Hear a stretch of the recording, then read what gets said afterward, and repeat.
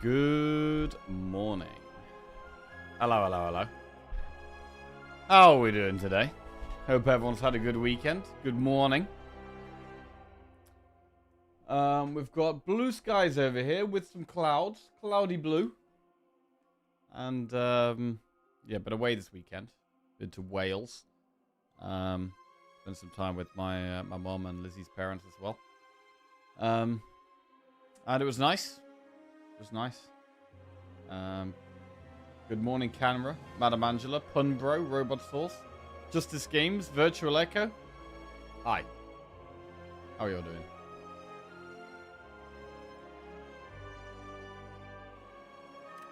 Right. So we are starting today on Defect. How are we doing on Defect lately? We've we're on our last 2 Defect. We're on a 7 win streak with Silent. So we're on a very big Silent streak that we want to keep trying to build on. 2 in a row with Defect. Not so much with the other characters. So let's see what we can do. Right, we're going to be rusty. We're going to be rusty. Let's see. I don't know. I feel like a lot of the time we actually do very well on Mondays. Right, we've got the underdogs here. Winged Boots, Kaleidoscope, or Cursed Pearl. If we were to go Cursed Pearl, there's a shop not too far away. And then we could end on like Campfire Elite, not too bad. Winged Boots. I don't think we need Winged Boots. I think this map does look fine. Your family Welsh or is Wales just a nice place? No, my mum is English, and so are Lizzie's parents, but they live over there nowadays.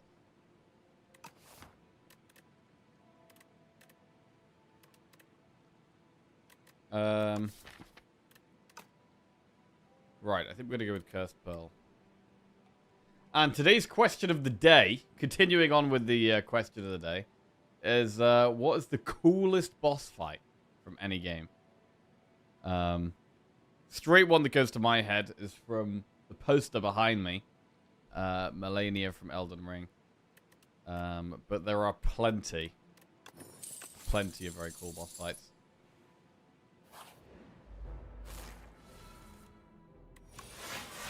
Okay.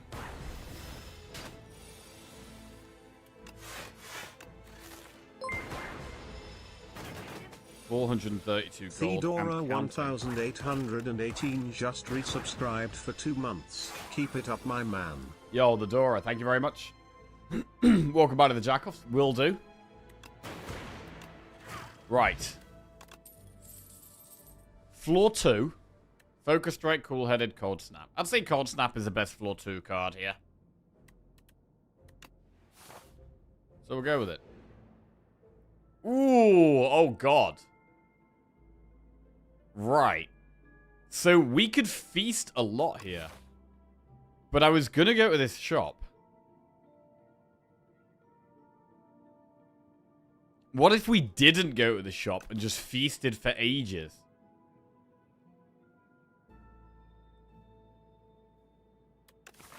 Is that worth?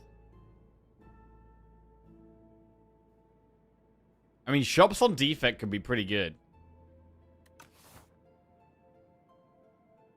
But I mean, surely we just gotta feast, bro. Surely we're gonna go for it. Right, we heal 10 HP. Right, add a random colorless card to your deck. Okay.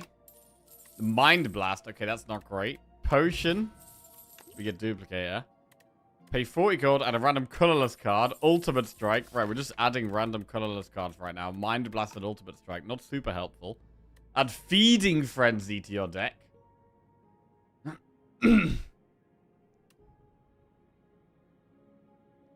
I mean, I guess we go for it. Heal 10 HP, continue feasting. Cure random potion again. Transform a card. Right, we will transform a strike. Do we ever transform Mind Blast? I actually don't really like Mind Blast.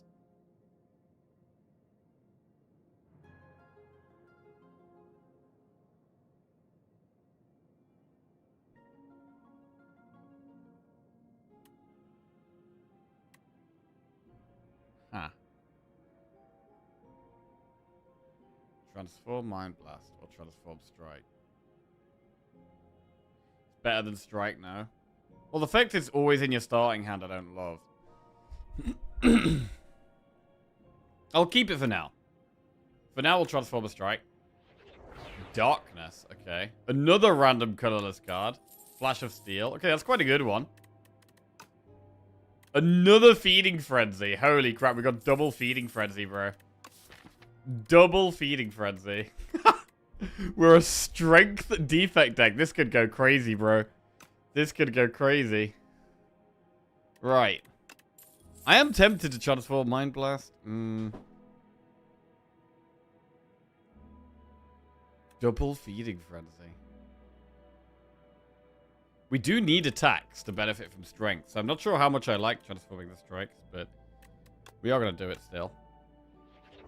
Focus Strike. Okay. It's better than a normal strike.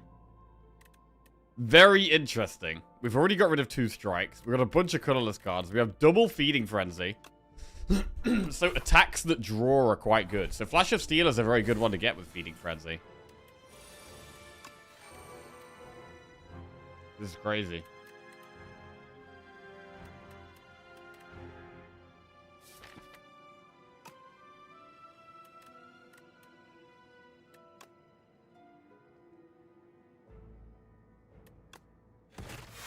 Right, I'm going to just block the back one. Because we might have to hit this next turn. We don't have loads of block in the deck.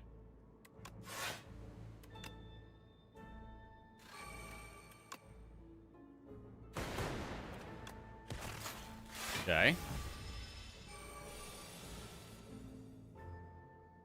Very unpopular opinion that boss fights are the worst thing about gaming. Wow. Can you explain that a bit more? Why do you think that? Barrage. Bro, the Barrage could be the answer, by the way. A multi-attack that works with Feeding Frenzy. If we can fill our orb slots up with Zap, Cold Snap, Darkness, and then use Feeding Frenzy with Barrage, that could be really, really strong. Although Beam Cell is also good. I'm going to go with Barrage here. And we're not looking to go for the shot now. I'm going to go for more enemies.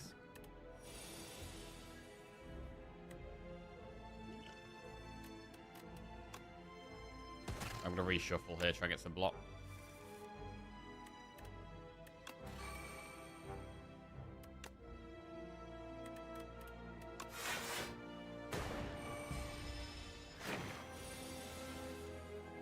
Morning, Lizard Dust stuff. How are we doing?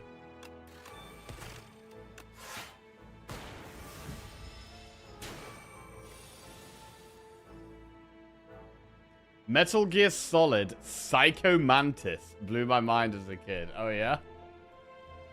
Well, I'm going to have to end up Googling a lot of these, because I probably won't have played most of the games people talk about.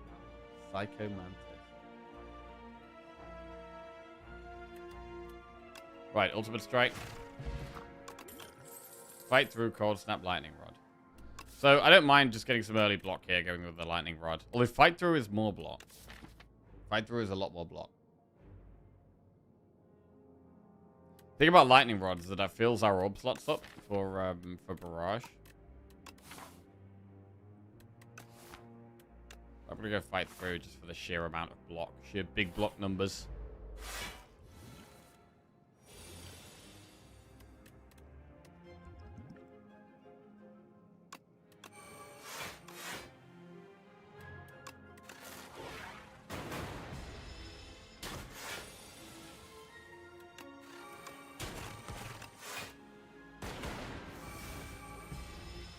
You need a ton of zero-cost cards and the rare that brings them back. That is another option, yeah. I mean, Barrage is 30 damage here. It's huge. Storm, Sweeping Beam, Gunk Up. Sweeping Beam? I mean, I don't take Beam that often, but with double Feeding Frenzy, maybe it's worth having the Beam. Gunk Up also is good with Strength.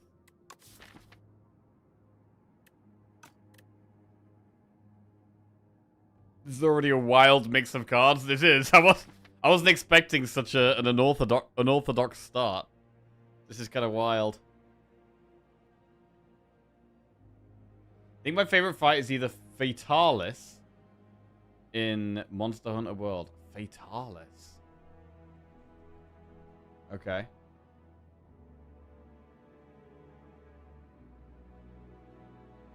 Wait, I don't think I've done that fight in Monster Hunter World.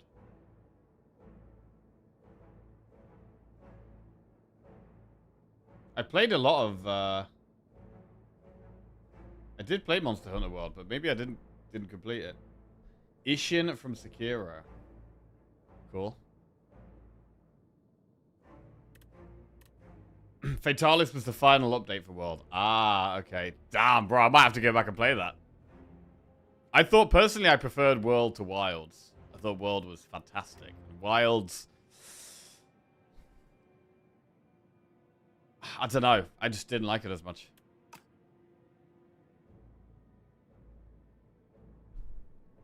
Did you spend the whole greed on feeding? Yes, of course. Of course we did. Very greedy boy.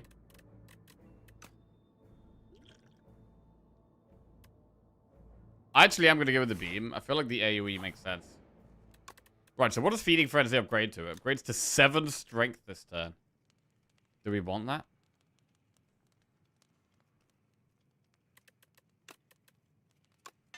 Bro, we're going all out for these Feeding Frenzies. Right, well, that's a dodgy start. Power Pot. Maybe what buffer here? Big buffer.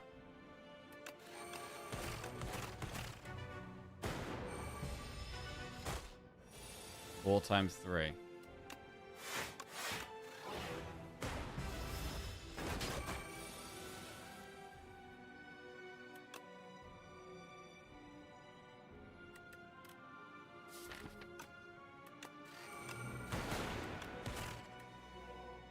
I much prefer the journey and exploring and the figuring things out. A lot of boss battles are just bashing your head against the wall until you get it right.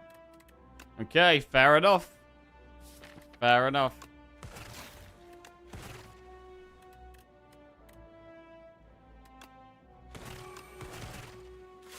Right. Could do a dual cast here. There it is. Big. Lucky fish.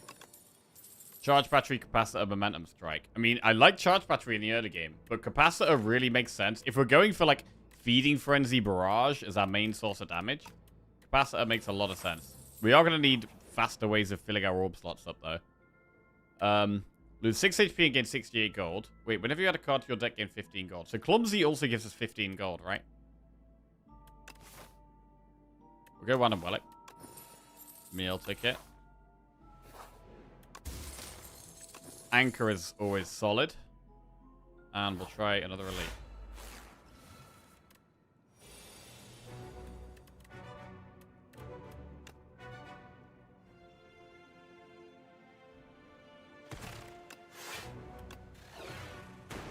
Okay. Do we want a clarity extract here? I'm going to. I can't even spend all our energy this turn, so.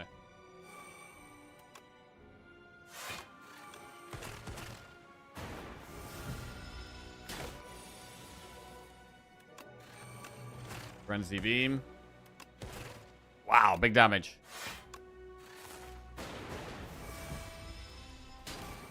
So we need to solve our block somehow. I mean, Frost Orbs could be good. If we're going for, like, winning with Barrage, sitting on Frost Orbs is good. Chill and Glacier would be very good cards for us. Gun Cup, Scavenge, Claw.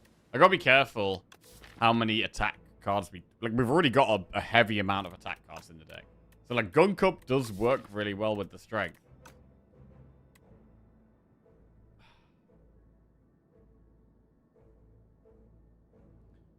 The Clockwork Dancers fight in Silk Song is peak boss fight. Oh, man. I need to play more Silk Song, bro.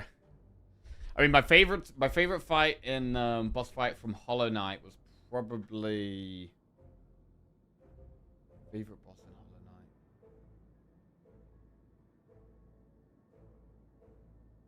I mean, I did like the final fight, to be fair. I did like the final fight. The music from the Hornet fight was great. There's also the Mantis Lords. It was a very, very satisfying fight.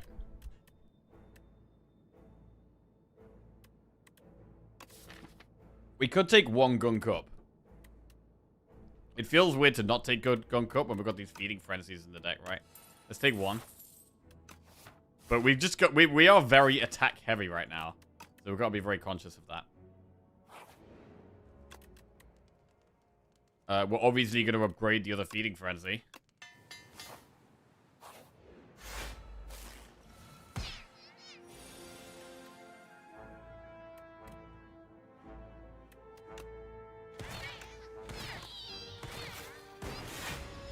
I mean, I guess we're suited quite well to, like, hallway fights. But boss fights could be more of a problem. FTL, Glasswork, go for the eyes. I mean, with strength, FTL makes sense.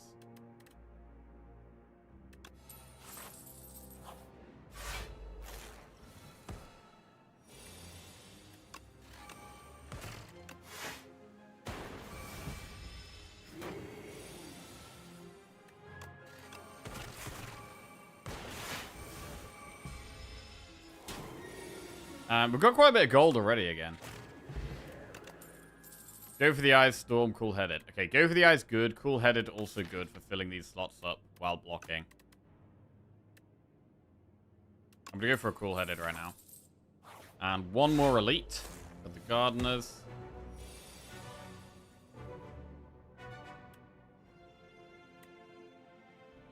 We do 21 damage, so we can just kill one. Kill the one doing the most damage right now.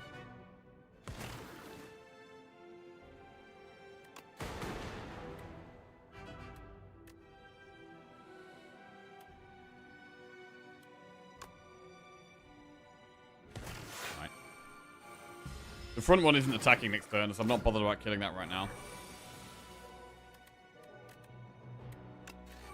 12 damage Flash of Steel. It's almost enough to kill the back one. We can... Wait, we can't even barrage. We don't have any orbs. God, a chill would go so well in this deck right now.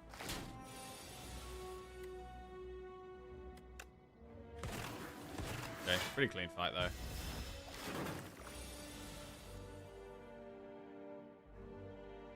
How do you have two Feeding Frenzies? We went into the Feeding Frenzy event with 440 gold. Creative AI boost away all chill. Oh, bro. I mean, Creative AI is amazing, but I've just been saying constantly about how good chill would be for this deck.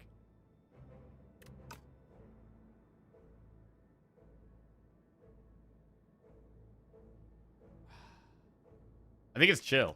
I think chill's better than Creative AI for us right now. I don't think we need that much scaling because the Feeding Frenzy provides us with so much damage. And I'm not sure we need to upgrade chill. Because it's more about just getting the orbs out.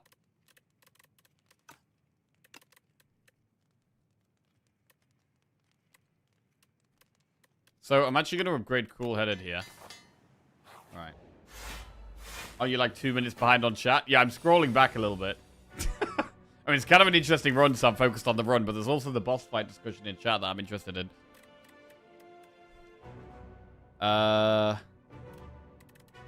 Do we just pop it immediately? We don't really want to,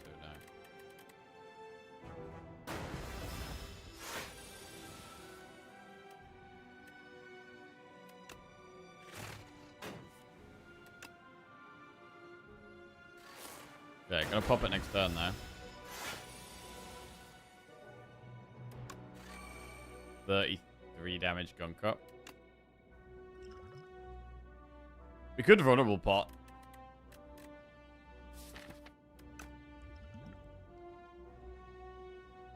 Not sure we need to. We could save it for an elite.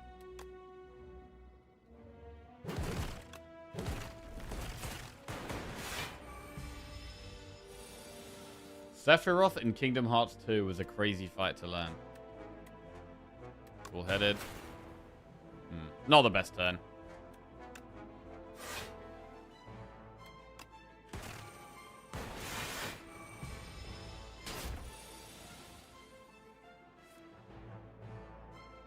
Sisters of Battle in Hollow Knight. FTL.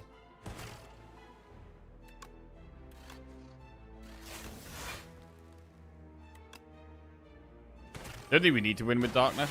I think we can just win with the strength. We do need the draw, though, to line the strength up. I mean, that's 14 strength in one turn. We need the attacks to actually benefit from that. This could be a good deck for hologram, so we can, like, pull Feeding Frenzy back.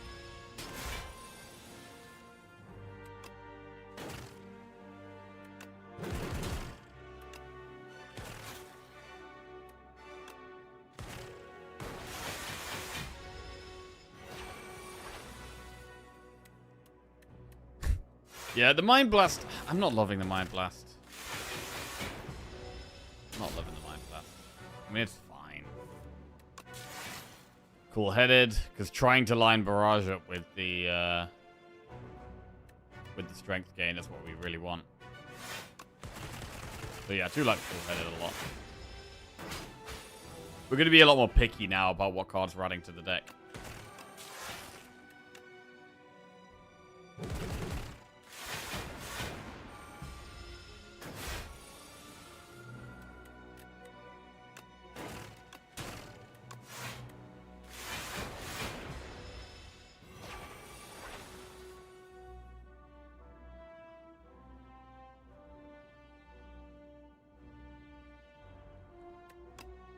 Festive Popper must be removed from the game. It's trash. Oh, no, bro. I really like getting Festive Popper. I'm a big fan of Festive Popper. There's some fights it's very, very good in. I mean, it's not really very useful against a boss, but in a lot of hallways, it can be great. Meteor Strike, Echo Form, Multicast. So we're going to take Echo Form. It might be a bit hard to get in play. We might want some more energy somehow. But we're not going to turn down Echo Form. Right. Astrolabe, Pandora's Box, Dusty Tome. So we would transform all strikes to defense if we want. Biased Cog.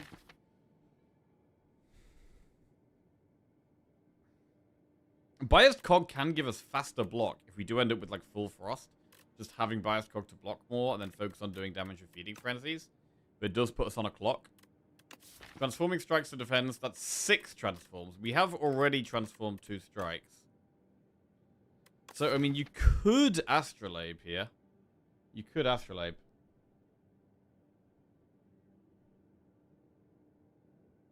Upgrade Mind Blast, not good. Upgrading Mind Blast, it makes it cost 0.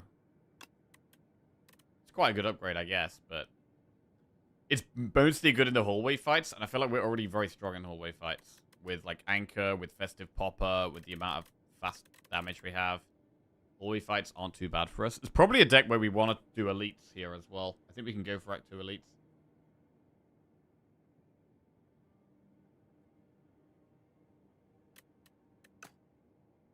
It could be Astrolabe.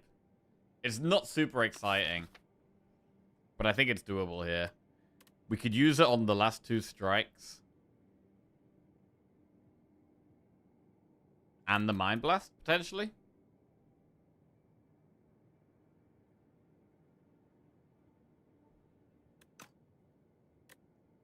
I'm interested by Biased Cog, though.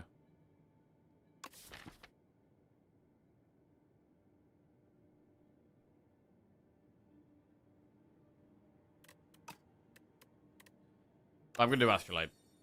And I'm gonna do the Mind Blast double strike. See what we get.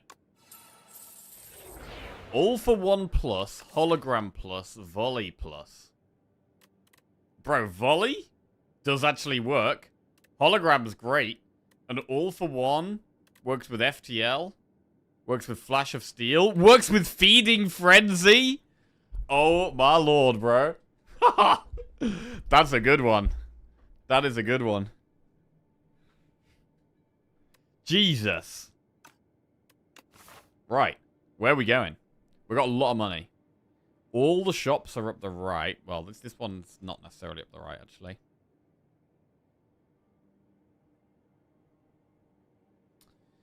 If we wanted to go to a shop soon, we could go this way. I think if we think we're fine in hallway fights and we're pretty confident we could do this. Maybe this is overconfident, though. However, we do have meal tickets, so that gives us a heal through the shop as well. If we went for this shop, We'd probably go up. We go up here, and then go to that shop. That's also okay. We can get potentially 2 elites on that path if we want it.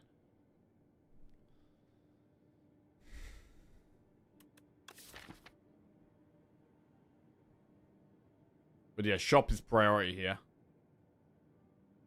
We want a little bit of energy and a little bit of draw, definitely.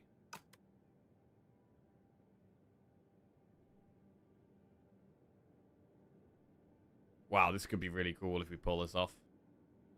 I mean, we don't need to go for all these enemies. Like, the fact that we have a left-hand path that can go through 2 elites and a shop is still pretty good.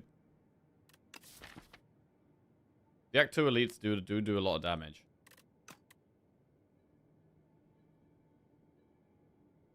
I mean, we only go through 2 elites up the right anyway. So, yeah, I do think this left-hand path is just kind of better. Okay.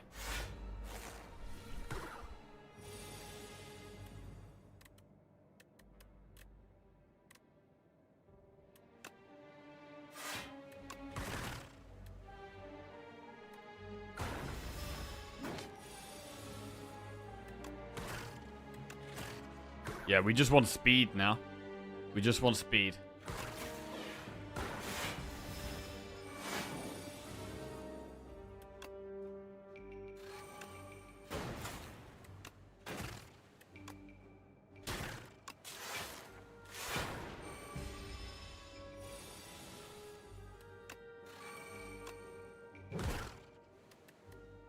Oh. Whoa, that's cool. That is cool. Sweeping Beam, Tempest, great. Skip. I don't think we take Scrape. Right, remove 2 cards from your deck and add Normality. Enchant a card with Perfect Fit. I mean, Perfect Fit all for 1 doesn't work.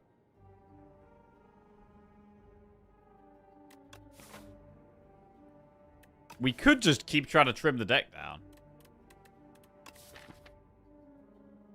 What do we not need? We don't really need Zap. Can upgrade to 0. We prefer Chill. Our damage isn't coming from Zap.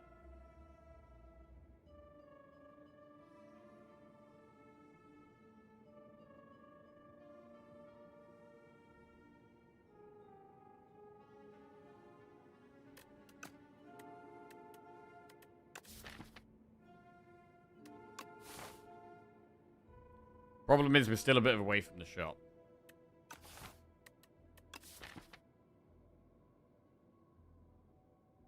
But I do like removing cards. I'm going to do this. I'm going to remove Zap.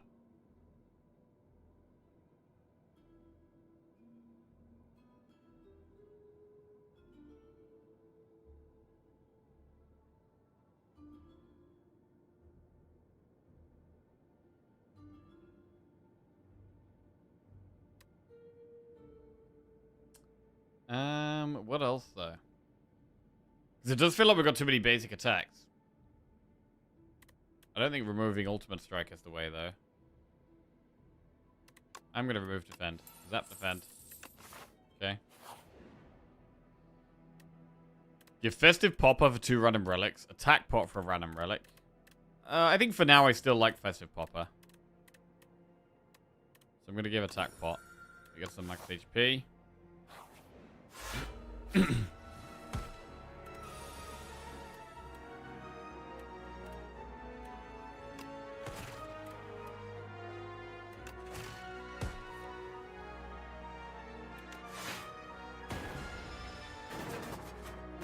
Why do we keep Clumsy? Because it removes itself from the deck. It's not a massive issue.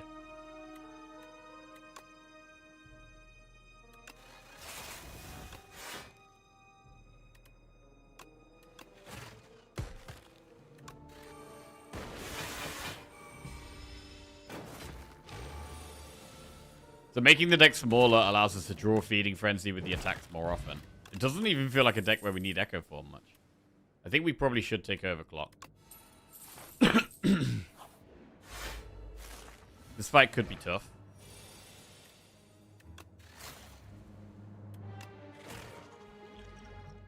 Maybe it's a fight where we should use Vulnerable Pot.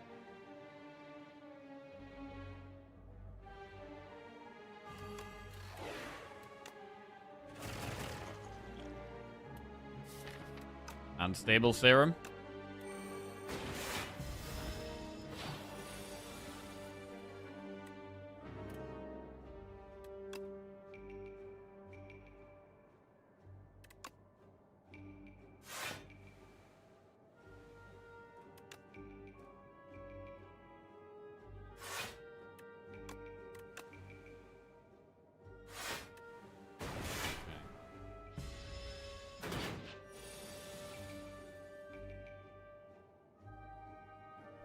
Times 3. I mean, volley does so much damage here.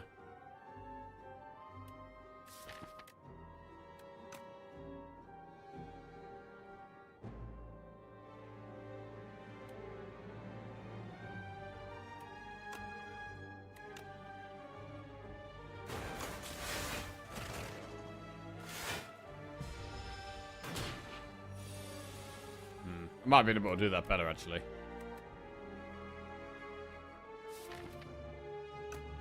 Well, it's done now. Move on.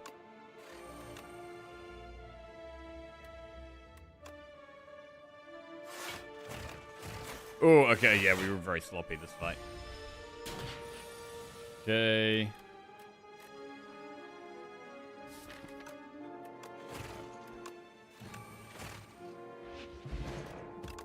Right, Beam Cell, Cool-Headed, Bull Lightning. I mean, taking Beam Cell does make sense. Like, having a wave of playing Vulnerable when we got all this strength makes a lot of sense. I do like Cool-Headed. I'm gonna go Beam Cell. I kind of messed that up, so I'm just gonna dodge this Elite. We get a shop. We can remove the normality. Wing Charm.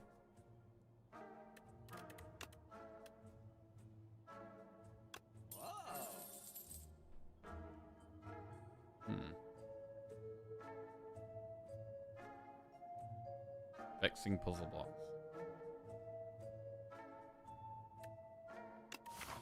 I mean, there is another shop coming up.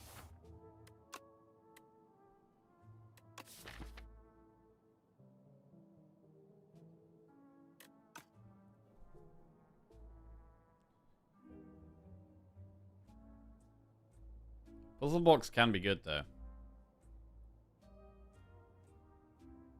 It's really expensive, though. I think it's just a bit too expensive. I'm going to move on.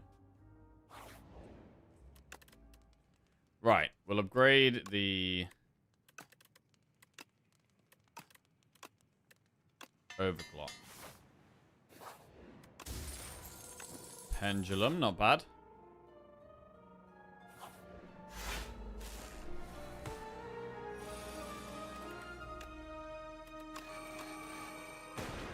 Double Echo Form.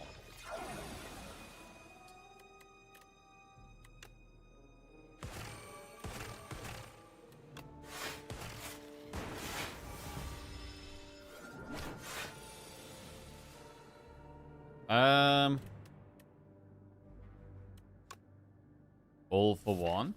Pulls back double feeding frenzy. An FTL.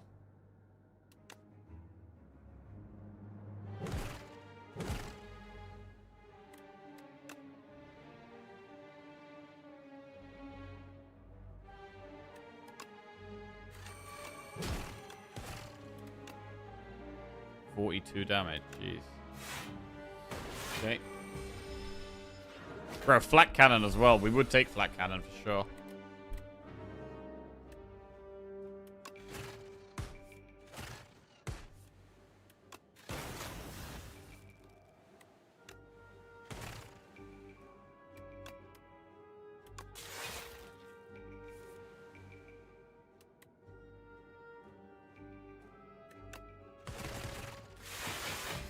It's weird having the volley.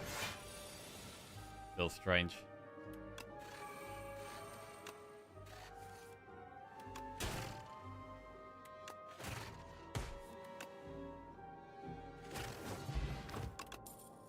Compact Plus. Transform all status cards into Fuel Plus. What about having one compact? We do have Overclock. And we do have fight through. So we have a couple of ways of adding status cards to our deck. Because it's upgraded, I think we take it here. Go through the shop. Right, Bag of Prep is nice. I like Happy Flower as well. Null is good. Turbo is good.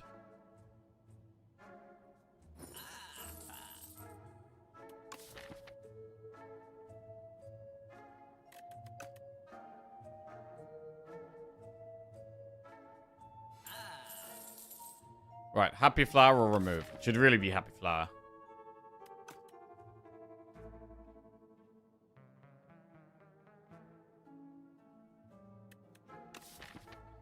Null is such a strong card. But, I mean, are we going to go for the eyes with this one instead? Thing is, we don't have go for the eyes yet. I do kind of like the second barrage. Good morning, Cyan. How are we doing?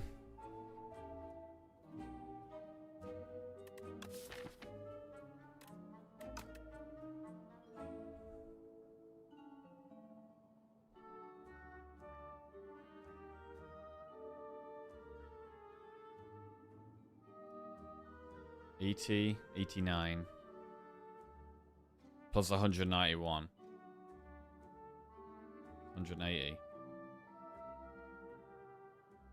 280. So I think we can actually afford Barrage, Null, and Flower.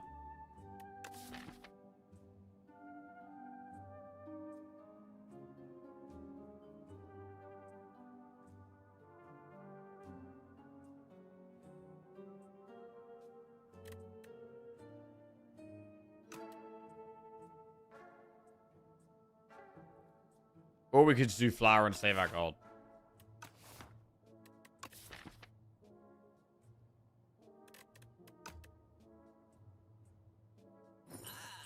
Alright, let's do that. Flower, save gold.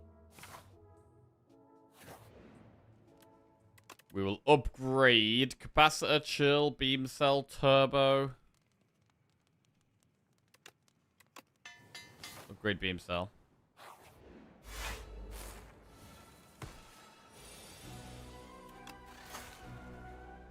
Okay.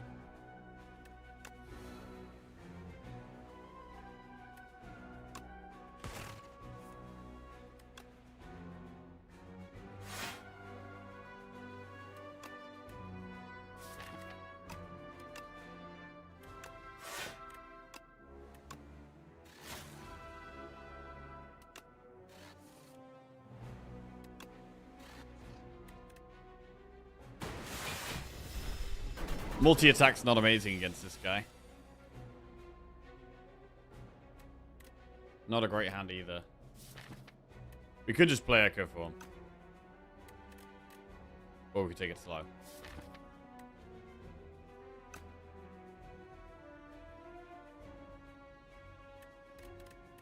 I mean, do a Tungsten Rod, which does make this fight not quite as scary. I'm gonna just block.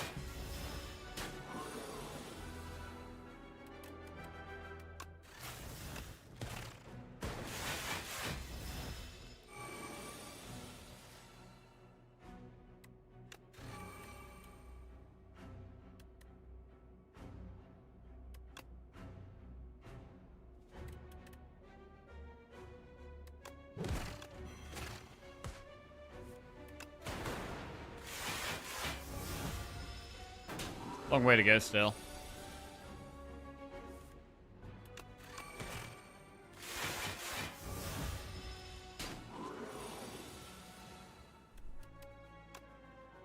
$14 times 4. Horn Cleat. Okay, Anchor and Horn Cleat is nice. Chaos Thunder, Lightning Rod. I think we're going to skip those.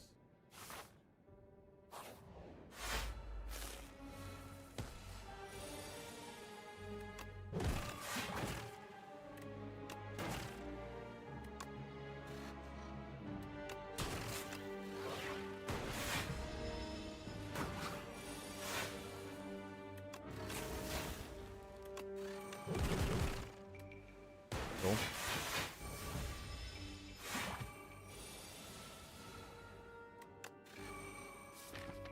Barrage in there? Barrage is in there.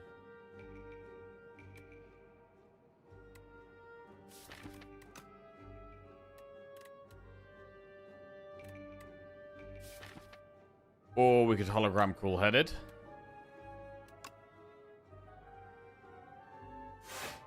Let's do that.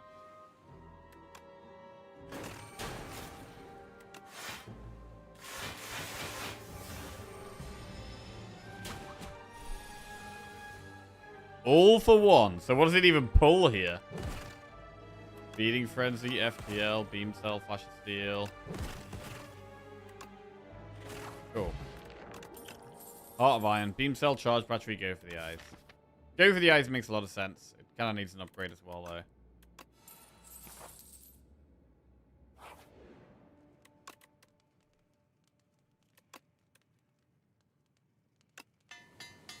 We're gonna upgrade to go for the eyes for the boss.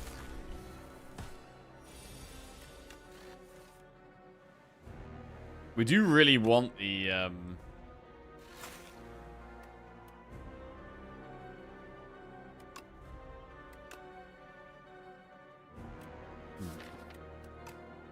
What about hologram overclock?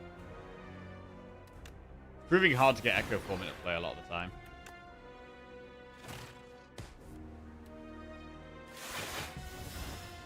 Got Happy Flower Energy next turn. Draw one fewer card each turn. Maybe we can go with that with the pendulum. Let's do it. And the passive from the orbs as well helps.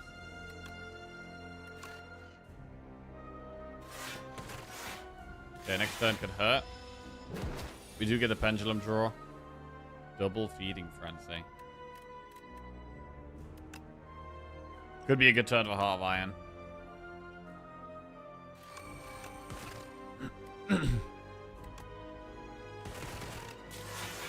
Gonna use it.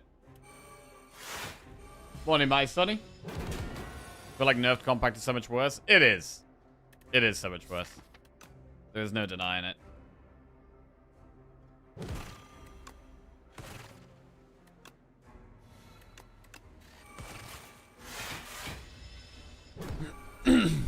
First card gets played twice. Double Beam Cell. Alright, keep it vulnerable.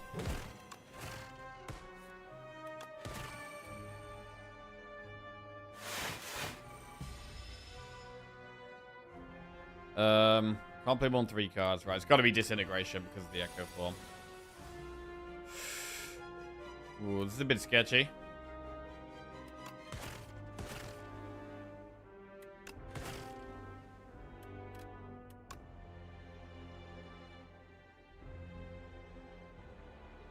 Very sketchy, in fact.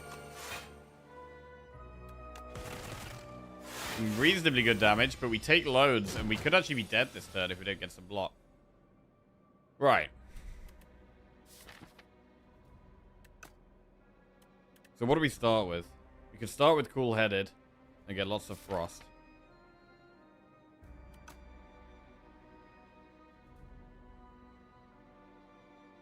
We've got 36 damage incoming, plus the 7, which is 43. We're going to double Cool-Headed. Okay, 9 times 3. So that's now 34. We currently block 24. 32. All for one will pull Beam Cell, Turbo, FTL, Flash of Steel, Feeding Frenzy. Go for it. Wait. We're going to pull 5 cards. We're going to pull 1, 2, 3, 4, 5.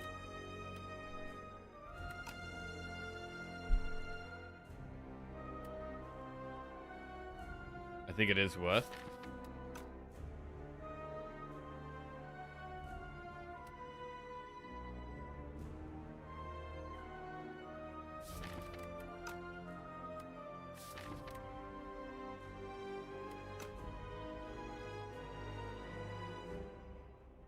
I mean, we could dual cast the Dark Orb, potentially. This is where having Turbo upgraded would be really big.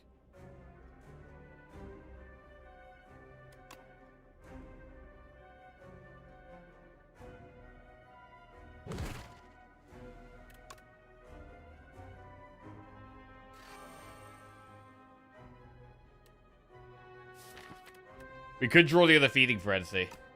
I think we should overclock sooner rather than later.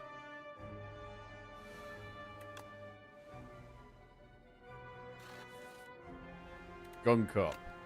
Does 48 damage.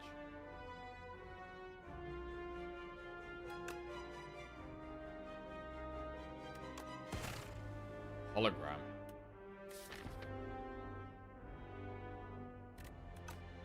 So we get hologram turbo.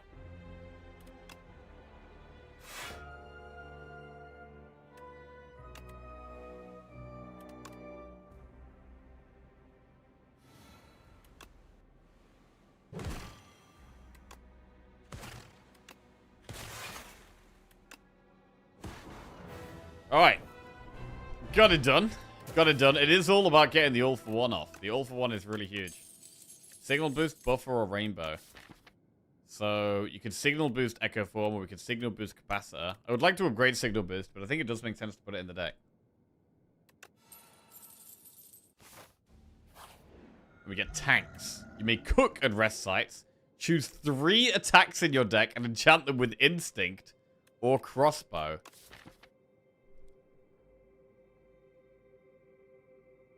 Bro, Instinct could be pretty crazy, bro. We put double damage on, like, what? Barrage, Volley, and something else. I mean, maybe just Gunk Up.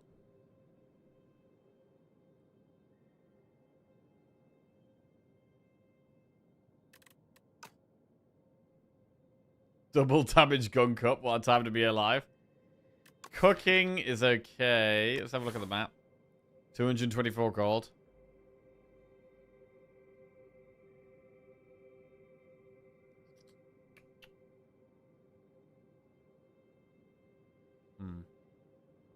Don't love the map.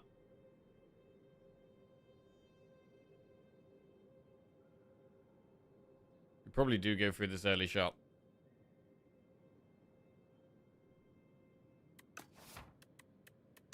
Right, we're going to do Instinct on... What about All for One? I think Volley. Barrage.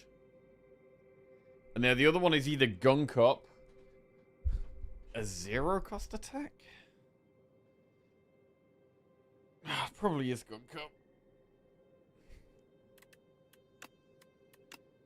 Alright, spicy.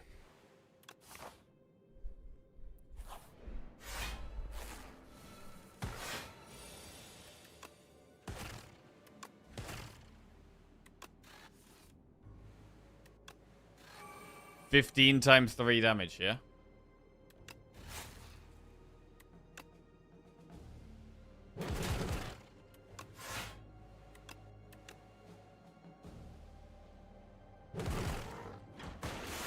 Alright.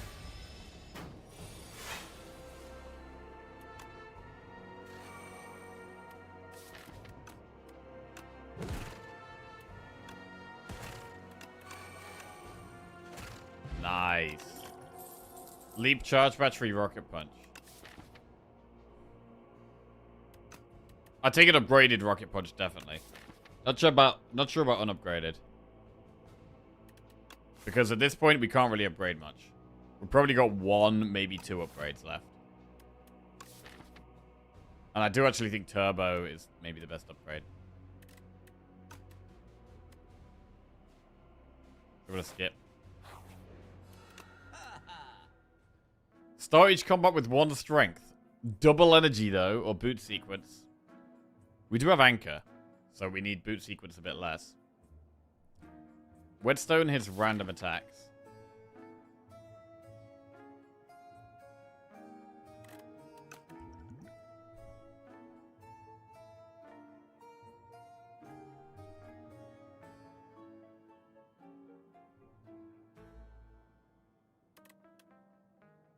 I'm just gonna go strength, bro. Why not go for more strength?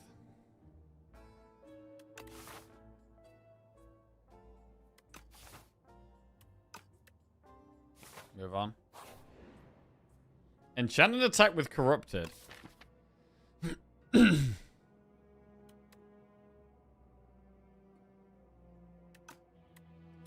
I'm not buying a pot there because we might end up going to one more shop if we need that heal up there. Right, we could transform...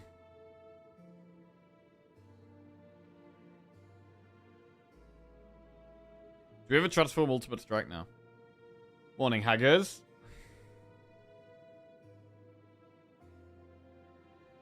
What do we transform defend?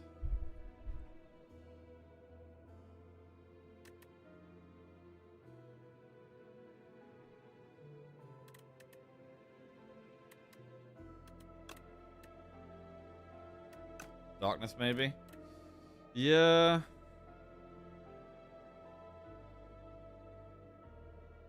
Darkness is okay as well. We could still do with more ways of filling up our orb slots faster.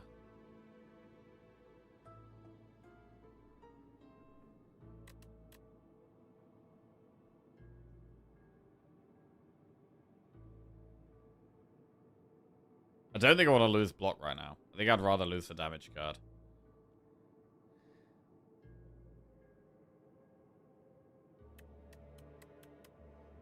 Focus Strike can actually be blocked. We'll transform Ultimate Strike. Eternal Armor. Okay.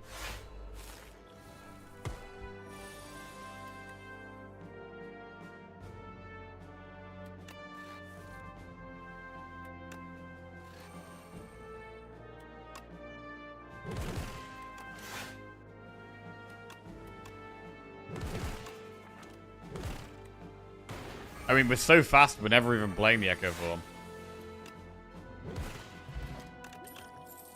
Boot Sequence, Bulk Up, Focus Strike. More strength than Dex. It's expensive, though. And we lose Orb slots, which is bad for Barrage.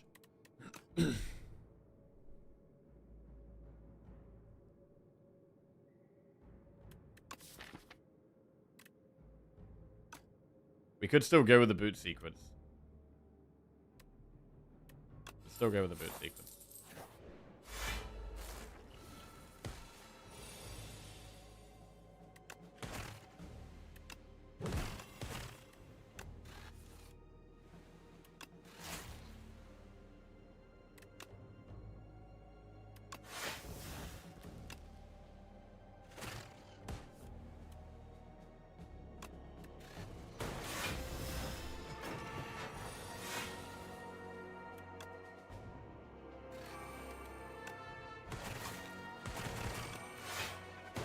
One down.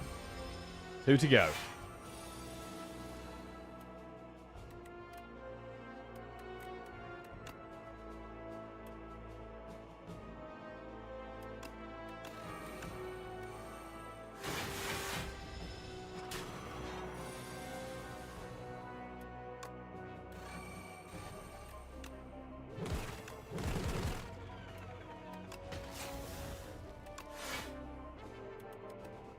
Where is it? Good cop. Big.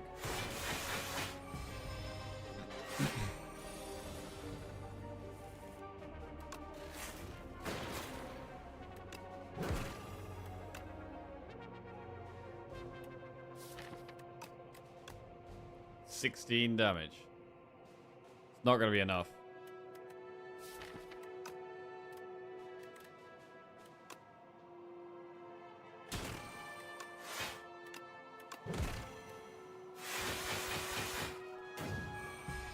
Good block.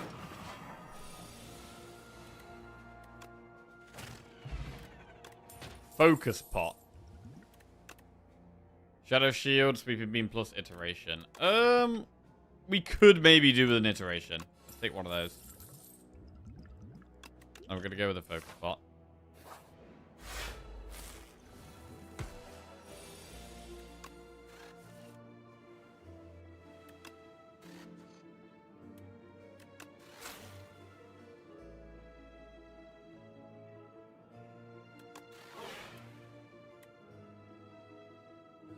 Wonder if this fight could be hard enough to merit using the focus pot.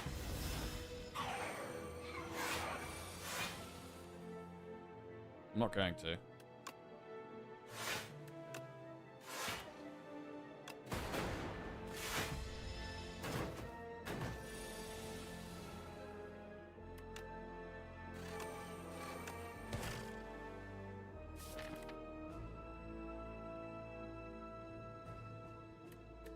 Right, we forget about Echo Form here.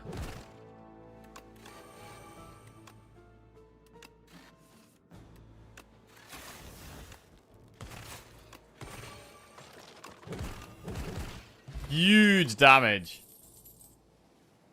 Skip. Gorget. That actually works with the Eternal Armor.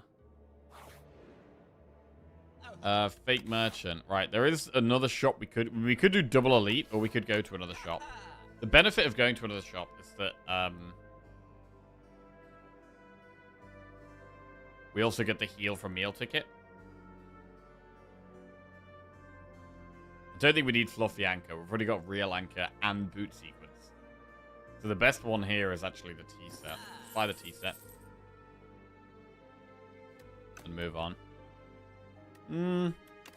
We just dodge the last shop, do double elite? We could do that. We could do that.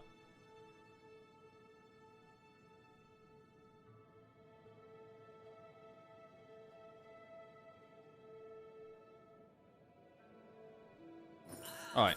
We're not going to do the last shop, I don't think.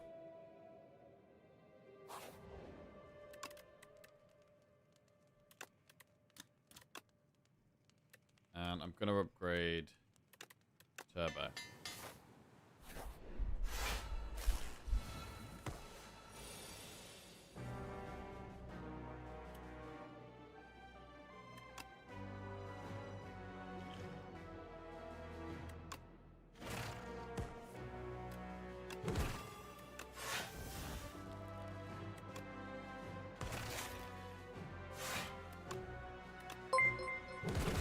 Sweet. Armentilla just resubscribed for 4 months. Yo, Armentilla. Welcome back to the Jack-Off. Thank you very much. Cheers. Not a very good draw.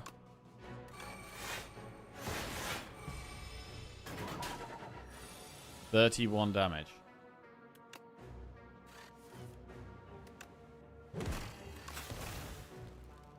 Signal boost Eternal Armor.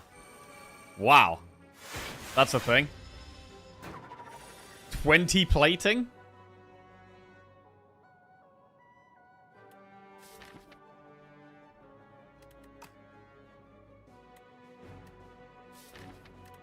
Right, if we hologram all for one, we then pull back Beam Cell, Feeding Frenzy. 1, 2, 3, 4, 5.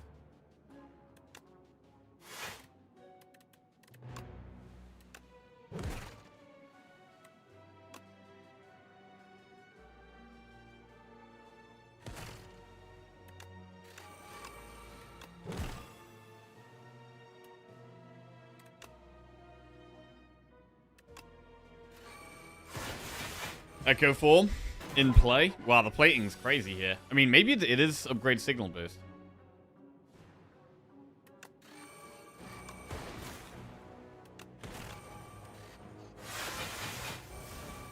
Because signal boost with the armor is really, really strong.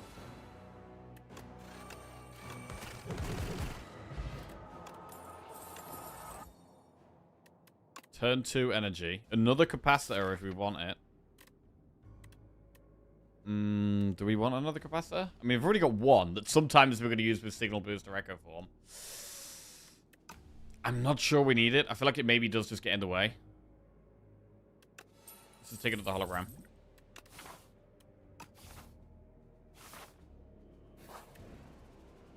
She has an attack to enchant with Sharp, a skill with Nimble, a power with Swift. We don't need Sharp because we've already got the instincts.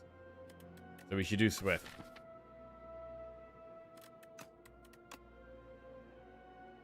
And we'll put that on capacitor. Right, and I think we just go for an elite here.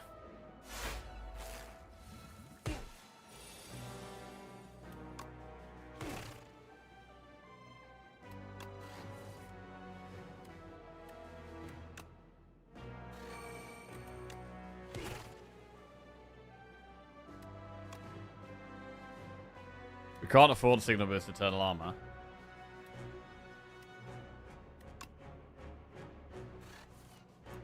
Aha.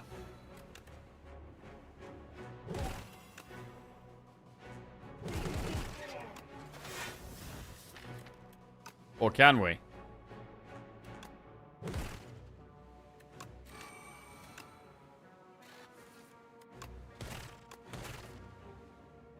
$43 times 5.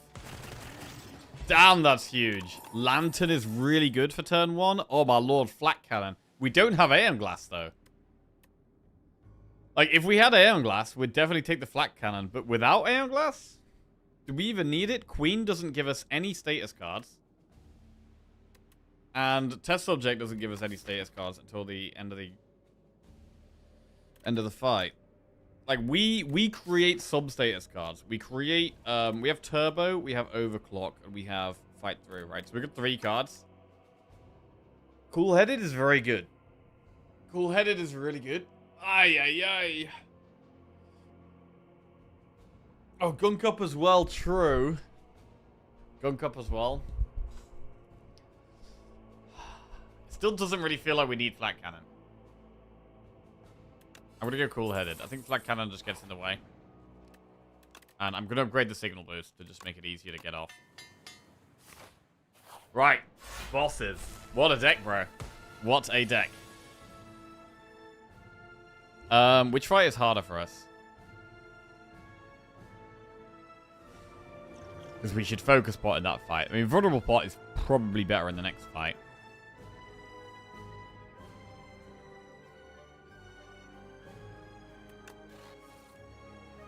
Echo Form. Well, getting Echo Form in play definitely makes the fight a lot easier. So maybe we skip the focus pot here. Because we know we have the Echo Form to play.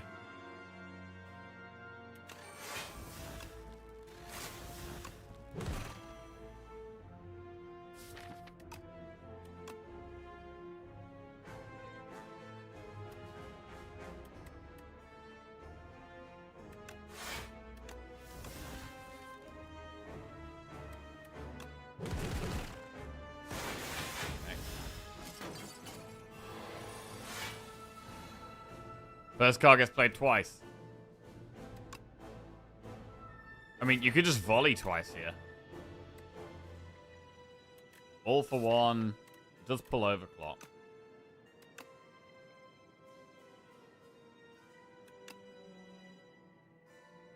I'm gonna just volley. That's a lot of damage.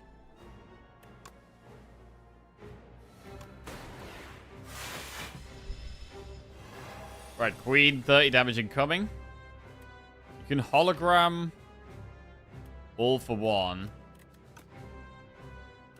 Would it pull Turbo? It would pull Beam Cell, Overclock, Turbo. It would pull Turbo. So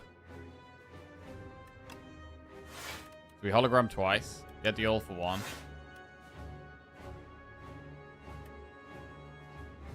Wow, we can Turbo first. That's huge.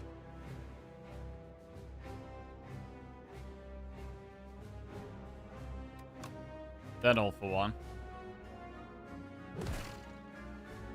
Overclock. There's a Feeding Frenzy. Full-headed. Feeding Frenzy again. Turbo. Full-headed. Barrage. Oh, we don't have that many orb slots at the moment. Beam Cell. Go for the eyes. FDL. Barrage. Almost a dead queen. Oh, wait. Legal boost. Good morning, yet another idiot. How are we doing? Double flash. And that's a dead queen. And we move on to test subject. Order lull? Yeah, absolutely an order lull. Focus pot. Right, do we vulnerable pot phase 1? Or phase 2?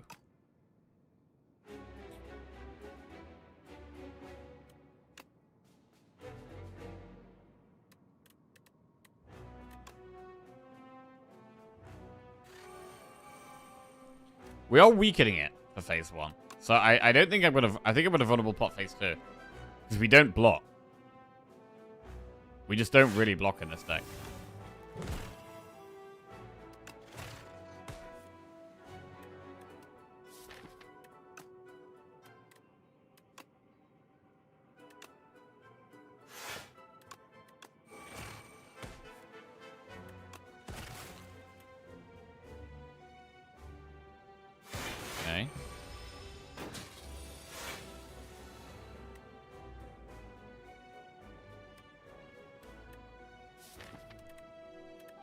It's a bit of a slow start.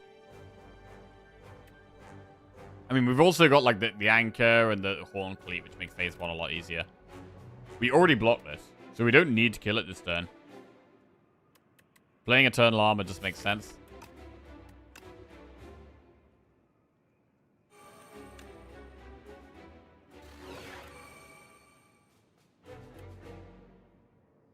Then we should be able to kill it next turn easily. This is a turn where we want to draw powers. Oh, it's not a good draw. Not a good draw. So we have Happy Flower for energy next turn.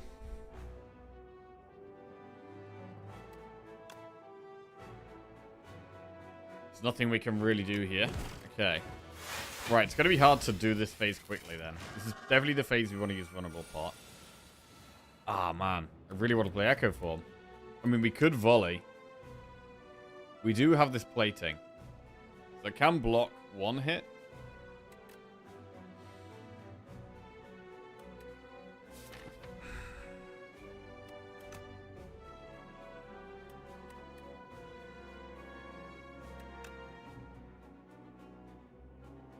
Volley does just do loads of damage. If we want to get it closer to death, we could forget about Echo Form. The other play is to, like, just cool-headed Echo Form. Might be the play. Signal Boost? We could Signal Boost Echo Form? That's pretty insane.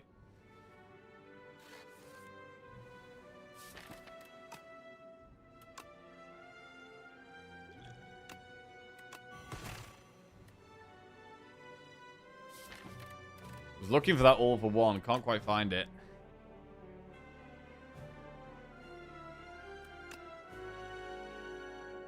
I'm going to just Signal Boost Echo Form. We take a bit of damage. We get a wound, but it proper sets us up now.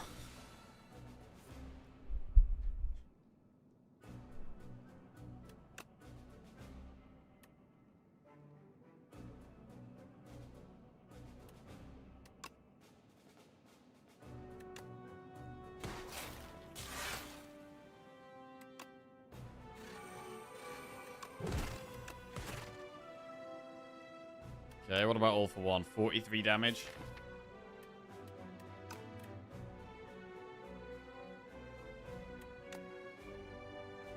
Seems like enough. Pretty clean.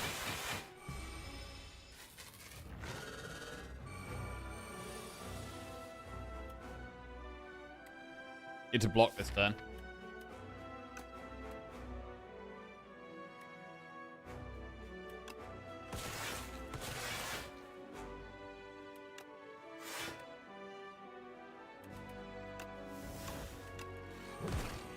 Right, iteration's good. It's vulnerable for next turn. Double volley. 43 damage 4 times, 160. Wait. 43 damage 4 times. Is that just lethal? Turbo volley? Oh, wait, that's definitely lethal. Boom, boom, boom. Absolutely humongous damage. More than enough. More than enough. And what a crazy run. I'm not sure if I've even had double Feeding Frenzy before. Absolutely insane run. Our damage was so high. The instinct helped as well. Double damage on attacks while getting the 7 strength from Feeding Frenzy. Super cool run, man. I mean, we could have done with, like, more barrages even, but we did turn down a second capacitor. Like, having another barrage and another capacitor might have actually been better for just, like, fully committing to the lots of orbs. How do you get the second frenzy? We just had 440 gold going into the feeding event, which was, yeah, insane. Insane.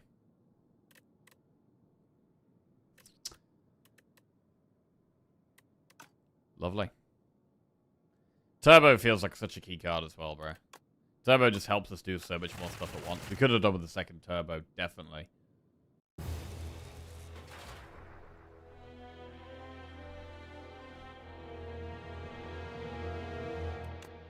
Sweet.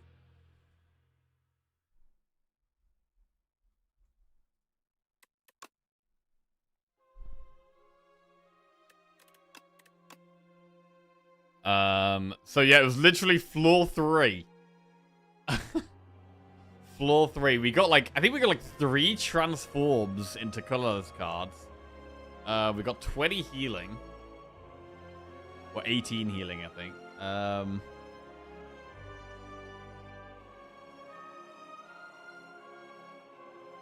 2 feeding frenzies.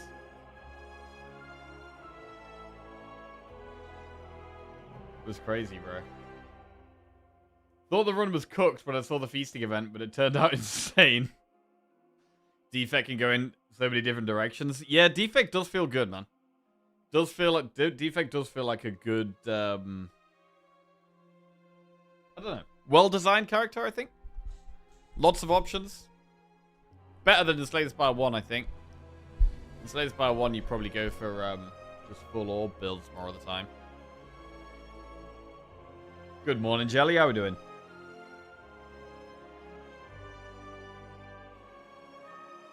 Right. Let's get the street counters updated then.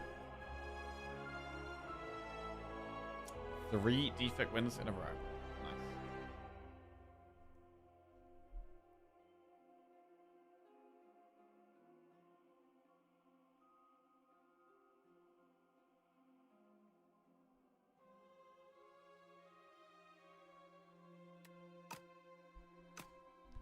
Cursed Pearl into Conveyor, the absolute dream. It was beautiful, man. It was great. Spent 440 gold. Oh yeah, it literally tells us our rewards at the bottom. Okay, why did I not see that? So, we got 2 feeding frenzies. We transformed into Mind Blast, Ultimate Strike. Oh, no, we transformed into... Okay, we got 2 transforms into Darkness and Focus Strike. And then we got 3 added colorless cards. And we got 2 potions. Duplicator and Bottle Potential. Nice. Came out on 1 gold. From 441 to 1. I mean, when you get to spend loads of gold early, it has such a positive effect on the run.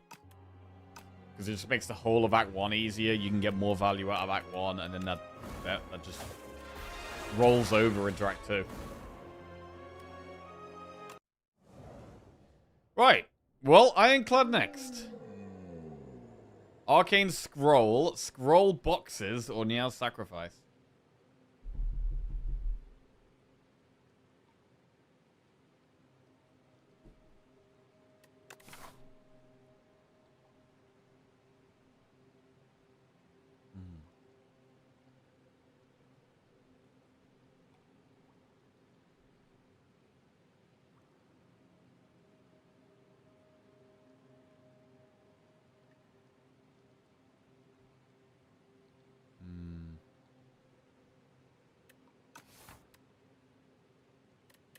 I'm not sure how I feel about Niao's Sacrifice, to be honest. I'm not like a huge fan of it. If we wanted to do a more aggressive path, we could look at doing like Campfire Double Elite, Campfire Elite. And then we're considering taking this.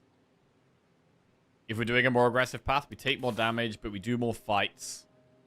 We do more fights than Elites, but we have this big potion.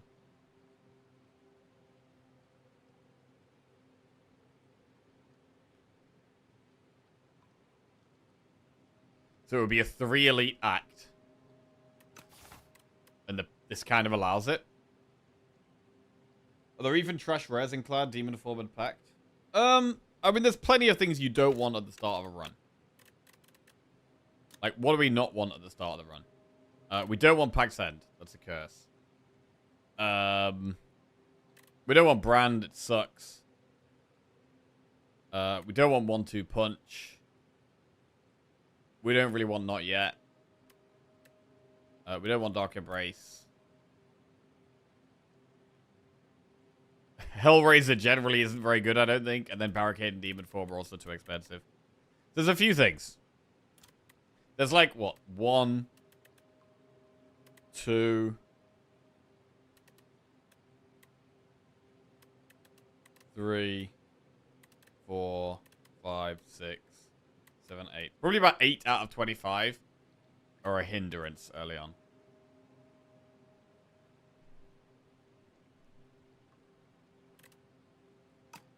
barely 20%.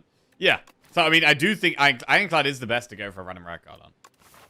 But what path do we take if we do that? I don't know. There's not any nice paths here, which is why I'm almost like happy to embrace the Ambergris and go for a more aggressive path because it is the path with the most value. We can do 3 elites. We could potentially get 2 upgrades. So I'm gonna go for it. Yo, Cosmin, how are we doing?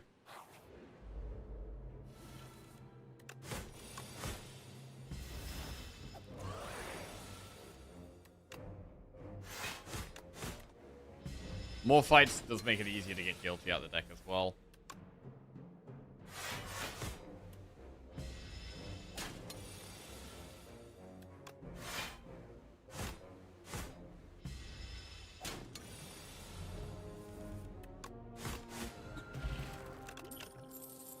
Hemokinesis, Pommel Strike, Tremble. In the early game, it's probably just Hemo. Just take the thing that does the most damage.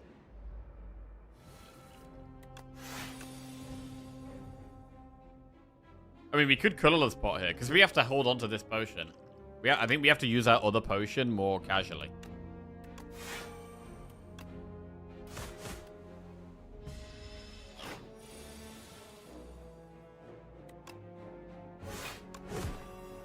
What's that relic? This is Niao's Sacrifice. Upon pickup, procure 1 Ambergris and add 1 Guilty to your deck.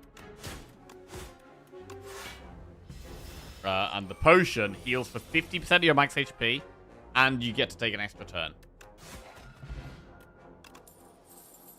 Thunderclap, Feel No Pain, or Twin Strike. So Feel No Pain has big potential, but it's a bit sketchy taking it this early on in the run. I'm going to take it, just because it's such a strong card. Obtain the Sword of Stone, or gain 102 gold and lose 7 HP. We're not looking at doing any shops here. Like, I'm trying to go this way. So I'm thinking no shops. So we'll go Sword of Stone.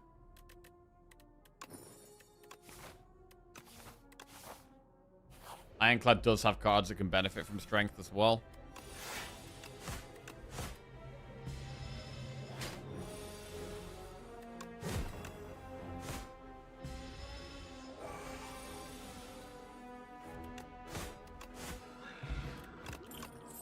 Feel No Pain, Feed, or Ashen Strike. Oh, wow. A second Feel No Pain, Ashen Strike, or Feed. It's got to be Feed. It has to be Feed. Okay. Potential for some big max HP here.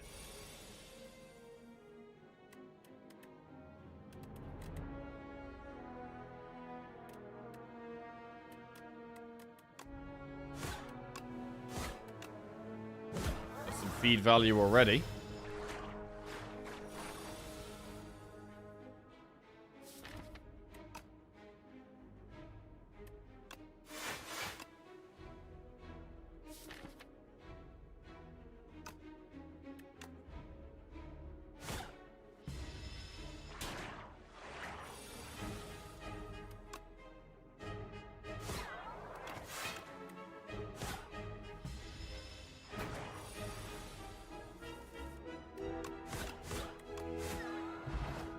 Oh, we got Block Potion. Do we go with that over Strength Pot?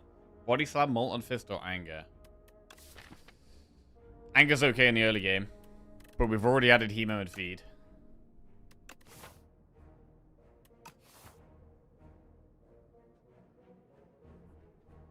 Anger goes well with Strength Pot as well.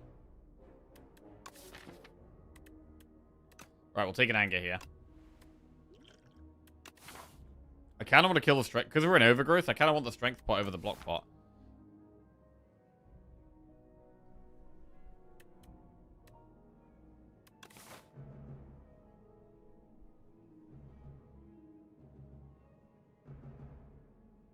But maybe that's silly. If we get the statue, we're definitely gonna want the strength pot. So I'm gonna skip. This is the thing about the Ambergris. Like, we're already having to skip potions. Like, I've already used one quite casually. And because we've got a bit lucky with potions and got more early, we're not even able to benefit from that. So that does kind of suck.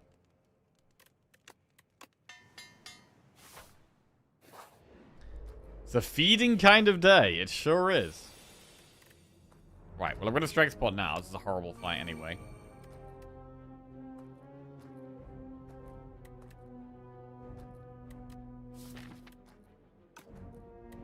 I'm going to actually focus the back one. We get the even. Like, the back one is just really horrible. Okay, now dies to Hemo next turn.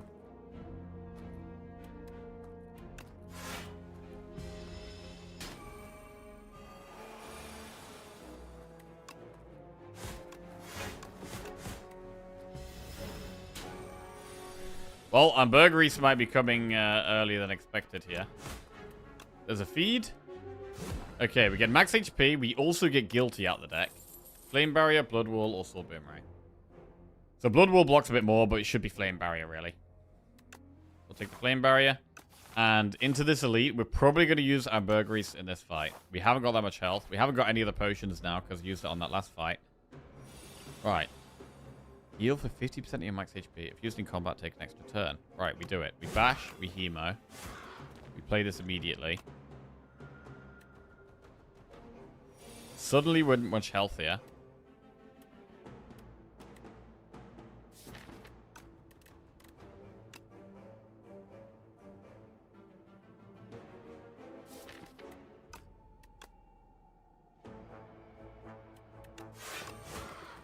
Gotta kill this thing. We gotta keep pushing the damage.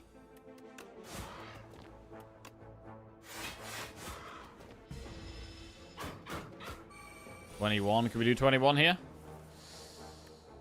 Yes, we can. Strike, strike, feed. Okay, this is not a terrible start. We've got 3 feeds off already. We get 1 strength from Vajra. We're also going to be getting 3 strength later from Sword of Stone. So, multi-attacks could definitely be interesting.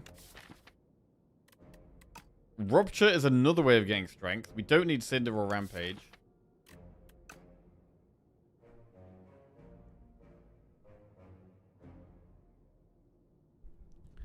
Maybe I have recency bias, but some of the boss fights from Expedition 33 were my favorites in a long time. Like Simon or Act 3 Renoir. Okay.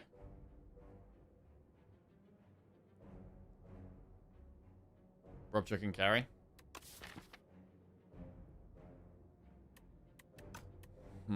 It's not that amazing right now.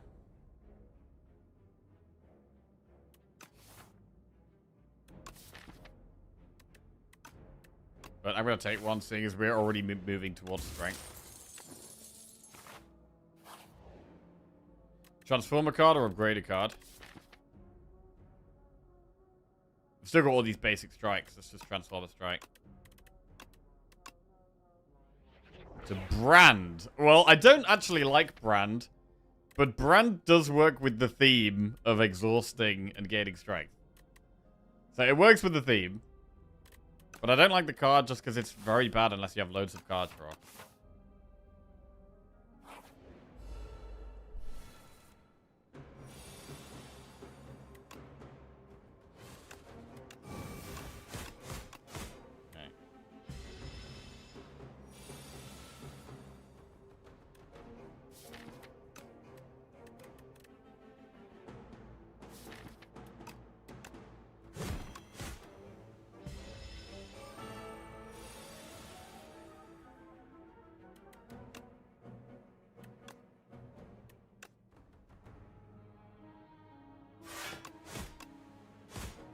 Right, 30 damage to go.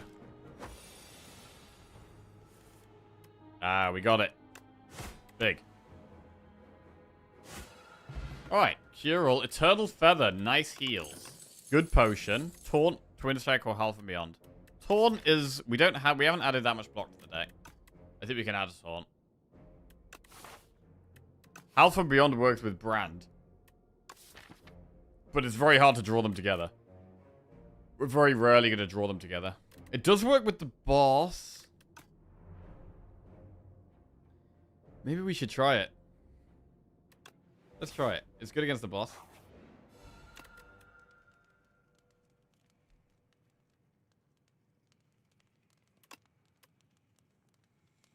And we should upgrade Flame Barrier for the next elite, which is the squiggly dude.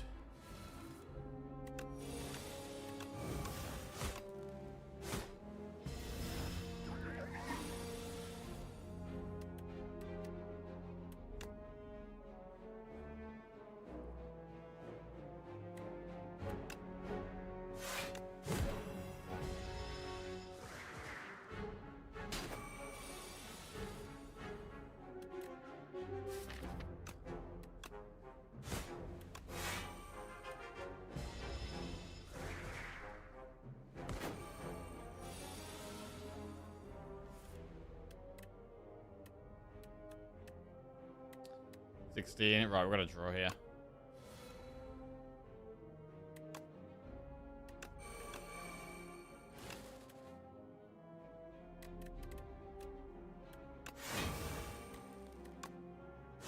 Just about get the lethal. Attack potion. Vicious, Cinder, Tremble. Vicious has potential, but we don't have any vulnerable right now. Except the bash. How come you dismayed about getting Brand? I think it's a very above average pickup since you have Rupture as well to really ramp up the scaling. Well, in terms of the value, like Brand is an extremely low value card. Like you get 1 strength. You draw 1 card that gives you 1 strength and you also have to lose another card in your hand. So like compare it to something like Inflame, right? Where you can draw 1 card and it can give you 2 or 3 strength. This gives you 1 strength and you have to lose another card to get that 1 strength. So then you've only got 3 other playable cards in your hand.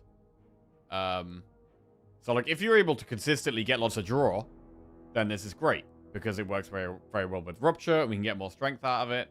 But if we're not having much draw, we're going to have very few options in our options every turn when we draw Brand. You guess you don't have Trance yet? We don't have Trance yet. We may never have Trance. It's an uncommon card. We may never see Battle Trance. You can't assume you're going to get it. And I do like Vicious for draw, but we've only got 1 vulnerable card, so like Vicious isn't even that good right now. So I think we're going to skip those. Unless we take a Tremble. Do we want Tremble?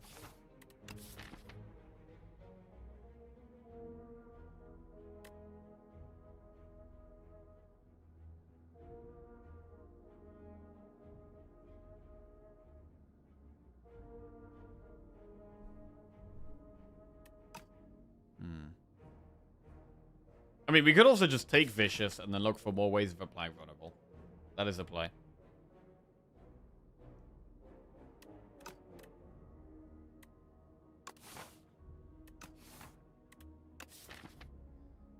I'm gonna skip.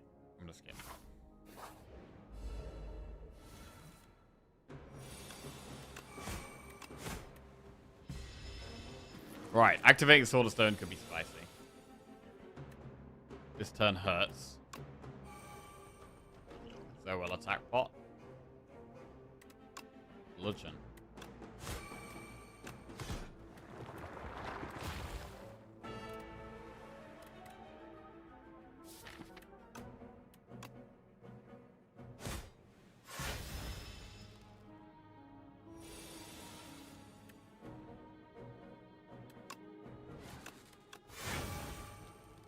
Well, that actually worked quite well. Petrified Toad, Hell from Beyond, Iron Wave, Taunt. Taunt? I'll take Taunt now.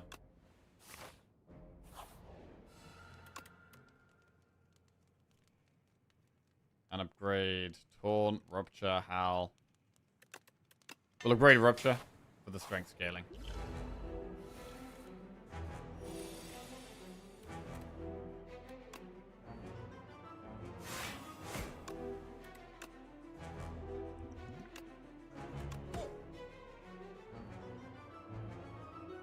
Do we greed feed this fight or just play it?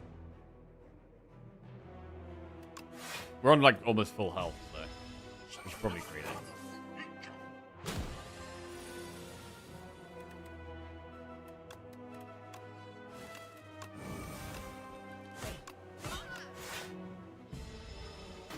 Our block is kind of low though.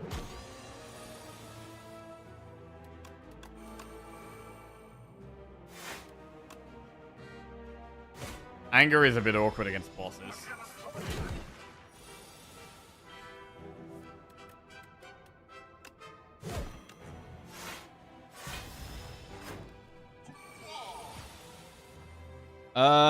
This turn sucks.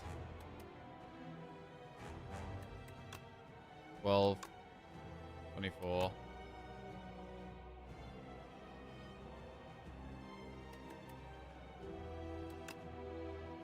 I'm gonna brand the anger.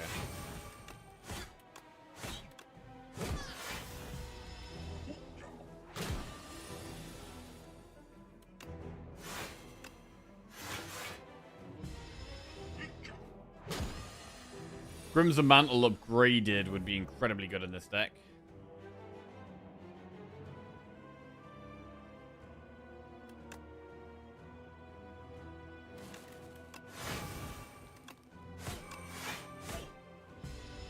Ten strength we've got.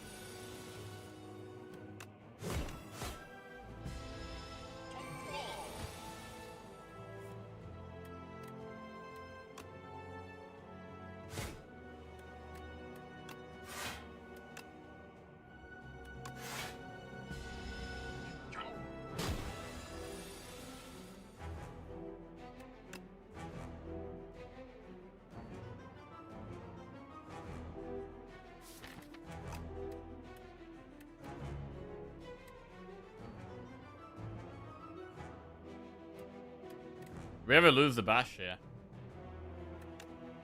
I think we do.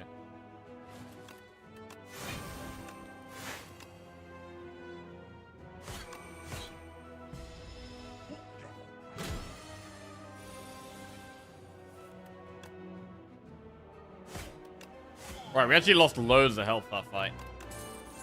Wasn't straightforward. Primal Force, Mangle, or Hellraiser. I actually don't like these at all. Maybe Mangle is the most useful. Rocks are good. At the moment, rocks are still decent in this deck. Do we just do rocks anyway, even though we've got strength? Like, rocks aren't that good with strength, but I mean, it still does just make the rocks do more damage. Maybe rocks are so big, you just do it anyway.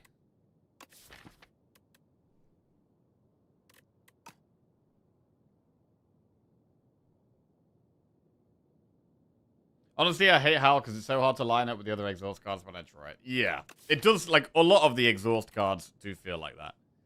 Like, the ones that are standalone good are the best because you don't have to rely on drawing them with something else. 1 second. Just got to close the window. Someone's drilling outside.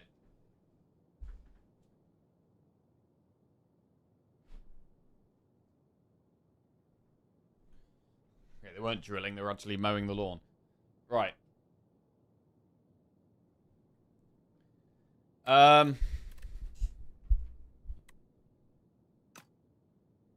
Mangle, Primal Force. I mean, we do have Petrified Toad for more rocks as well. I think the rocks are just massive, to be honest. Let's go Primal Force. Prismatic Gem, Driftwood, or Archaic Tooth.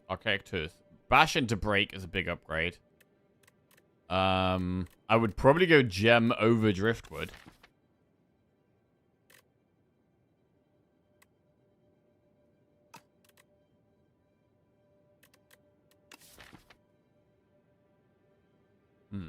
Rupture's a bit weird, though.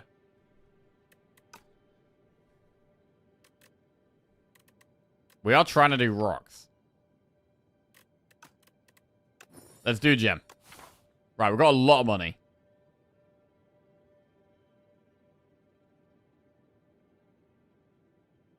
So, one of these campfires into that shop, maybe?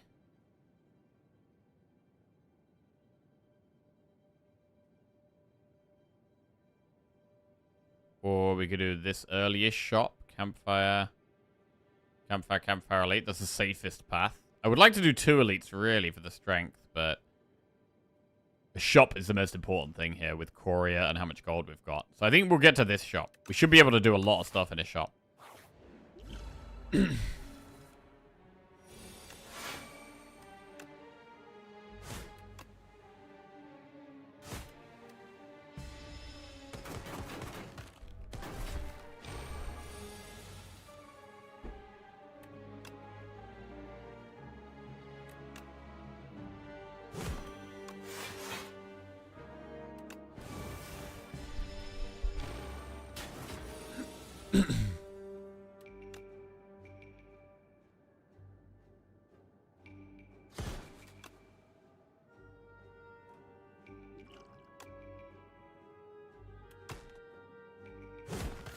Okay, 3 max HP.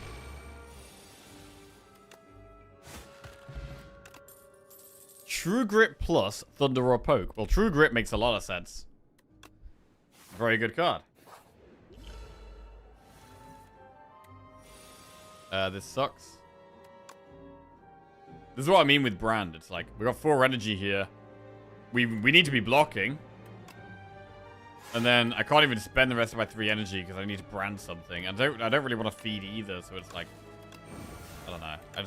I just don't think brand is as good as it seems.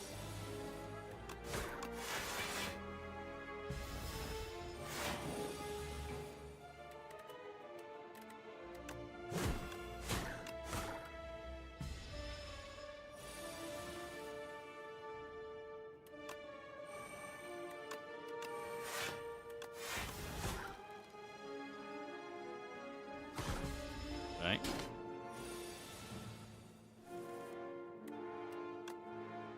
Good feed. Raw in War Plus, Gunk Up or Infinite Blades. At the start of your turn, add 1 Shiv into your hand. The Shiv exhausts with Feel No Pain.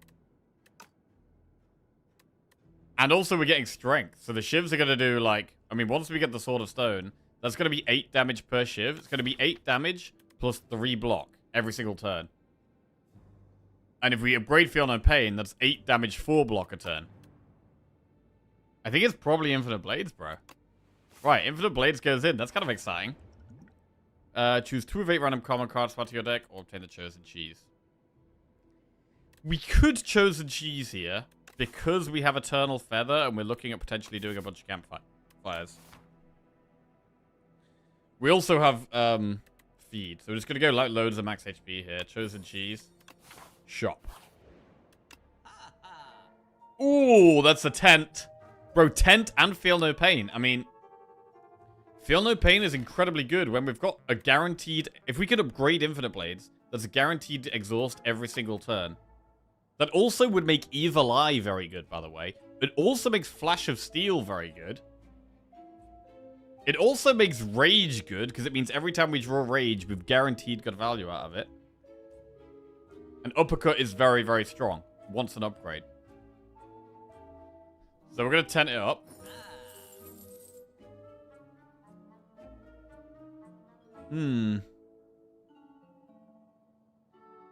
So I want Feel No Pain. With Feel No Pain, we kind of want True Grit. With the amount of strength we've got, we kind of like Flash of Steel.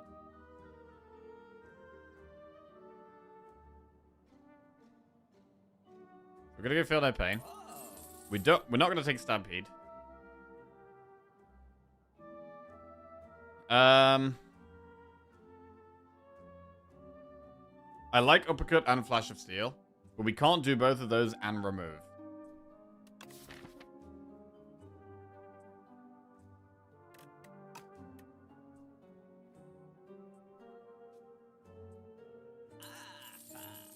We do Flash Uppercut. Fight me. Maybe skip that. Take the True Grit on sale. Alright. Take the Shrug. Alright. Well. Now we're just going to go to a bunch of campfires and then an elite.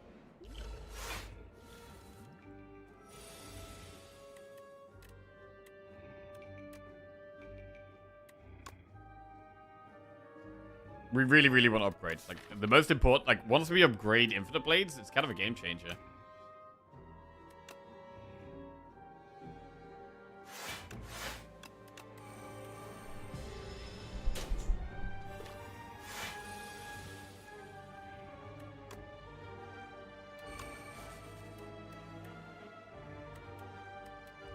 Damage rocks.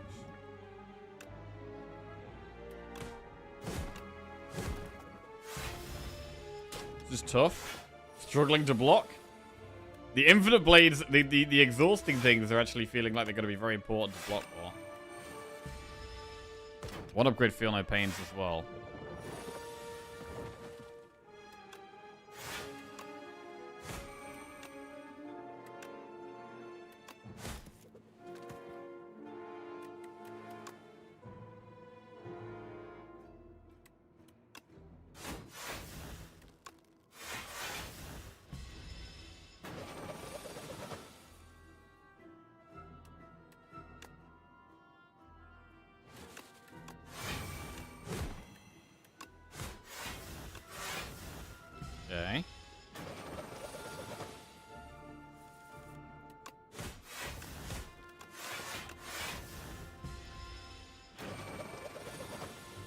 Yeah, feel no pain is our block.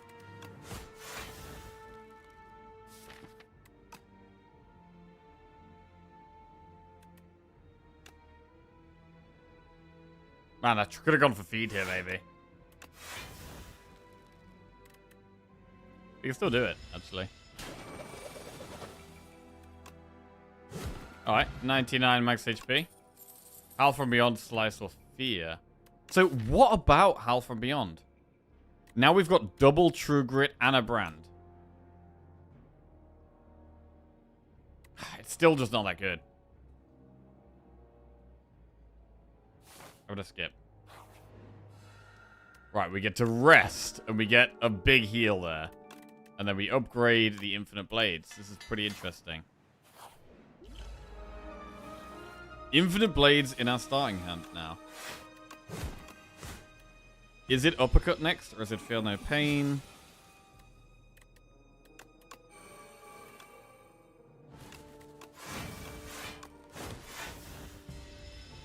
The Feel No Pain upgrade is nice, and we do want to be moving towards more exhaust synergies.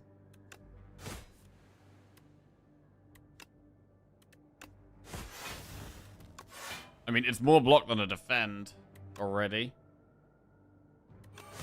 Because we get heals in every campfires, we can try and greed for feed quite a lot.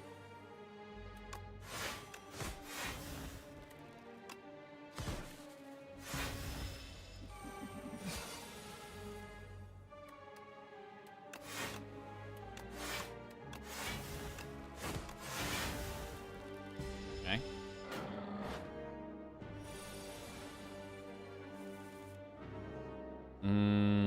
That's not a great hand.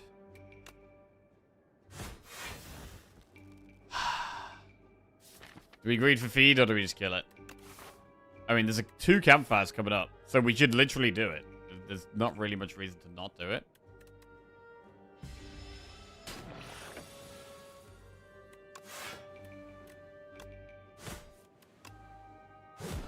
$103 max HP.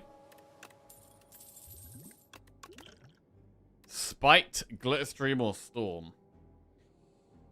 I mean, Spike with strength, we need more draw though. Glitter Stream. Storm. Glitter Stream's just a big standalone block card that we would want to upgrade. I mean, we've got 2 campfires coming up where we're going to be upgrading probably Uppercut. And then possibly Feel No Pain. Like, I don't really want to take too many cards I need to upgrade right now. And I feel like Glitter Stream would need an upgrade. So I'm going to skip.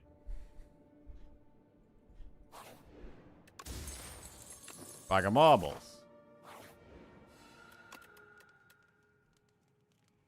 And we'll upgrade Uppercut. So we're not getting the strength till a bit later. There's Potion Shaped Rock for an upgraded common attack. Or Colorless Pot for an upgraded common skill.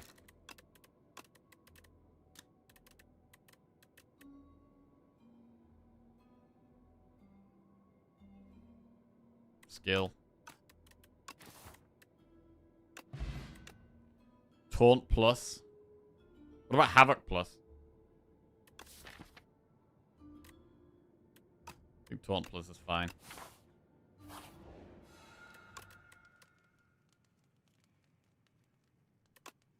Right, I'm going to upgrade the other True Grit as well.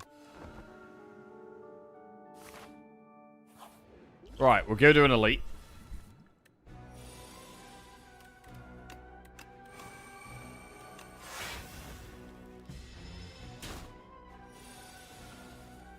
Uppercut's huge.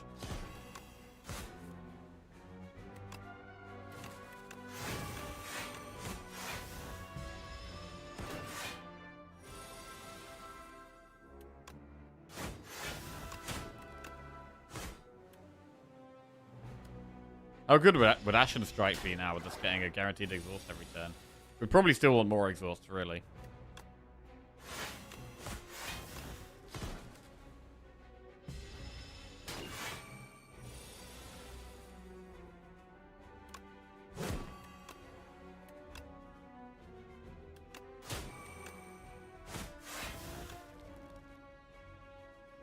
Should throw a rock? Yes.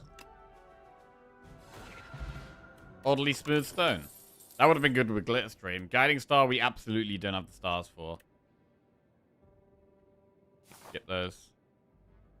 I mean, Cold Snap does provide us with a constant, a little bit of block every turn.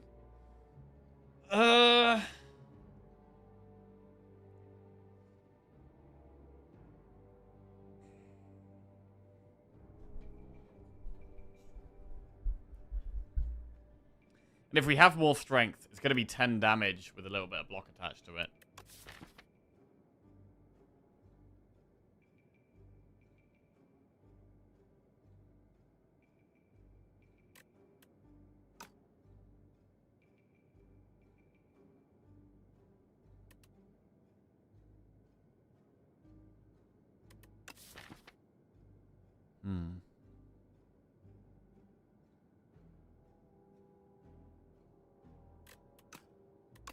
How to take it?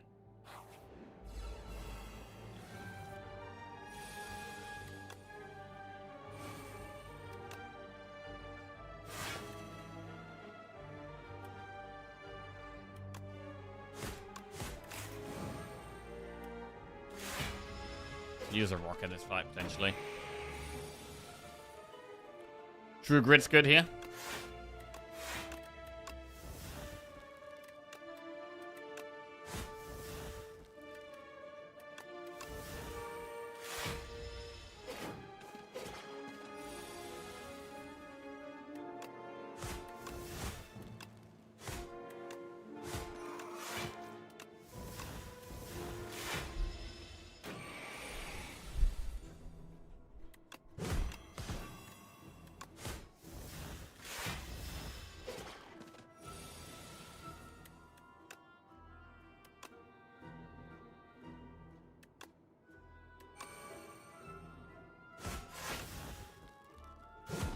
Okay, 108 max HP.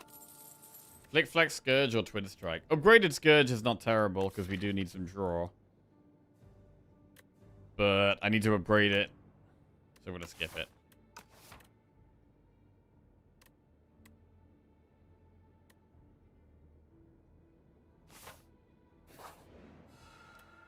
Right, what do we upgrade here? Feel no pain? Brand. Great, feel no pain. Trying to make this the main source of our block.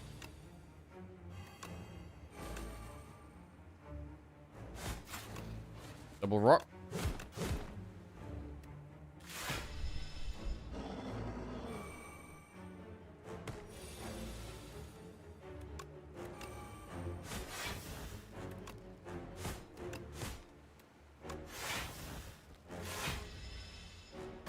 We should have the energy to play the Feel No Escape. The Frantic Escapes. The problem is, do we have the draw to play the Frantic, to find the Frantic Escapes? That's the issue here.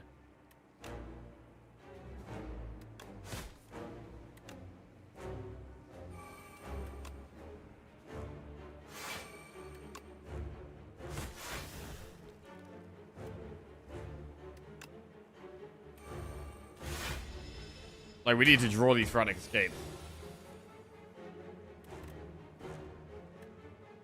Pretty badly.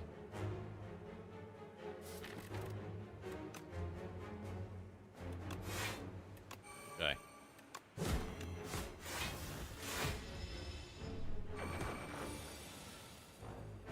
Feel no pain. Uppercut.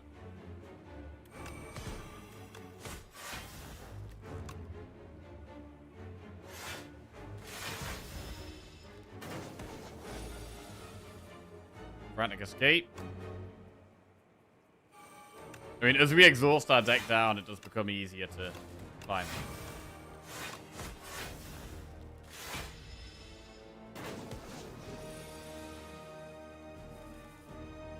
Okay, there's some Frantics. That's good.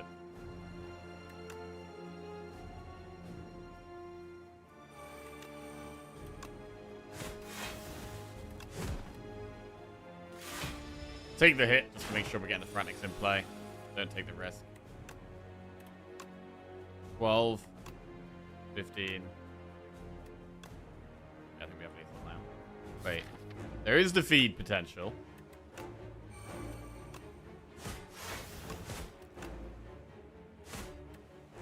we'll wait here. You can rock if you have to, but try and get the feed. Hey, there it is. Big feed. Pact's End, Neurosurge, or Decisions? Well, Decisions is completely unpickable. Neurosurge is strong, and when we've got a lot of max HP, maybe we could take it. But Pact's End, we have good exhausts. So Pact's End is also worth considering.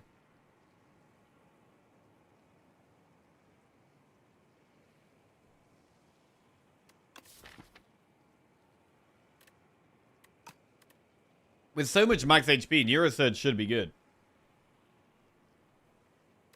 It should be good, surely. It'll be Spire 3 before the Doom gets you with a feed. I think so. I'm gonna go Neurosurge. Draw is what we're lacking here. Ah! Draw's what we're lacking and we get Fiddle immediately. Well, it's gotta be Fiddle. Fiddle's insane. Fiddle's insane. When we have no draw. Did they both Fiddle? They did. It was 2 a turn. Now it's 3 a turn. So Fiddle's very good. And now, I mean, Neurosurge is way worse now. It does still give energy. So it's not useless. And now the zero cost card has become a lot stronger. So, like, Brand is much better now we've got Fiddle.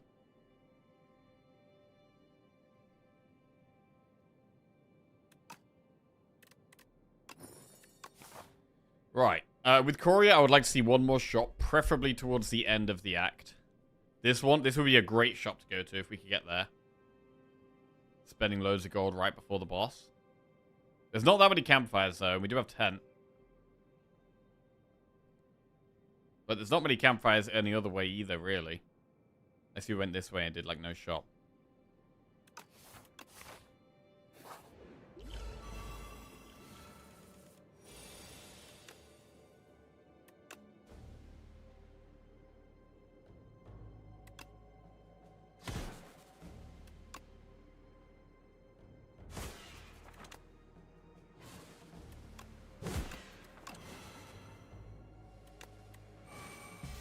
Any feeds? Yes, feeds. Nice. The more feeds we get off as well, the safer the Neurosurge feels. Solar Strike, Skewer, or up my sleeve? Skewer.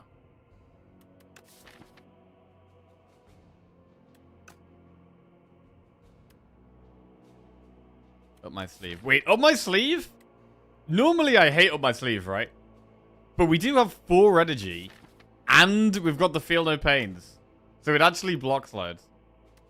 A rare up my sleeve pick. Right, never take this card.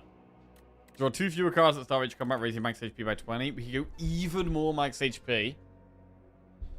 Or we can get some upgrades. I don't really want to slow my draw down. I mean, we will still have 6 draw turn 1. We'll still have 6 draw turn 1 because of the Fiddle.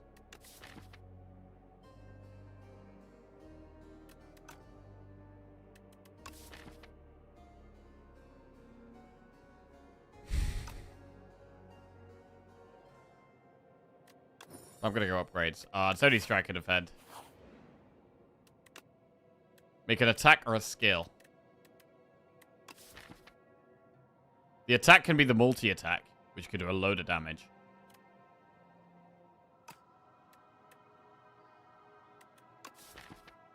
The skill, we don't need card draw. So we'd go with one of the energy options. Let's go with the attack. Whenever you play a card this turn, enemy loses 6 HP. Right, it's just weak vulnerable, I think. I wanted the multi-attack one there, so that's unfortunate. Choose the attack to enchant with Sharp, a skill with Nimble, a power with Swift. Well, Swift is pointless. Really, it should be Sharp. Bro, if we'd have got the multi-attack one and put Sharp on it, that's exactly what we would have wanted here. I mean, you could put Sharp on Anger. Do we actually want Anger now?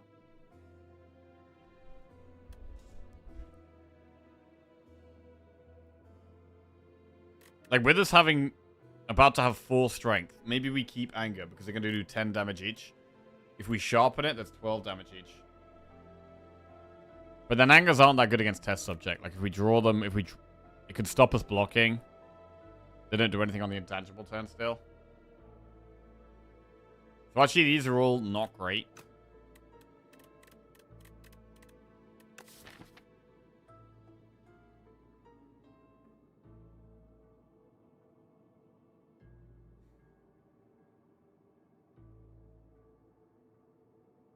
Maybe it is nimble then.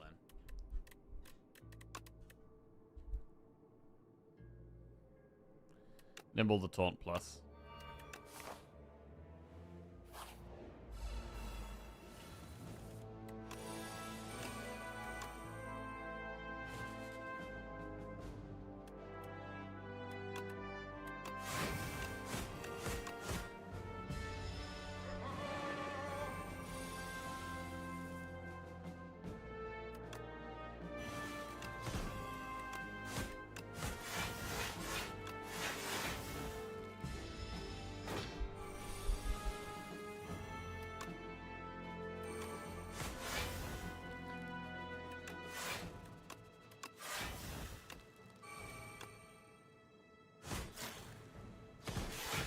Okay. Well, we are so much more consistent now. Another blood pot. Scrape plus. Draw 0 cost cards. Flash of Steel. Well, we can't draw anyway, though. So we'll skip. It's crazy how we were just looking for card draw, and now card draw is the worst stuff for us.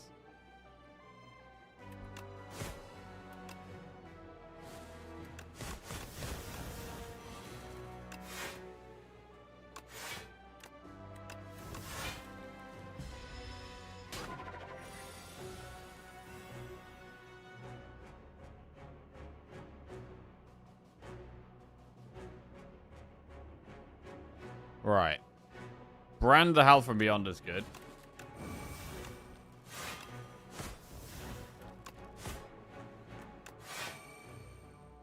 Sweet.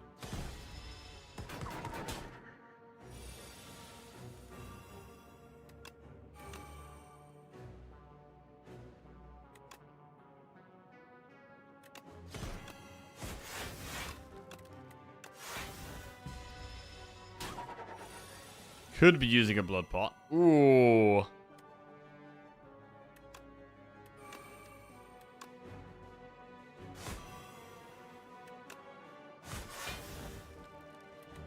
I'd like to go for the feed.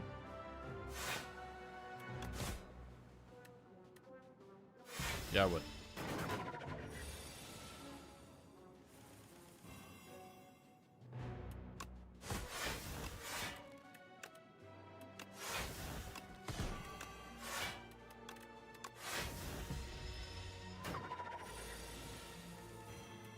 There it is.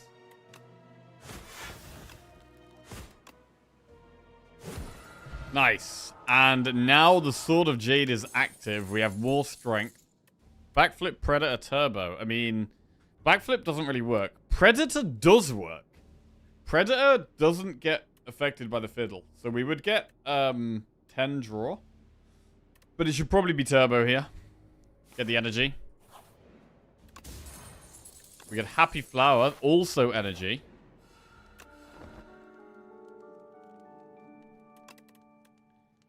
And what do we upgrade now? I'm going to keep upgrading the Feel No Pain.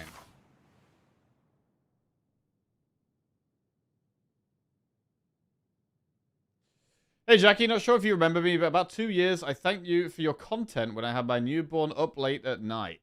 Hello, Ice.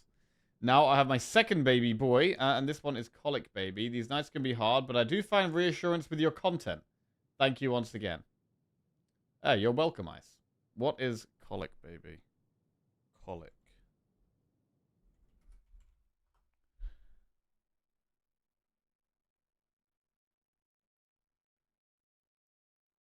Crying a lot. Oh god, okay.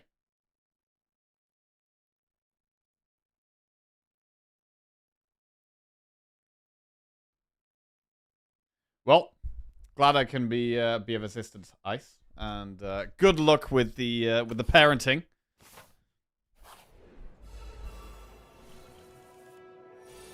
Right. Infinite Blades. Ugh. The crying never stops. Oh, God. Well, I'm sure it will stop eventually. Right. True Grit Rupture.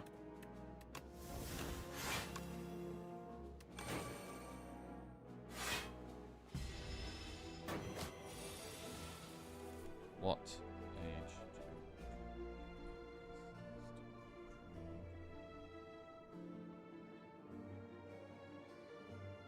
Colic crying usually stops by the time a baby is 3 to 4 months old, though it can occasionally last up to 6 months. Okay. Hang in there, bro. Right. Flame Barrier. Feel No Pain Shiv. True Grit a Strike. Neuro Shrug Cold Snap.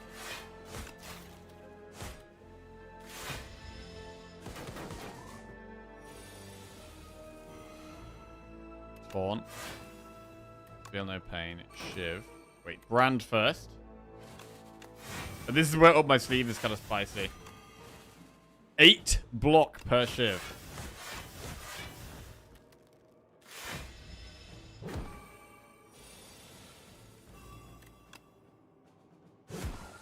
$125 max HP. Cloak of Stars Plus doesn't do anything.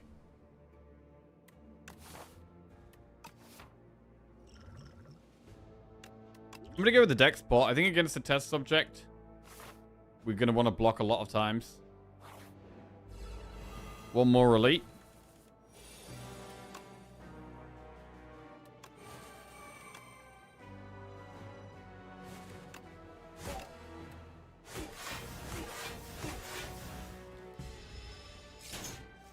We might blood pop before the bosses.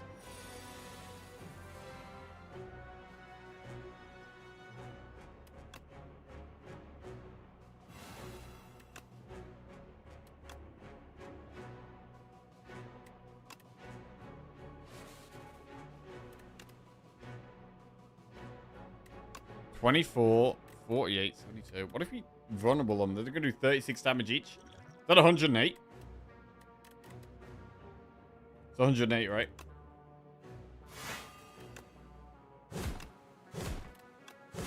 Big.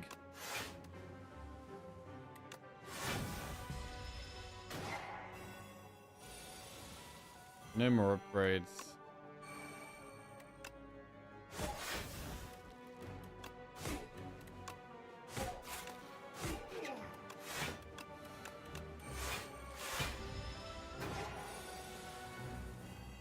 Feed.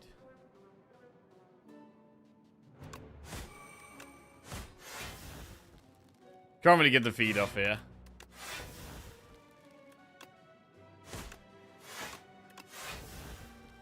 But we'll still try. Oh wait, no we won't.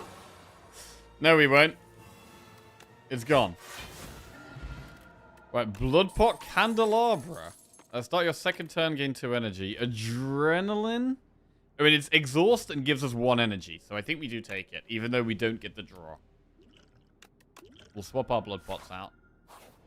Got a shop coming up with Courier.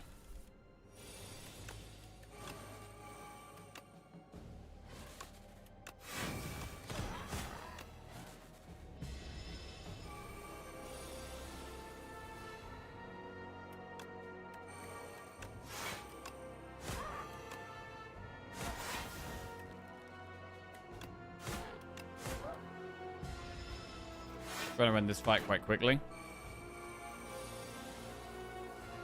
Rupture. There is feet there.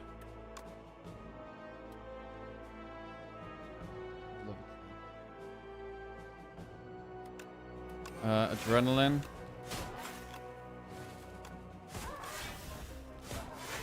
And we get the feed. 130 max HP. Backstab Sikkim. Wait. No, Sikkim doesn't do anything.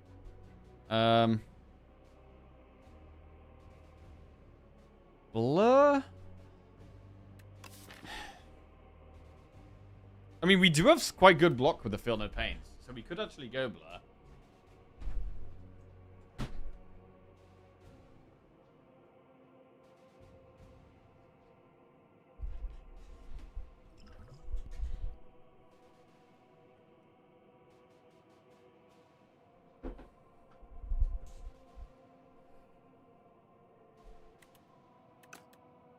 I'm going to take a Blur. I think it's good with the Feel No Pains. Right, shop. Mystic Lighter. Enchanted attacks deal 9 extra damage. We didn't enchant an attack, right? No, we enchanted the taunt.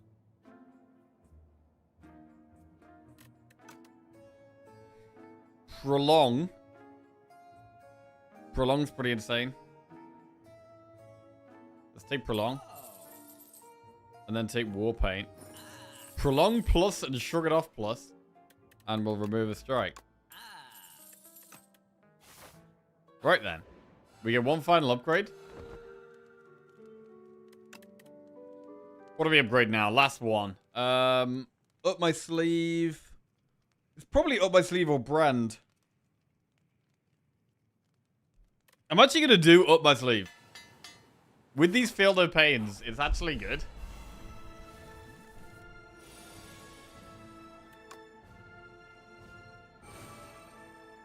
It's not a great starting hand. Not a great starting hand at all.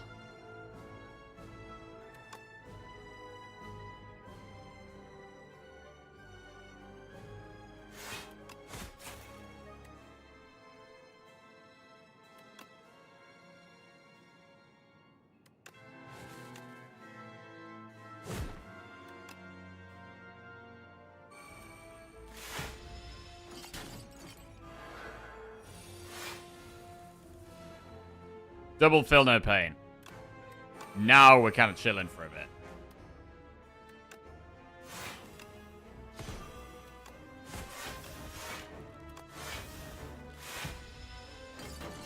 Wait, exhausting that put it back in our deck while not playing it. That's pretty terrible.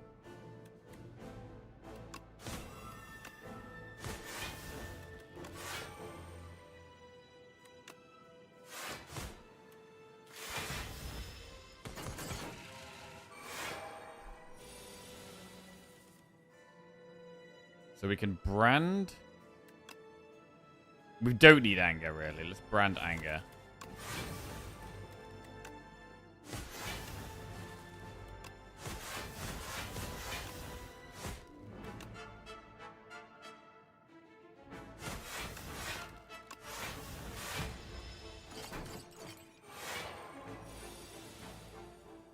Rupture at the bottom.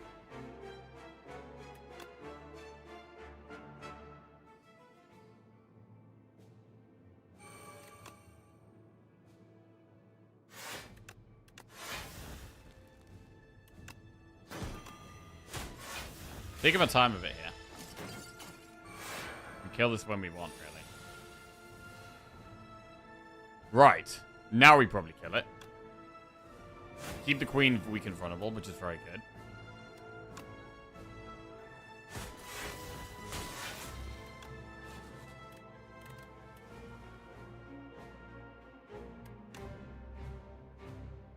I mean, we could transform these into rocks.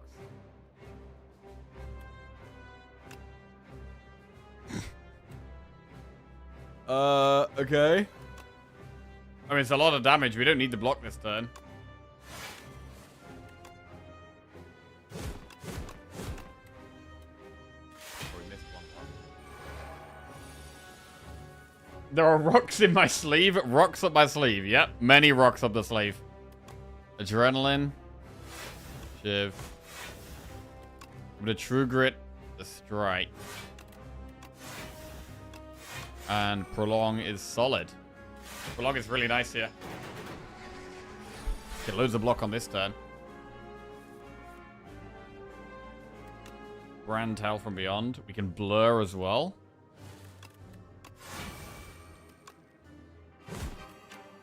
But our damage isn't super high. We're getting bits of strength, but we don't have like many massive strength payoffs.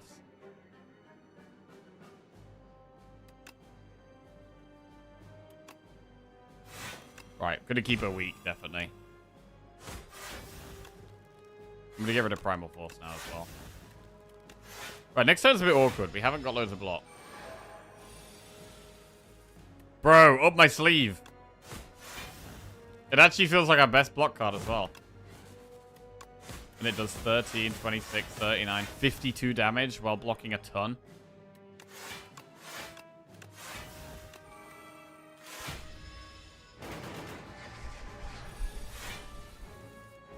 Crazy good.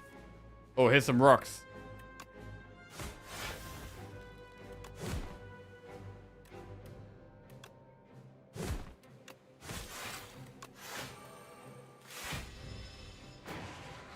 Got Prolong and Blur. Feed? Huge feed. Right, do we Blood Pot and get a rock? Now we probably just say... Yes, Blood Pot, get a rock.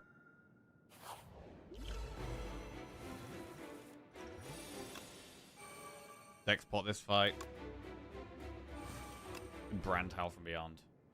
We don't care about feed, so we can just play it early. Another not great starting hand, though.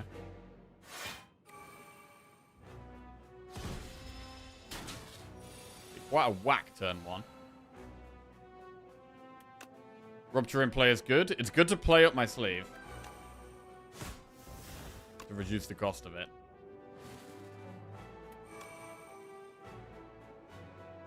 We haven't played Feel No Pain yet, which is a little awkward.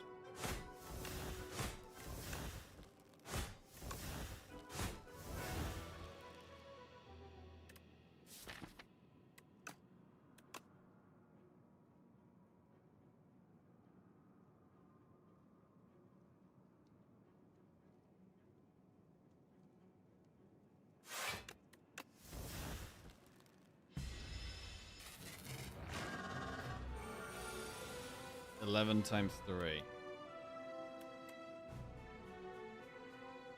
Well, we've got to play Feel No Pain, and we've got to play Flame Barrier here.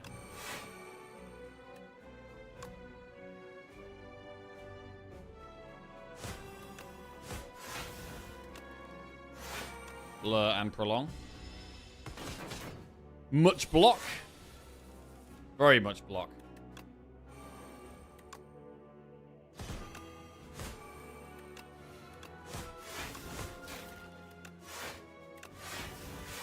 Happy to lose strikes. Probably want to exhaust anger too.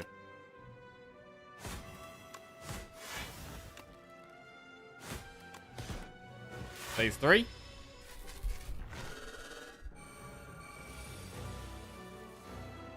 Thank you. That's lovely.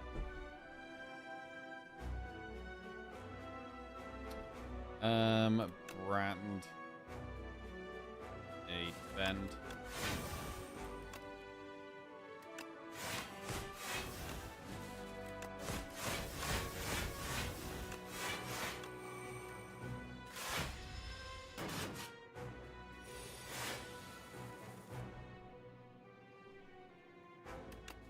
Trigger the Howl.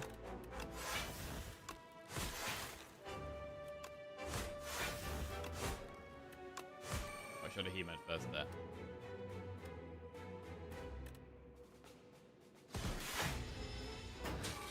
Yeah, just drew all of our energy at once there that we just don't need. I mean, maybe I should just be playing them to get rid of them, to be honest.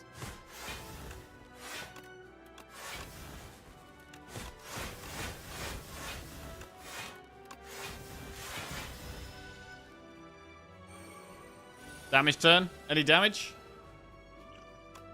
Rock. Not science.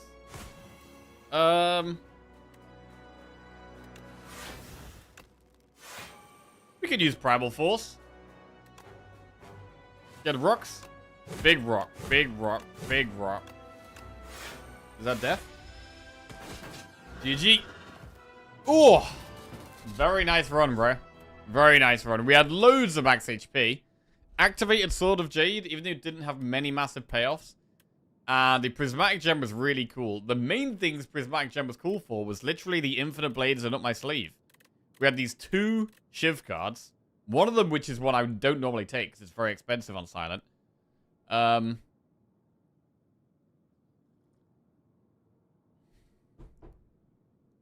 with the Field of Pains, they were just blocking a lot and then strength as well. Just super nice, man. Super nice. Some really, really nice runs this morning. Feeling confident. Feeling confident. And that is 2 wins in a row. And back-to-back Ironclad wins as well. And now we'll move on to Silent, who we have a 7-win streak with. Big, big win streak on Silent.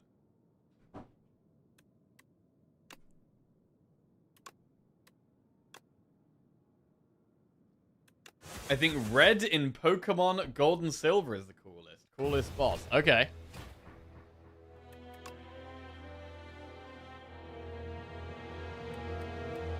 What other bosses do I like? I said Melania. Melania is one of the most memorable bosses for me. But that's partly because the fight took me so long. It took me hours and hours and hours to kill Melania. I do think in general the Elden Ring bosses were like super cool. In terms of like, I like that they have like cutscenes at the start. And like the music is always really good. But the cutscene for was it Godfrey, I think? Or Godric. Godric the Golden or something. It's like the second big boss you fight. His like opening intro scene is like so cool. And then the music in the fight is really good. That's a proper cool boss. Sirens from Hades 2 were cool. Ah, I played some Hades 2 lately actually. I know which fight you're on about. Yeah, that one's pretty cool.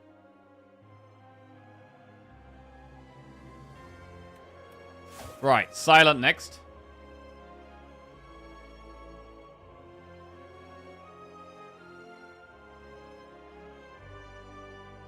Right, there was a boss fight actually in Prince of Persia, the Warrior Within. What was it? Prince of Persia, Warrior Within bosses. What was the boss of that game? Was it Dahaka?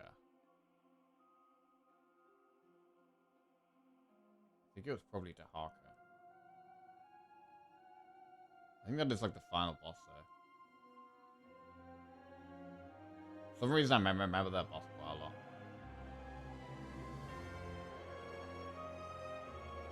I haven't played Metal Gear Solid now. Right.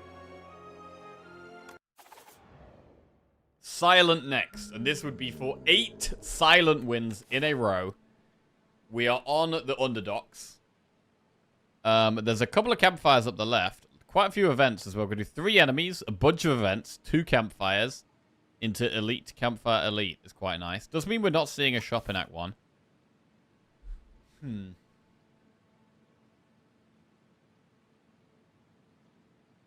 Piano from Camellia 3. Everyone should be mandated to play Metal Gear Solid once in their entire life because it's so good.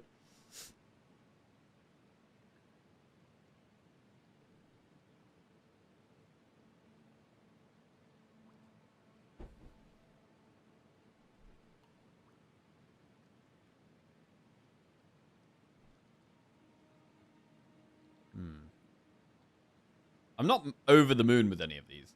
We could just go lead paperweight. I might just go lead paperweight here. Omni Slice or Fasten? Right. Early game damage or big block. We have 5 defense. It's very hard to not take Fasten in Silent. Omni Slice is a great card though, but yeah. It's gotta be Fasten, bro. These are both really good. I'd love to take both. Taking both of these would be amazing. But Fasten is just so much block.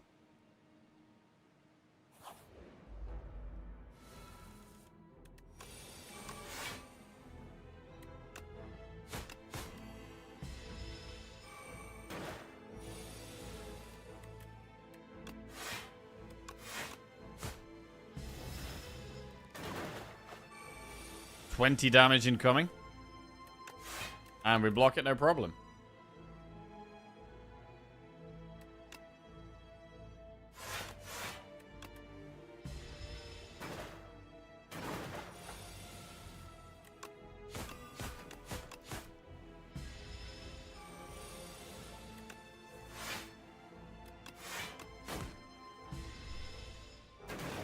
Neutralize and fasten upgrades, and our defense is insane already.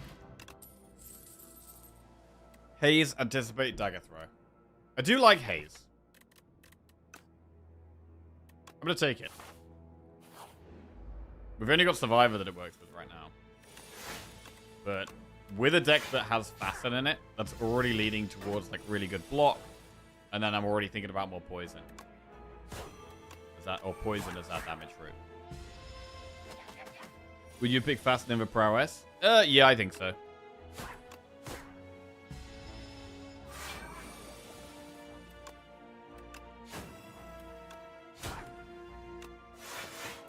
Fasten stronger at the start. Needs an upgrade less. Alright, well so far the haze is not helping.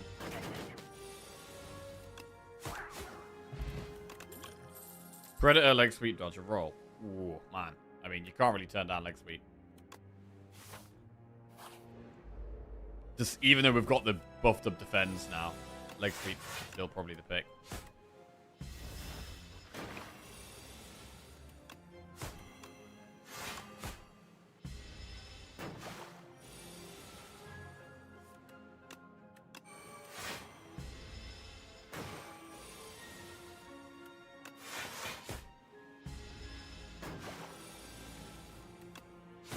At the moment, we're only drawing haze with strikes. That is not helping us at all. So far, adding the haze has definitely hurt us, rather than helped us. Blade dance, precise cut, or deflect.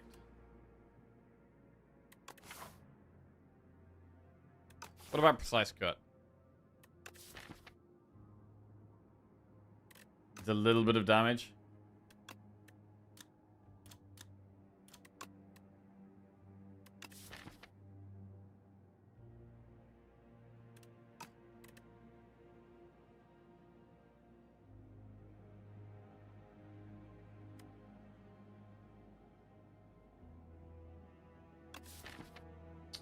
So that whole how often we're emptying our hand.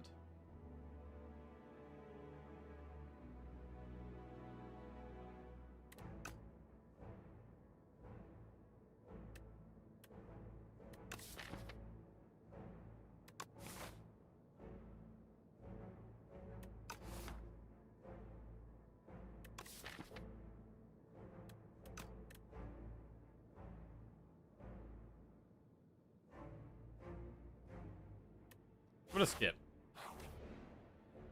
I wouldn't skip it in Overgrowth. I think I'd definitely take it in Overgrowth. But in Underdogs, I think we skip.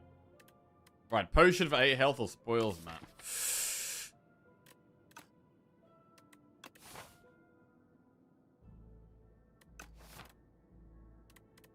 We gotta do the spoils map before the elites, which is awkward.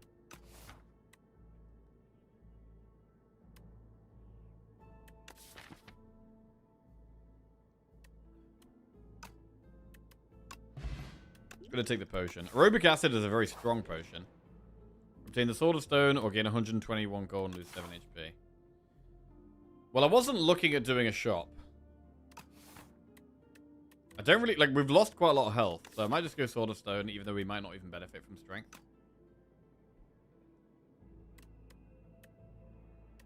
We could also just take the gold and rest. We do have 2 events coming up.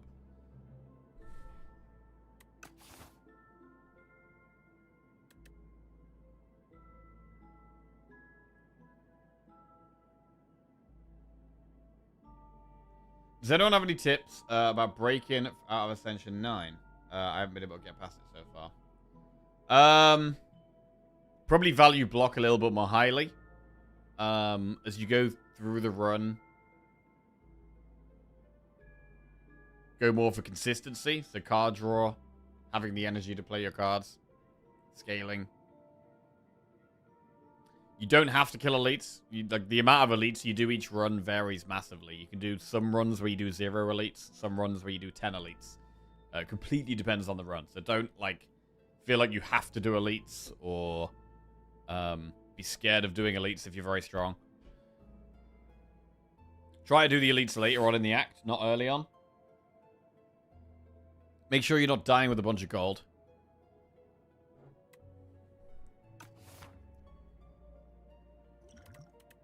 I'm going to take Sword of Stone just because I don't want to lose any more health here.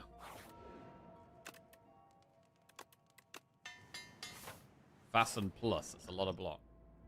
I don't really want to lose the health here, so I'm going to click this. Phantom Blades up my sleeve, Cloak and Dagger Outbreak.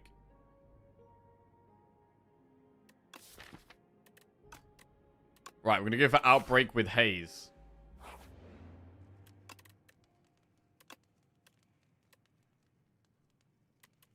Also got to upgrade Haze. Centennial Puzzle helps us line up Haze with Discard. Oh, I hate this guy.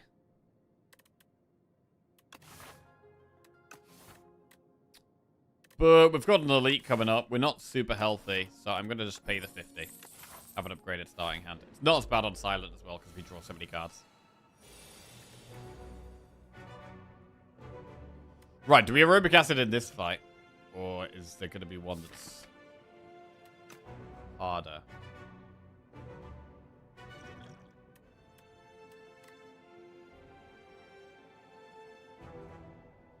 Morning, Mariva.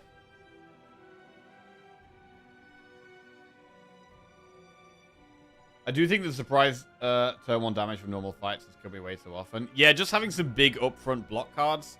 Like some cards that aren't very exciting, but can really save you in some runs. Are just the cards that do like big block. Just more than defense. Like a Blood Wall, just having one of these can save you a ton of health. In Defect, there's loads of things. Like Shadow Shield is amazing. But even just taking like Leap. Like taking Leap in Act 1. It's much better than a Defend. Charge Battery as well. Just having a high... Not only cards that have bigger block numbers, but like a higher density of block cards in your deck. So instead of like 30% of your deck being block cards or something, or 40% of your deck being block cards, just increasing that to like 50-60% of your deck. Not exactly. That's just like a general vague example. Glitter Stream, another one. Just having a card like this could be massive. I mean, in this run, we've got Fasten, so our defense are going to be good enough block, hopefully. He loves a delay? Absolutely loves a delay.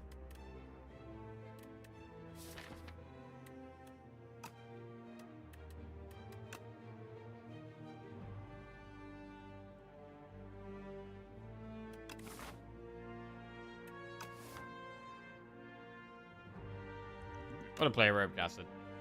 Envenom is kind of insane with the Outbreak.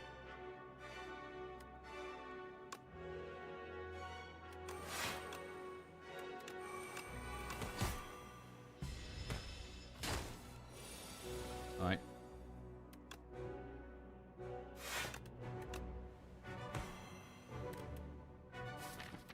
We have Neutralize next turn, so we don't need to leg sweep. We can do damage.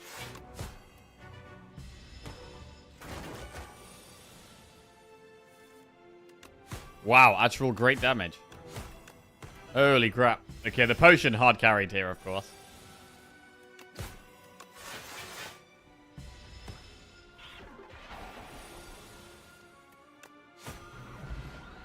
White Star. Elites drop an additional rare card reward. Wow. Well. White Star and Sword of Stone together means we do want to go for elites. I'm going to take 1 Bouncing Flask. It's a good boss killing card. It's good with Outbreak as well.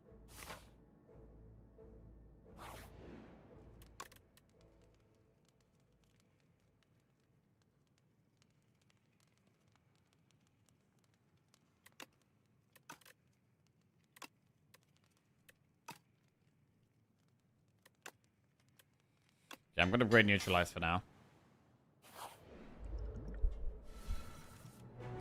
Outbreak and Haze, but the rest of the hand looks kind of bad. I mean, I really want to play Haze. I think this is a skill pot situation.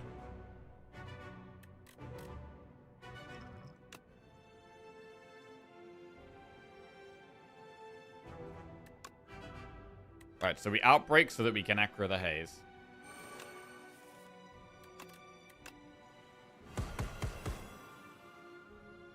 That's so much damage.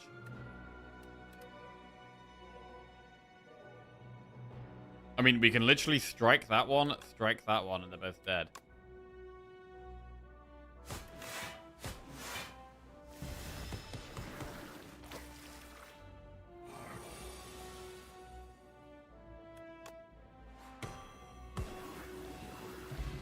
Very nice. Happy Flower, Power Potion, Dash, Piercing Whale or Deflect, and Tracking the Hunt or Tools of the Trade.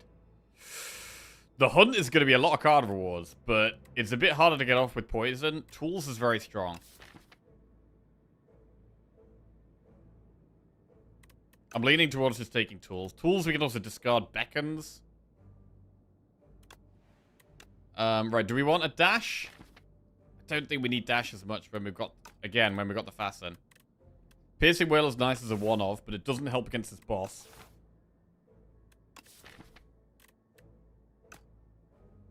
We should probably still take one Piercing Whale, though. Sorry. Take Piercing Whale. Right.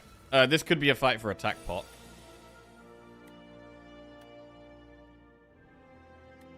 Outbreak.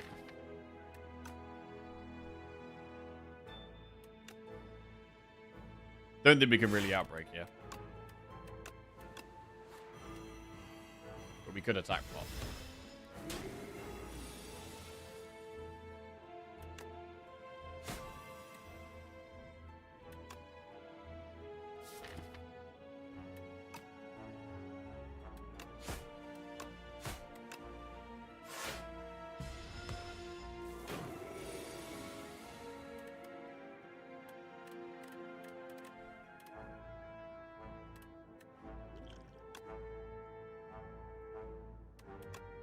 Dash does work well in this fight.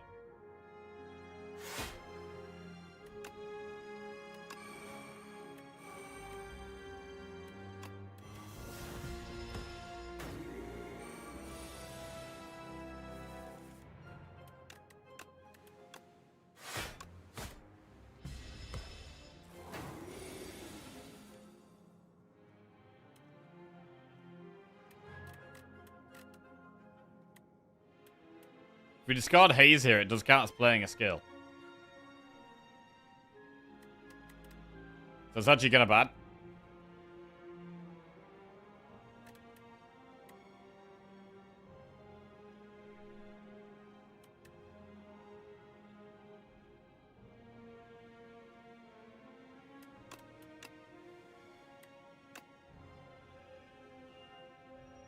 Yeah, it's pretty awkward.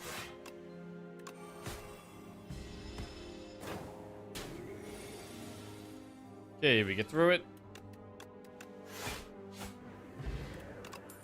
Prepared, Deadly Poison, Snakebite. I mean, Snakebite's good, but Prepared makes a lot of sense with the haze. I'm gonna take Prepared. Rest or Upgrade. A good upgrade into the boss is Bouncing Flask, but Tools of the Trade is also a really nice upgrade. 23 health? I think we should be fine to upgrade here. I think we should be fine to upgrade.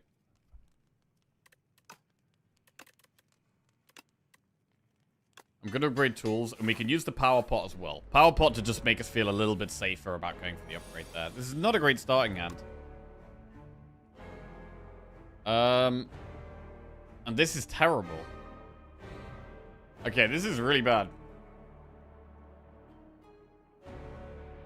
We don't generate any shivs. The only thing we have for Speedster is Prepared. Master Planner? I guess we go Master Planner, but it's not very good. Right, I'm a bit scared now, actually. Little scared.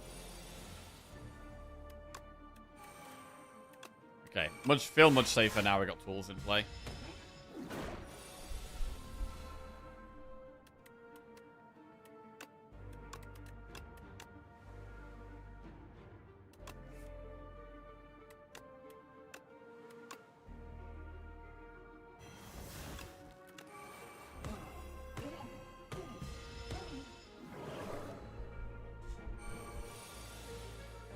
weak makes us feel a lot safer.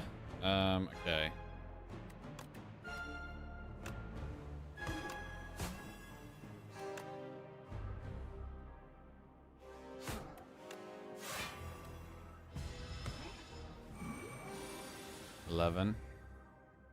Discard prepared. No, discard back end. Slay prepared.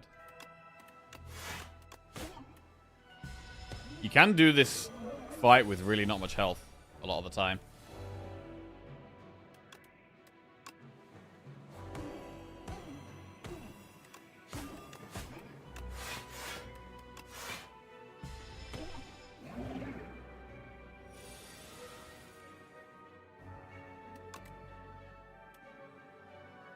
Discard leg sweep.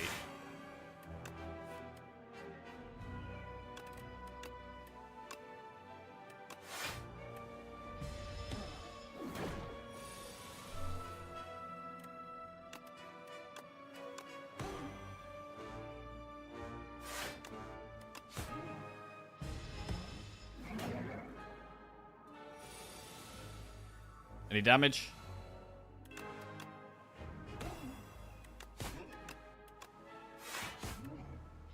Alright, very good.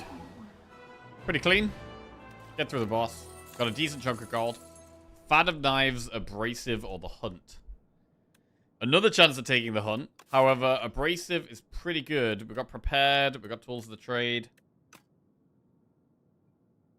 I think it's... Abrasive is very strong in Act 2 as well. Right. What do we have here? Prismatic Gem, Alchemical Coffer, or Archaic Tooth. Neutralize plus and a suppress plus. More energy. The problem with more energy here is that we are playing quite a few of our cards via Sly. And we're a lot less likely to find poison synergy if we take Gem. So that is a bit of an issue. That is a bit of an issue. We are going to be getting more rare cards than usual.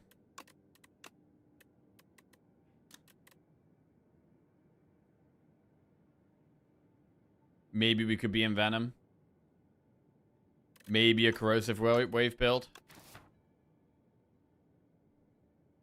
But I mean, as soon as we Prismatic Gem, it's like we get so many other rare cards. Oh, it's really hard to go Gem with a Sly deck. Like, the Gem was sick last run, right? Gem was really good last run. But it could really negatively affect this deck. Like, it's so much harder to line up Sly synergies. Like, yes, we have Tools of the Trade, though. We do have Tools of the Trade. But, I mean, Outbreak is great with Bouncing Flask. I do think it's not Gem. I do think it's one of the other two. Suppress Plus or Alchemical Coffer. Have you ever lost with Gem? I mean, I must have lost with Gem. I mean, I can't remember exactly, but surely we have. I'd imagine so. Probably lost with most things at this point.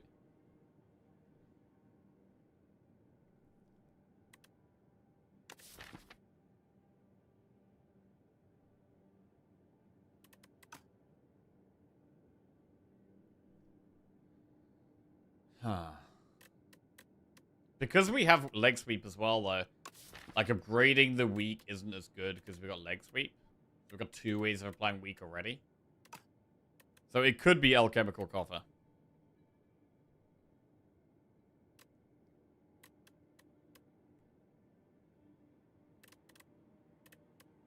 Let's do it. We've got potion slots. Vulnerable pot, power pot, strength pot, poison pot.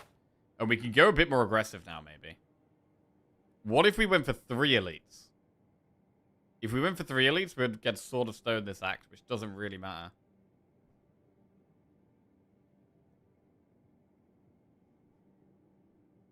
Or we could do a safer path, just do 2 elites. It probably is 2 elites, to be fair.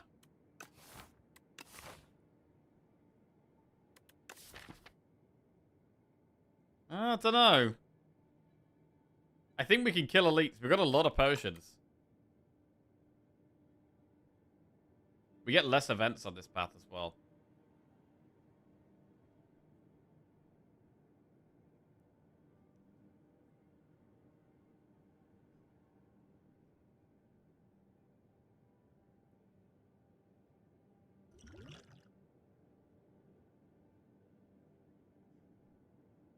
I think we're quite strong here.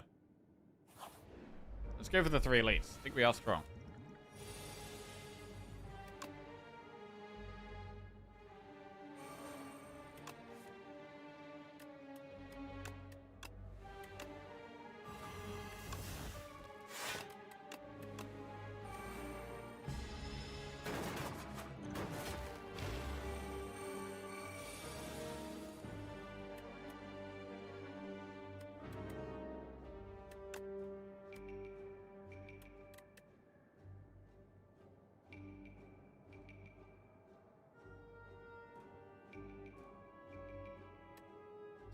AoE with Bouncing Flask. We'll take a chunk of damage.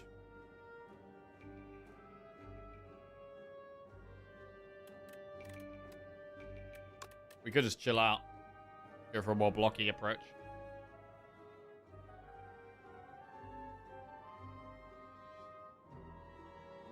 Alright.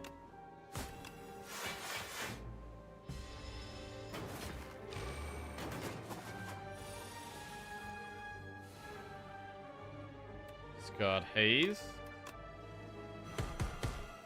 Oh, yeah. Prepared Abrasive.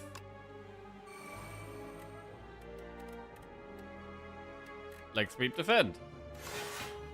Oh, Fastens there. I forgot about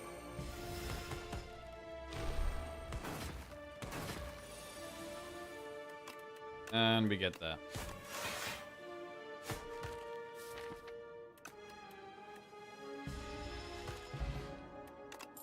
Pinpoint Speedster scarce. Speedster... No. Pinpoint is worth considering, but I still don't want to go for it.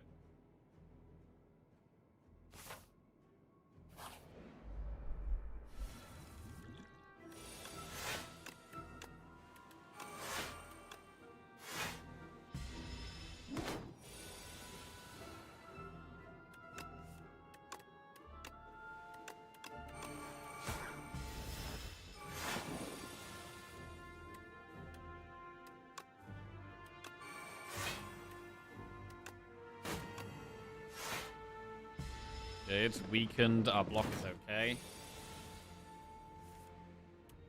Discard Haze.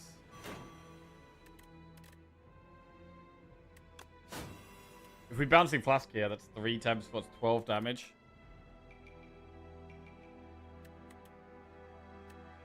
Man, having the Bouncing Flask upgraded feels like it'd be really good.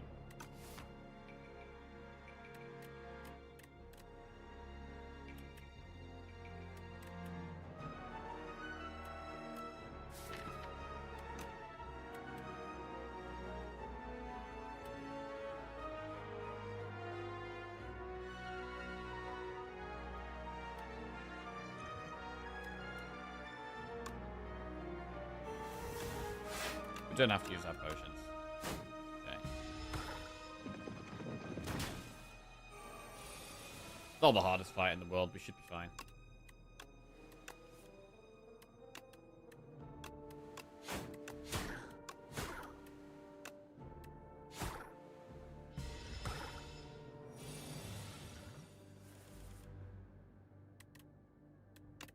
Alright, Bouncing Flask is huge.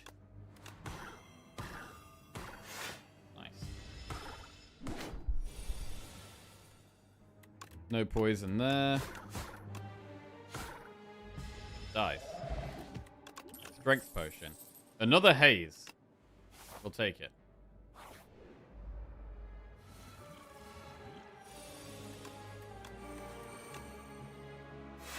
Improving the consistency of getting haze off seems good with the outbreak.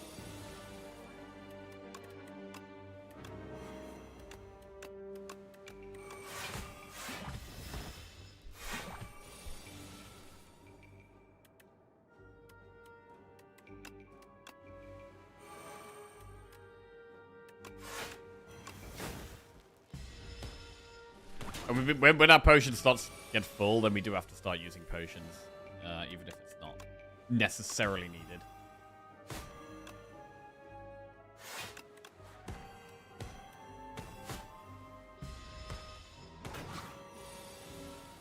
But we're mostly trying to save them for the elites, which are coming soon.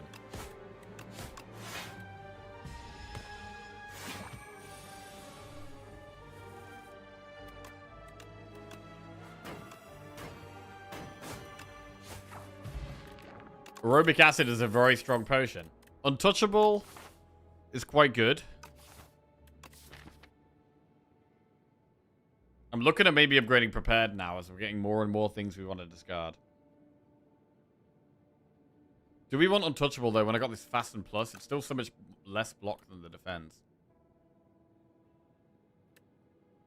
I think it's a good card. It's gonna go in. Right, now we have a shop with 274 gold. Pantograph, another fasten.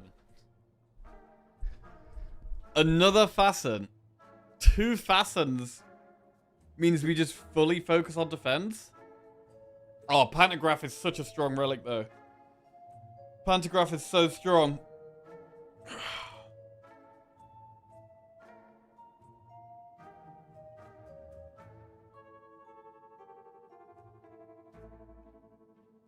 God, this is tough.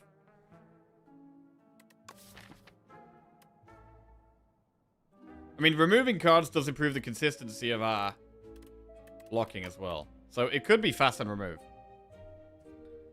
Has to be Panto. It doesn't help in the short term. I'm going to go fast and remove.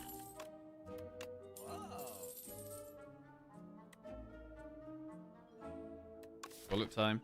It's not really a bullet time deck. Let's move on. Strawberry, bit of max HP. Right, who we got? Got B-Man. So what do we need here? We need Abrasive. We need a hand that's better than this. This is a tragic starting hand. So I think I'm going to Aerobic Acid immediately here.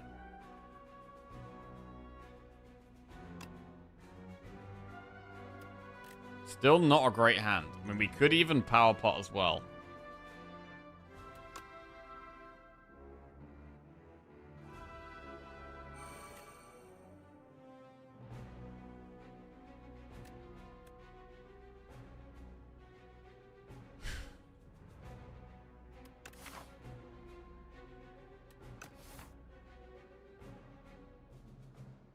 Got a Power Pot as well. These aren't great. Master Planner, we're a bit slow for, so I guess we go Phantom Blades.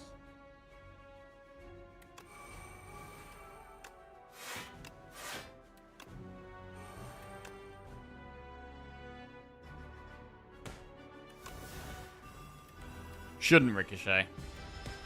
Save some of the other pots for some of the other elites.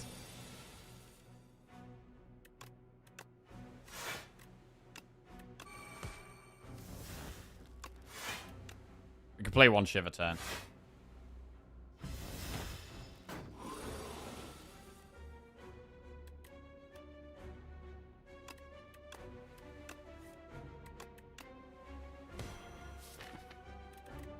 Abrasive leg sweep next turn.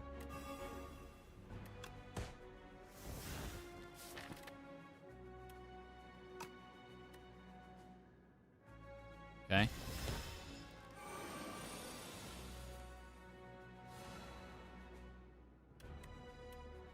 Got Abrasive.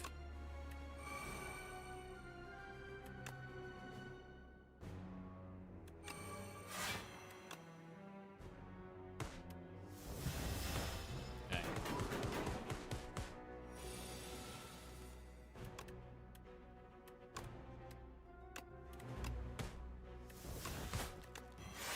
Right.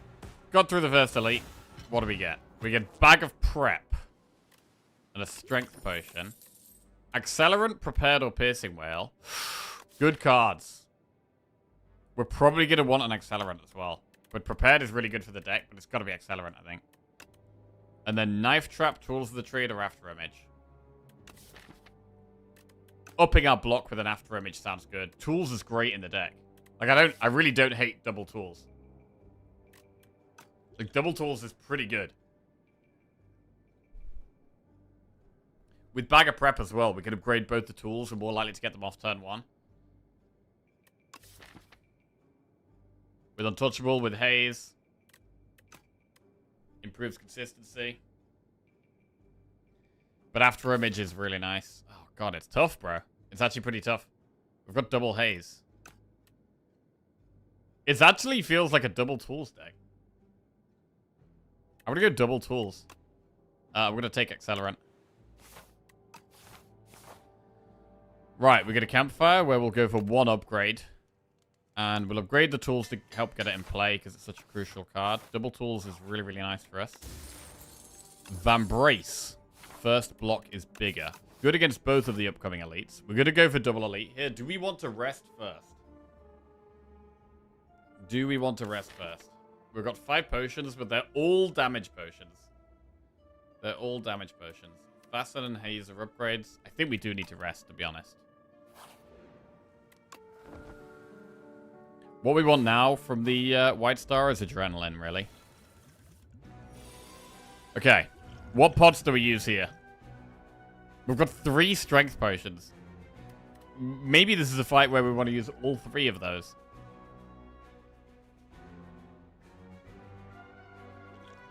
And if we do that, we do vulnerable as well.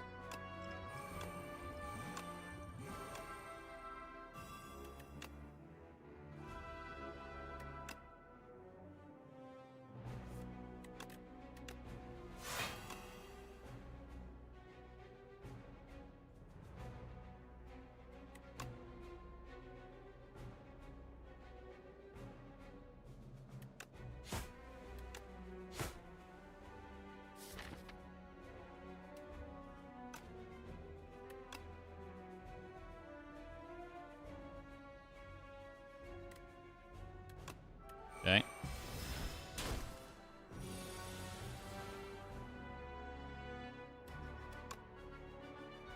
I mean, where we don't have the tools in play, we do feel so much weaker.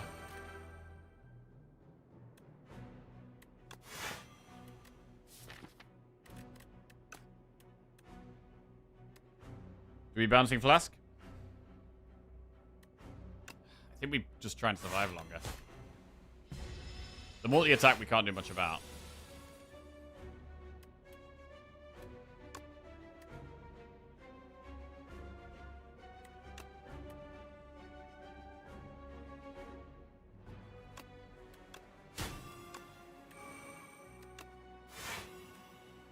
Wow, you almost... the defender almost blocks the multi-turn. Maybe we can do something about it. Alright.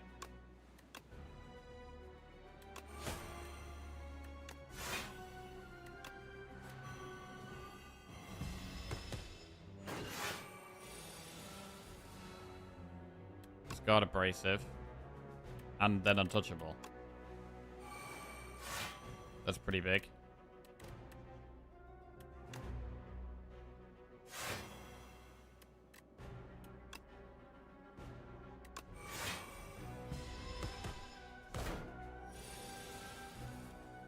Could discard both the hazes here.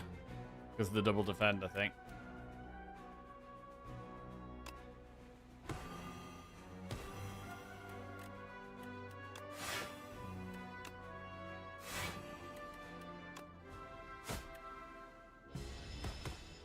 And it's dead next turn. Good.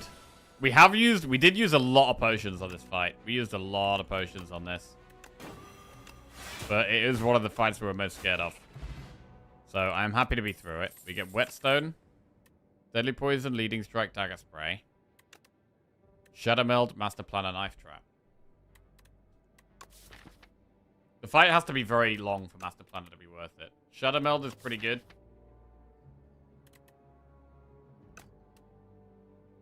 Let's take Shadow Meld. Whetstone.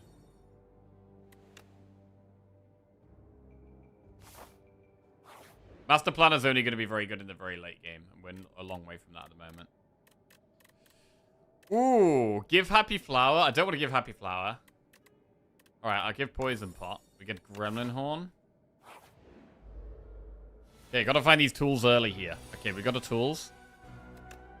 But the rest of this is pretty shocking. This is a bad start. How do we play this? I mean, Accelerant Haze is a play for the trying to kill them fast. What about Abrasive?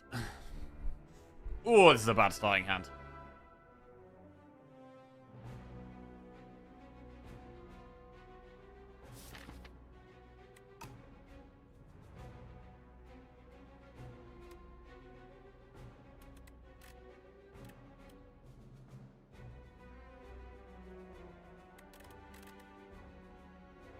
We could try an untouchable and defend.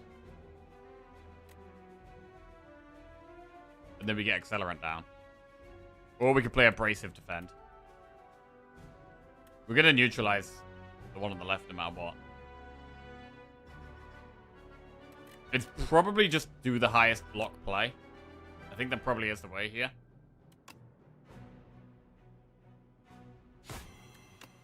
It feels really rough, but I'm just doing the highest block play. We do draw a lot at least. We get to discard Haze. We could Outbreak first and then discard the Haze. I mean, it's a very good Piercing Whale turn. So, like, what are we actually doing here? We're doing Piercing Whale and Tools, definitely. We should probably Fasten and Survivor. Which means we can't really afford to play the Outbreak anyway.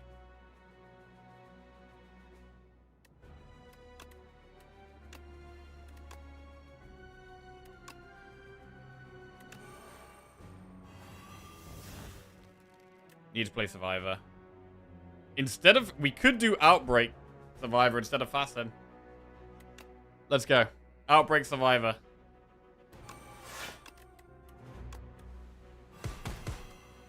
Does speed the fight up, without a doubt. But means we have less block on the next couple of turns.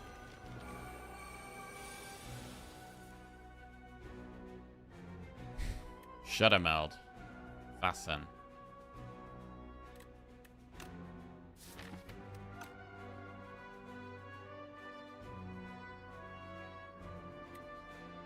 We could prepare it into Bouncing Flask, which does 12 damage AoE.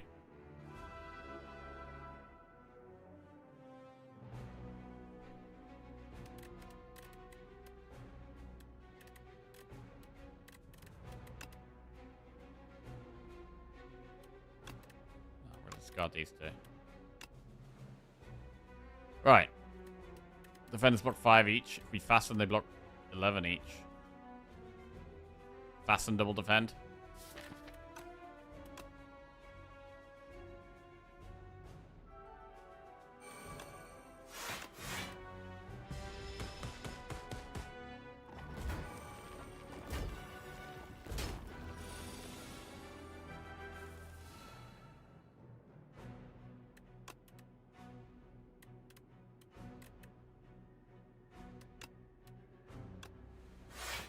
Bouncing Flask.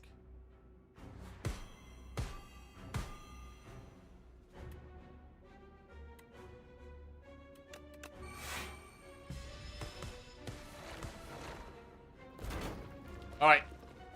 Got through it.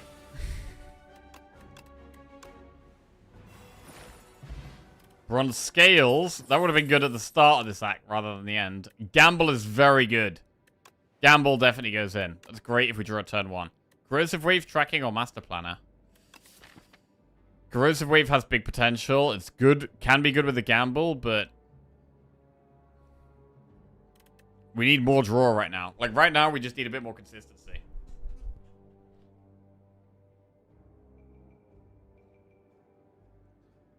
There is Master Planner. It still needs the upgrade, though. It's very slow.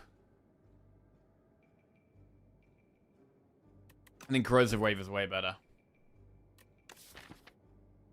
I'm leaning towards Corrosive Wave and then maybe upgrading Prepared. But we might need to rest.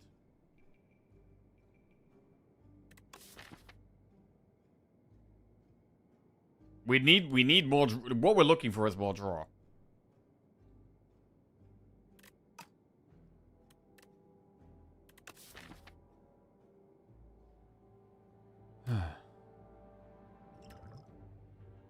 We don't have the cards for wave. It is true, we don't really have the cards for wave. To be honest, I don't think any of these help us that much right now. The play is probably to skip all of these and then rest. I think is actually the best play. I would like to upgrade Shadow Meld and Fasten, but on 28 health, I don't know how much we can really... Yeah,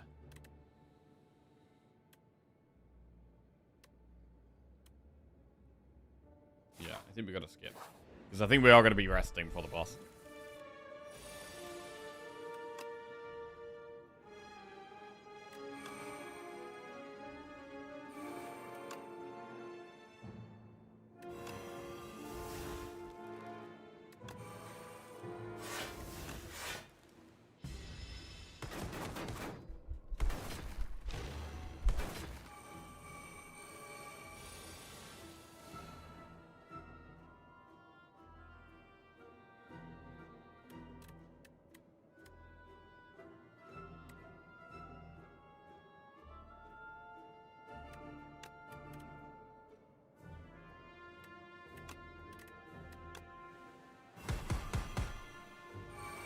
Nice.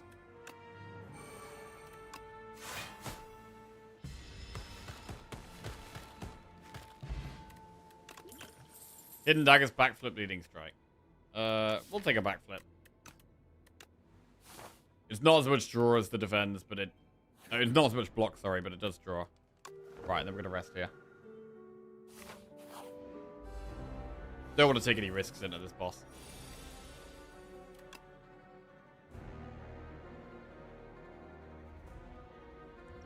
It would be nice to save our potions, because we rested as well. I think we should try to save our potions.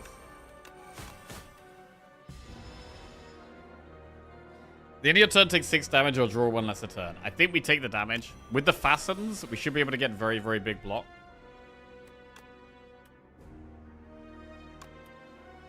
$30 block from this Fasten.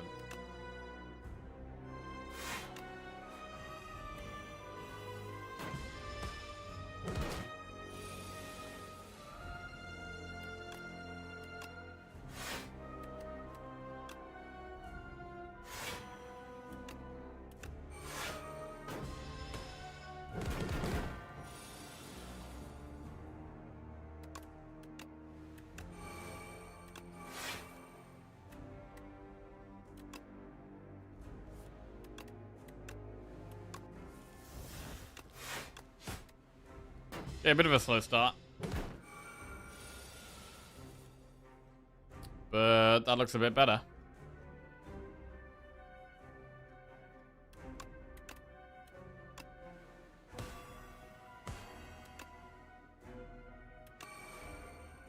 Take the 6 damage here.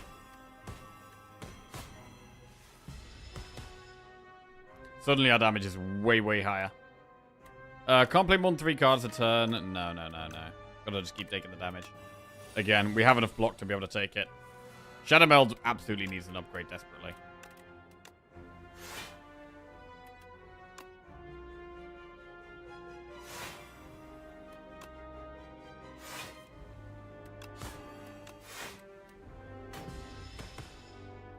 And our block is even higher with the Shadow Meld upgrade.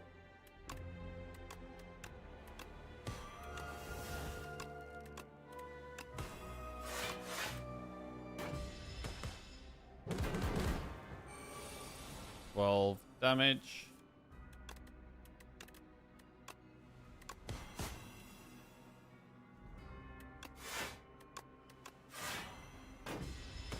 Actually, should have kept the defend there, but never mind. Right, is it dead? Dead yet? Yes. Alright. You like that accelerant pre-calculates the damage being done? Oh, definitely. Yes. I very much like that. I think we've 2 tools of the trade is enough. I think 2 is enough. Because I would want to upgrade it as well. I'm gonna skip it. If it was, I would probably take another upgraded one. Like, I would take another upgraded tools, but unupgraded, I don't think so now. I don't want to take too many of these cards that are just worse than our upgraded cards. Try Boomerang, Spiked Gauntlets, or Tanks' Whistle. I mean, we've got quite a lot of powers, bro. double tools, double fasten, accelerant, outbreak. These are pretty bad, bro. It could actually be whistle. Because, like, what attacks? We don't want to enchant any attacks. Ugh, right, I just gotta go to the bathroom 1 sec. But these are bad, bro.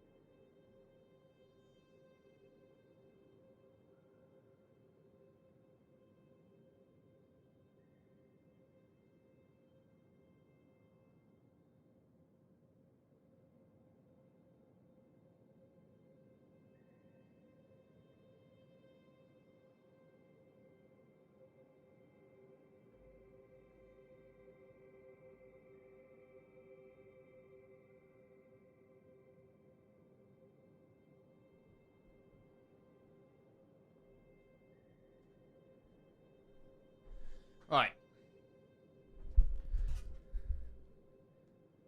Yeah, unfortunately, I think it's whistle. I think it's very disappointing. But we're gonna go whistle. 321 gold. We could do campfire shop, campfire elite there. Or here we could do triple campfire into an elite. We'd get through an early shop, but there is quite a few enemies to get there. So we'd do 4 enemies to be able to do the triple campfire elite. Or we could do some more events and go this way. Both quite nice.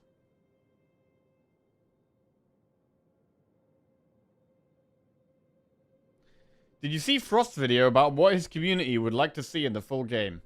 If so, what are your thoughts? I did not know. No. Is there anything specific you can,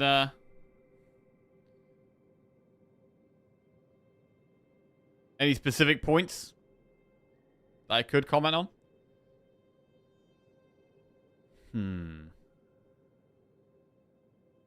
Campfire shop, campfire elite. What are the key upgrades right now? The key upgrades are fasten, shadow meld, accelerant. I do like prepared, but I think it's less important to upgrade with two tools in. We'll also spend the gold later on the path up the right.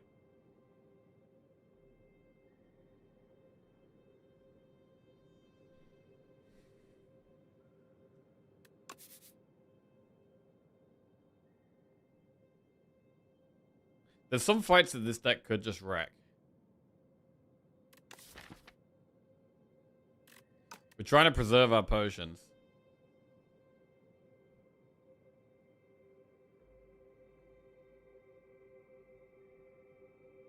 I'm going to do the triple campfire route. We also get an earlier shot with this. We can spend our gold sooner. Which could be an advantage sometimes.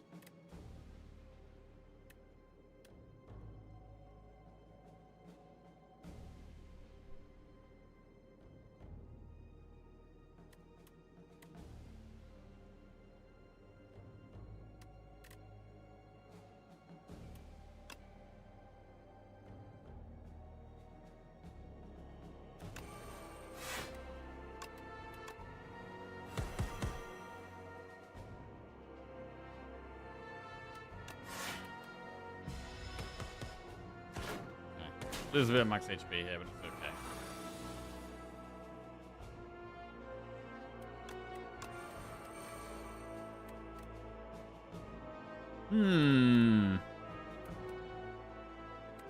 Not liking this.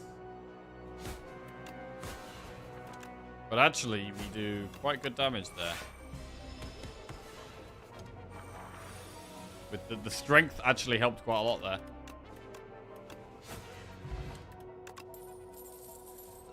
Backflip plus can go in. Shop. Snecko Skull. I quite like Acro. I quite like Remove. Acro is very good in this deck. Outbreak is good. Burning Sticks. Works on Piercing Whale.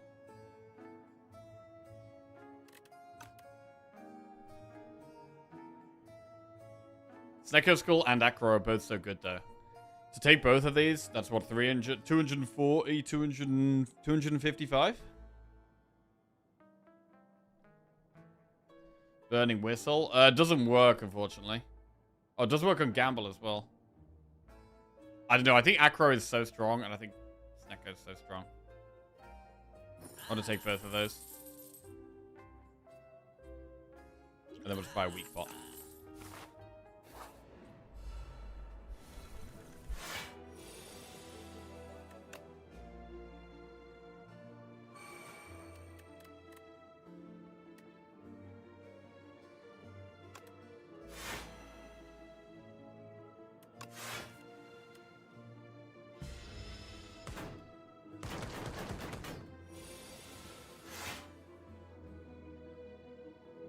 Man, I don't like hands like this, where we just get too many of our powers at once. This is why the Acro is good. I mean, I'm already thinking about using Clarity Extract here. I'm going to use it. Doesn't help that much. Does not help that much. And now we've got our powers in place, so we probably don't take any damage for the rest of the fight. But we've lost loads of health this fight.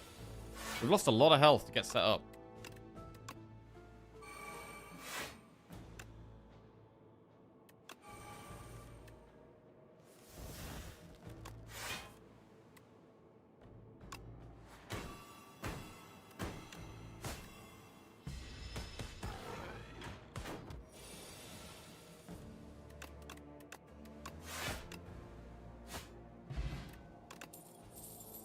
Dagger Throw, untouchable. Do we take one Dagger Throw as another discard? Dagger Throw is like the worst discard for us. It's not upgraded either.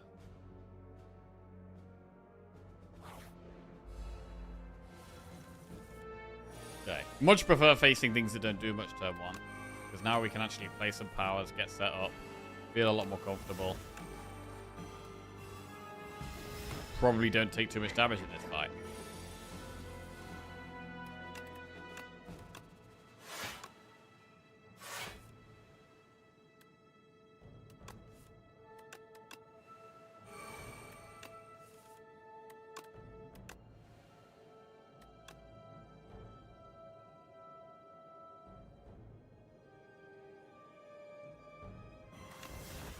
Right, go with the defensive option first.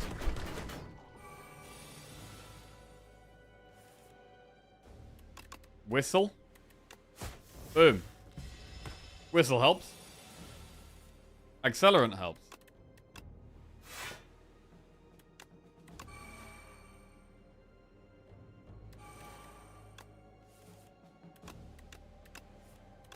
Nice draw.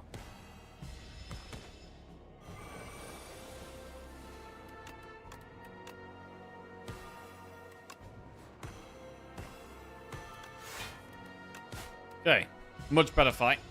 Much better fight. Another Accelerant and another Haze. I don't think we can take these. We could take Accelerant if we really had loads and loads of poison, but...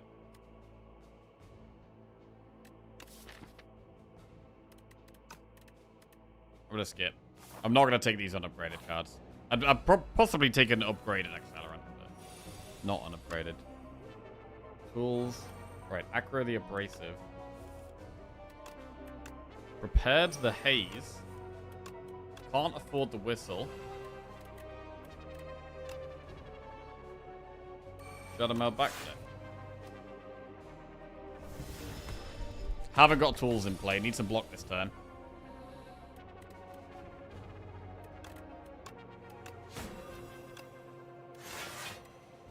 block it.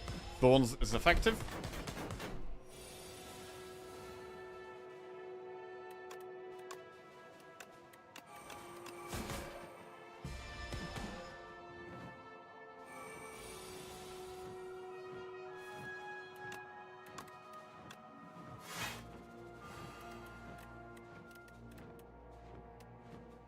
Back flip. And then fasten defend looks good. We haven't upgraded one of the facets still.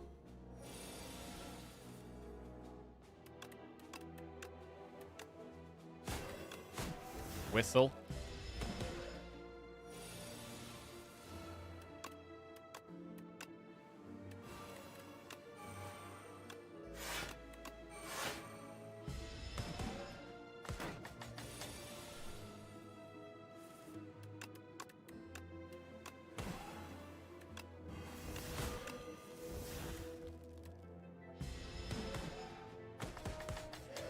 Okay, another decent fight. Regen pot could actually help.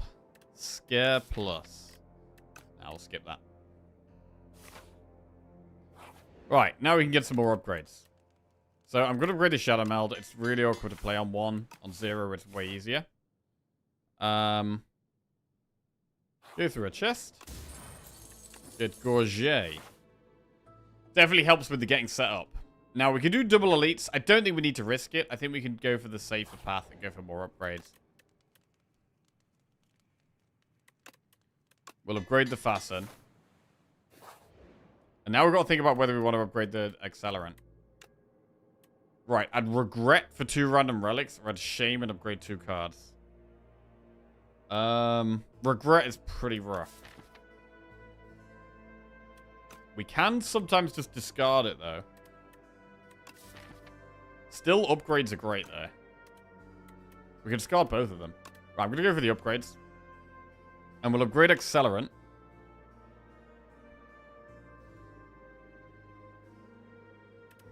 And we'll upgrade Prepared.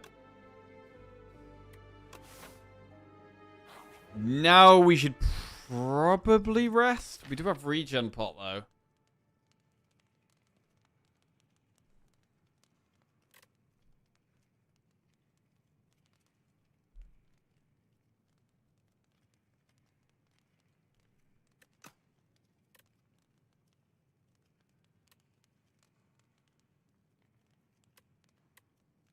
I'm gonna rest. We can still save the regen pop for the bosses.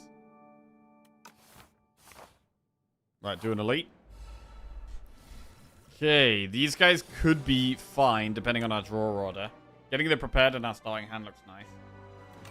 And the double tools. It also looks nice.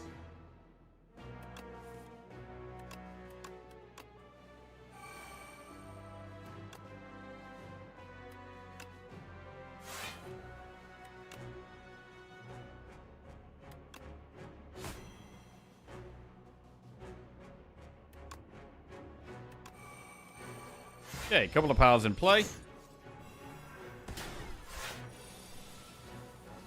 Fantastic double haze. Oh, it just massively speeds the fight up. Leg sweep is good.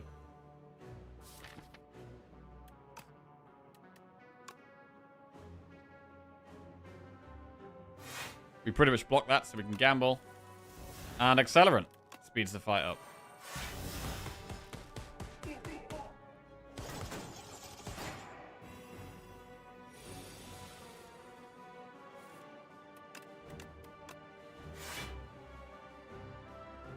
Front one's dead. Middle one's dead.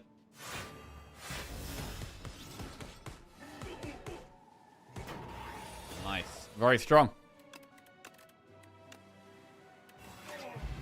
Okay. Warpaint. 2 free upgrades could be good. Dodge of roll, blade dance, speedster. I think we got to skip those. Adrenaline, Envenom, or Shadow Meld. I mean, Envenom could have been nice, but we don't have that many attacks. I think it is just Adrenaline. Get the speed up. Take Warpaint. Bouncing Flask plus and Untouchable plus. Very nice. So nice to get Warpaint. One final fight. I'm going to cycle. We lose double block, but I really want to get to powers. Here we go. Fasten, fasten.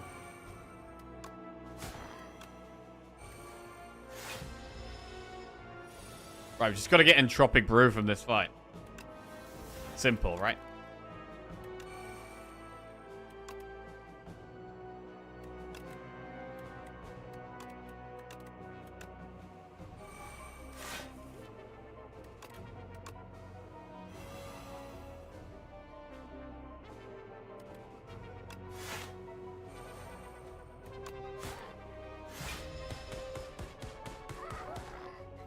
Okay, the two little dudes are dead.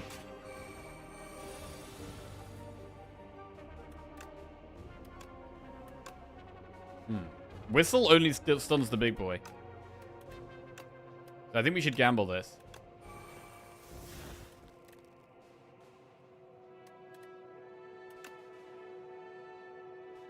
Actually, not the best turn. One defender would do a lot of work.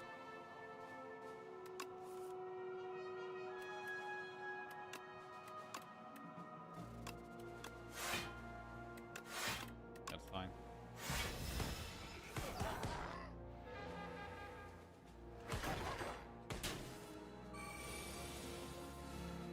Double haze.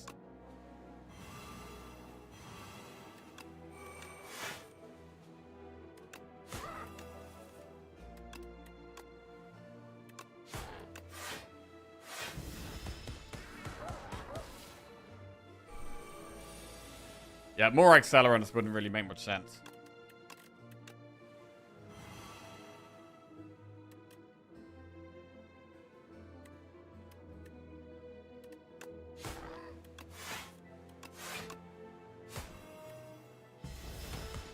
Because we're not applying enough poison to get super good value out of it. One accelerant is fine. We could definitely take a second gamble. And, I mean, rest heals enough, right? 15 healing, I think, means that we rest here. But we still have the regen pot. We've got double weak pot. Our damage is a little bit slow. I'm wondering if we are a bit scared of phase 2 of this fight.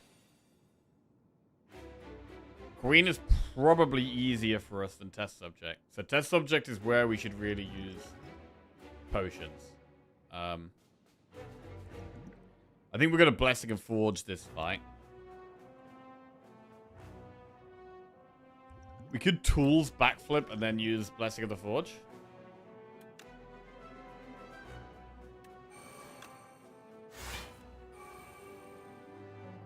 I like it.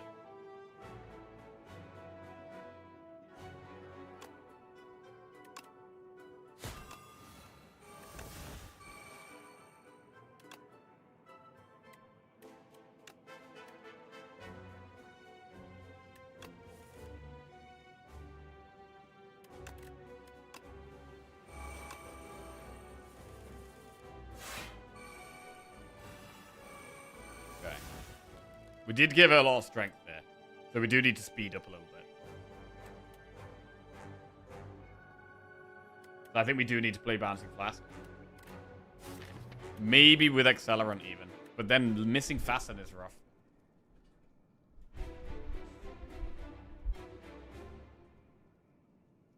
I think we have to miss the Fasten here. This is the fight we're scared about, not the next one.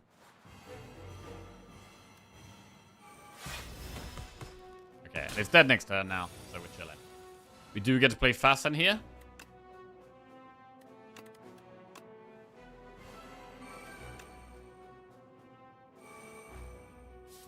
I mean, we can gamble and just find more powers. We can just, it's fine to just gamble now. Once we've got tools in play, gambling is totally chill.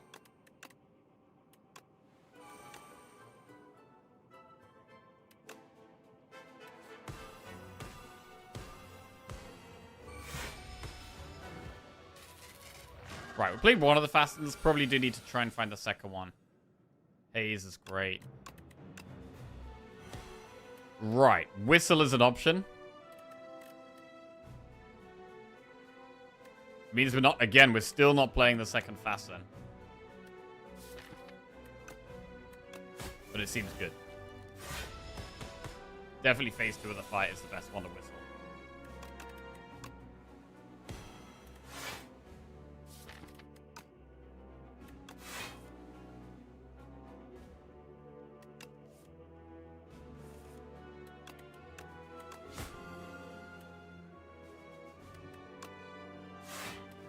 Okay. We do with some more poison. The thorns really just help move things along.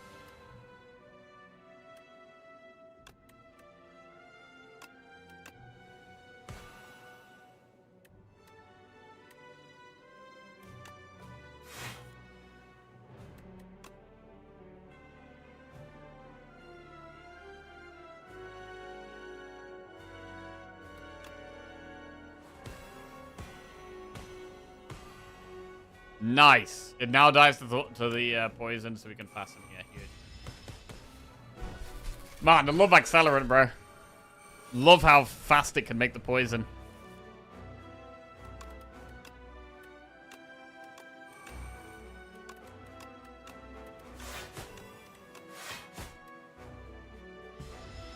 And might not need to use the weak pot.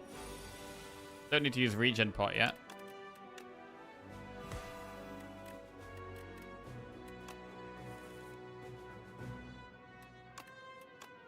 33 is quite a lot. Kind of hard to apply poison this turn.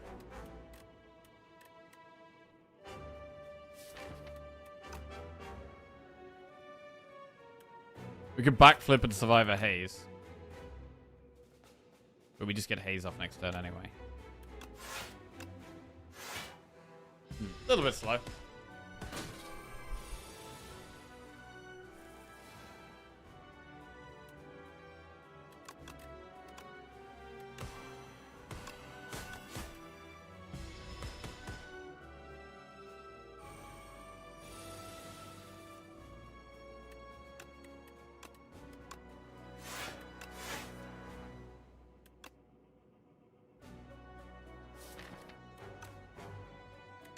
We should really like sweep.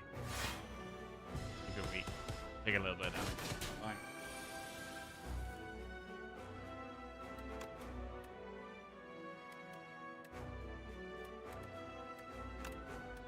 It's very hard to play the bouncing flask on 3 energy unless we get the happy flower at the same time.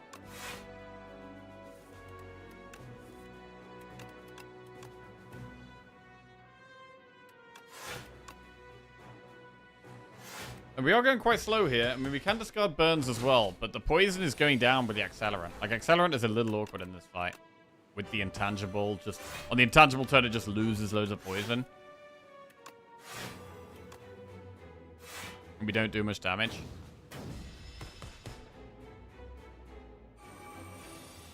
(12 × 3). Oh, God, that's a bad hand. That's an incredibly bad hand. No block here.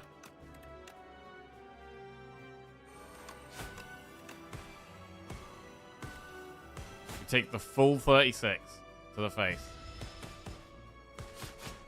Ow. That's done half of our health. That is absolutely terrible.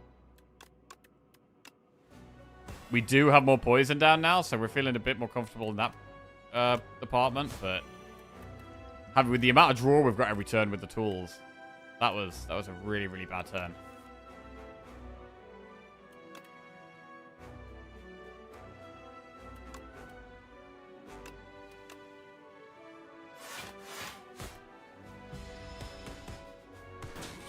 Okay, we have lethal next turn.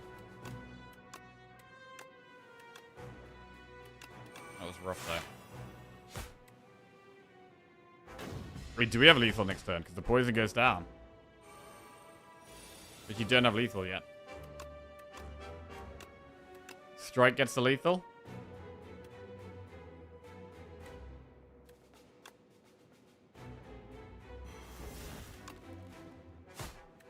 Jesus. This is a lot closer than I thought it was going to be. Okay. Well, here we go. Can we beat the Queen? We can regen pot immediately. Ooh, we're frail here. I mean, Shadow Melt defend does a lot of block. We could whistle. It's a bad starting hand. It's undeniably a bad starting hand. If we whistle, we preserve Vambrace, but we're still frail. It's actually not terrible to take damage here to get Centennial Puzzle active.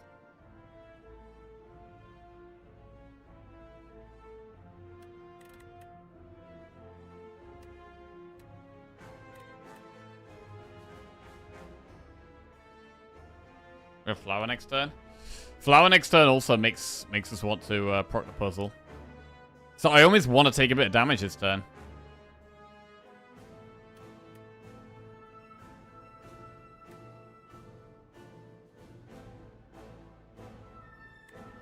If we Shadow Melt double defend, we do block it all.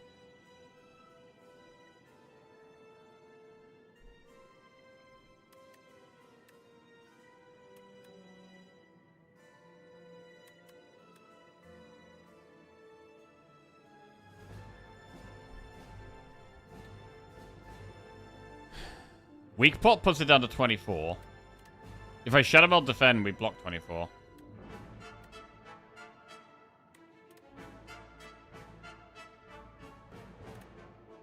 Do we really care about Frail? We don't really care about Frail because this makes us Frail anyway, right?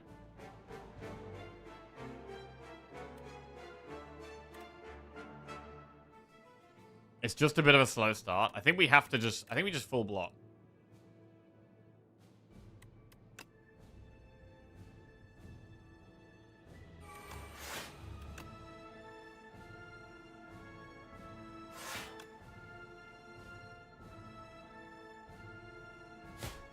Rough, though.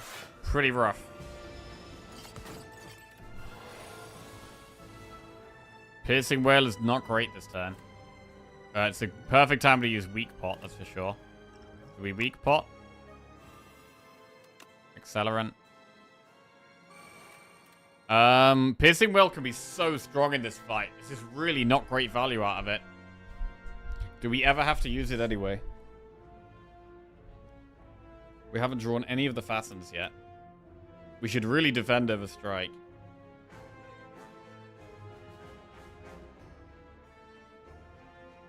Thing is, you have to draw Whale at the right time in this fight anyway. It's probably just worth saving the health right now. Once we're set up, we're pretty happy. We're going to have big block with Fastens. We can keep them weak because of the weak bots as well. We really, really, really need to preserve health and just not die in the next few turns.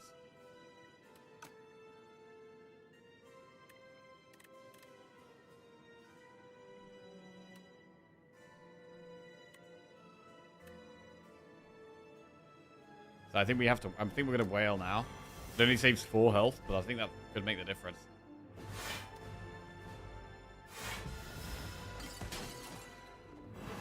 Right, there's a Fasten there. Tools of the Trade, which is incredibly good in this fight. We've only just found.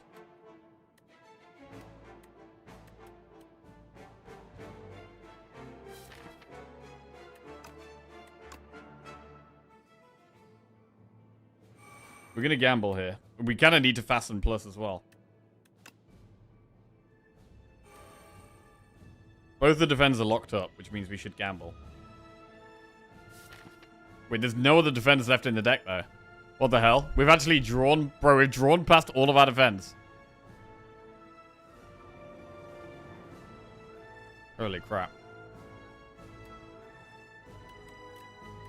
Well, Untouchable block's about the same as the defense, so we should gamble. Right. We could get towards Adrenaline, which could help.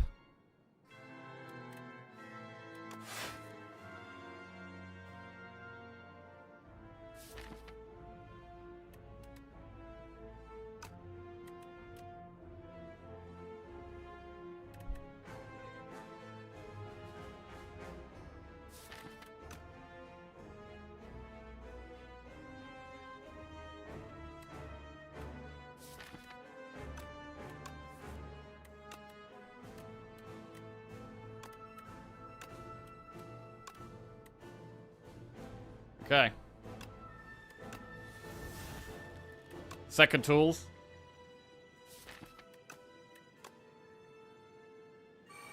Backflip.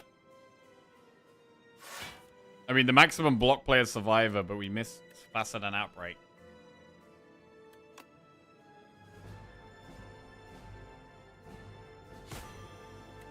Is that fine? I mean, Outbreak does speed our damage up. We've got double tools in place, so the fight does become easier. It feels very strange to not play the upgraded Fasten.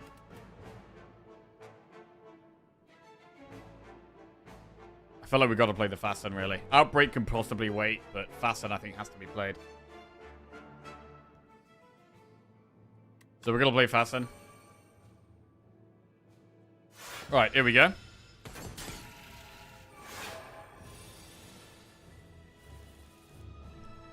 So, we can discard bound cards as well.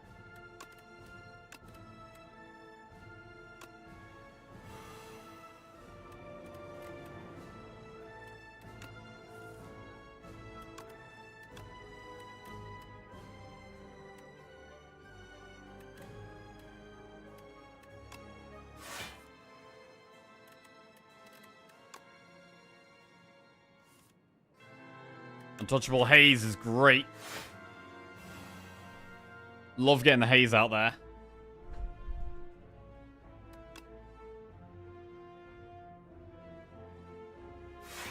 Okay. Starts the damage going. 20 damage.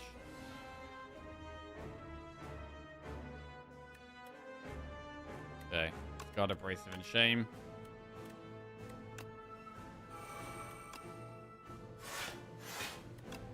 Next turn's a bit scary. We've played the Piercing Whale as well. Played Piercing. We do have Shadow Meld.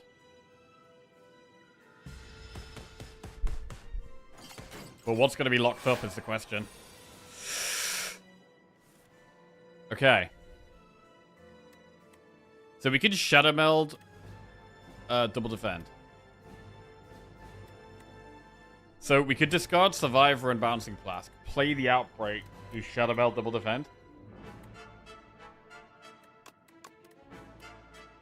Bouncing Flask would be so good to get into play, but I think we need to do this here. I mean, Outbreak is nice to have as well.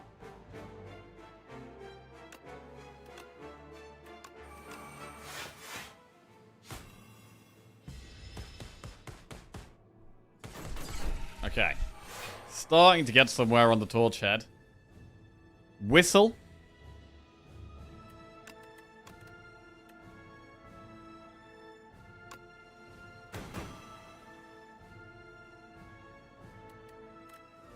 Could save. It's quite nice to save Whistle for when we have the Queen.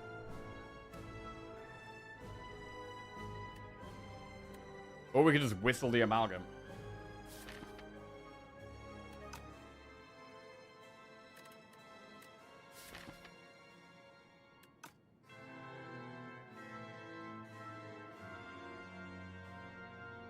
What Noxious Fumes to stop Accelerant from draining your stacks to be juicy here? Yes.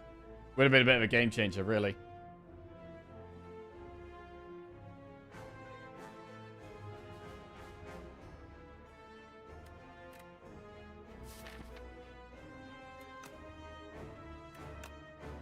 I'm gonna draw. Defend, gamble. Prepared. Untouchable and Haze.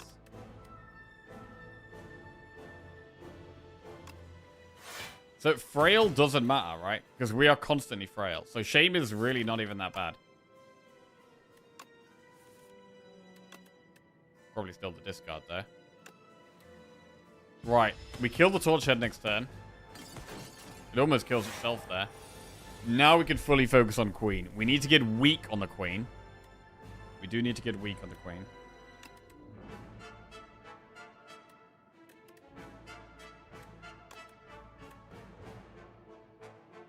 So we could leg sweep.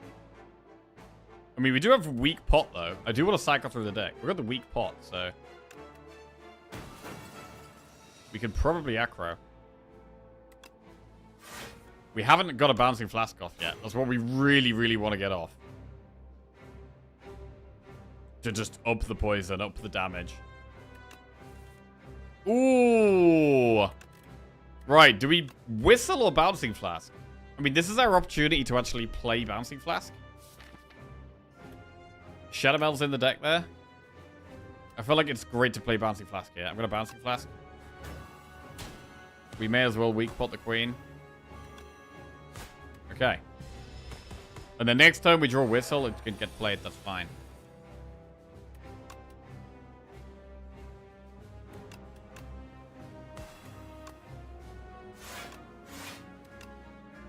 Fully block that. The queen is now dying. Okay, suddenly the fight's over. A little awkward.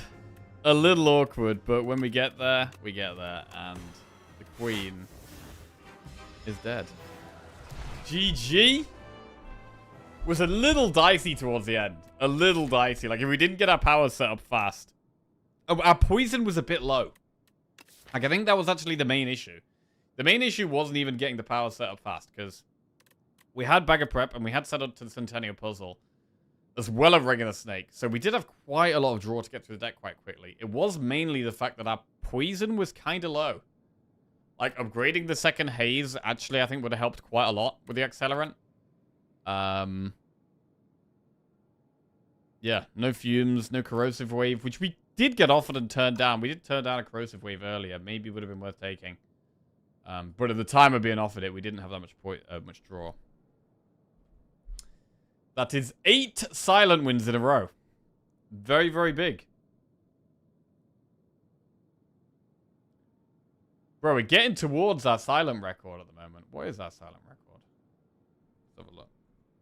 Silent main, absolutely. 12 in a row is our best with silent in Slay the Spire 2 so far. So still a bit of a way off, actually. Still a bit of a way off.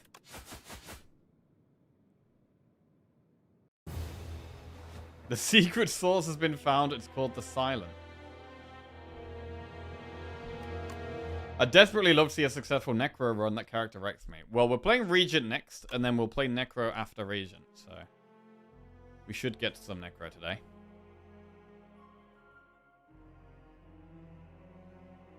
Is Silent stronger in this patch than before? I think Silent has been strong through the whole game. I've got 86 wins and 28 losses on Silent, which is a pretty crazy win rate. So I think she's been strong throughout. However, I do think the recent patch was a buff for her. I think Accelerant becoming uncommon was really strong.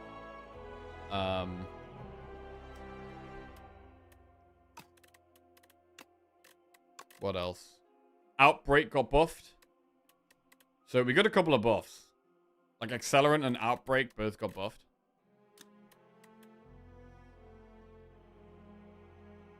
Plans being rare hurts though. I don't really hate that. I think Plans should be a rare card rather than an uncommon. And it's actually stronger if you find it now. It's also a card that you're rarely taking loads of copies of. Like, I will usually take 1, sometimes 2 copies of Well-Laid Plans. I'd never really take more than 2. So once you got 1 or 2, you end up rejecting the card. Generally. I think Plans is, yeah, fine. What's your overall win-loss? 388 to 206.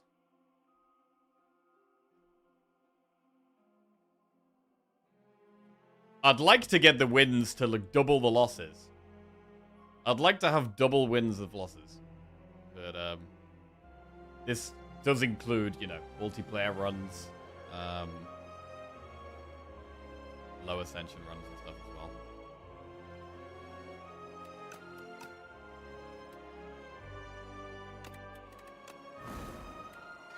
Right, Regent next. Okay.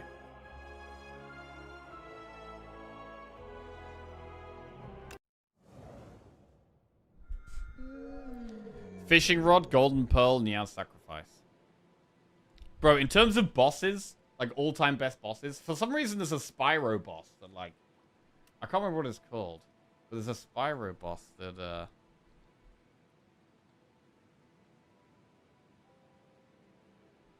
was really good. There was a couple of Spyro bosses that were really good, actually. Who was it? Was it Crush? No, not Crush.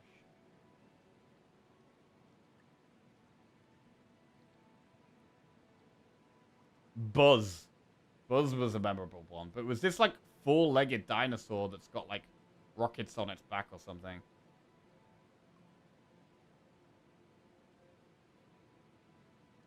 Was a really cool boss. Are you on an 18-win streak currently? No, we're currently on a 3-win streak. Talking about Gulp. Yeah, bro, that might be the one. Gulp? Bro, I love that boss.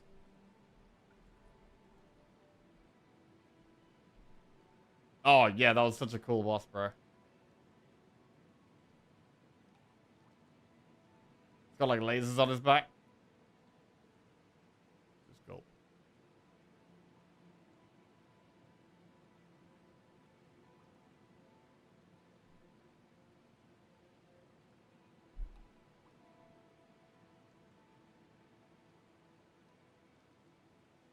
Man.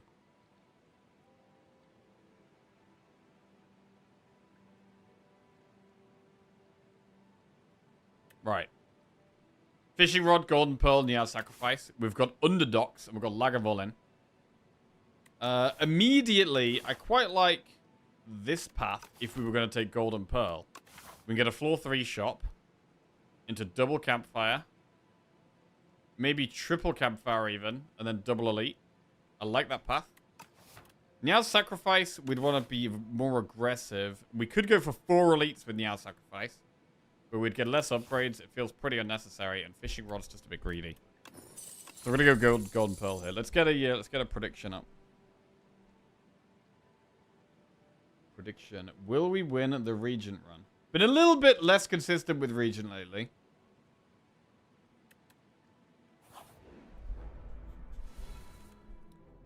Right.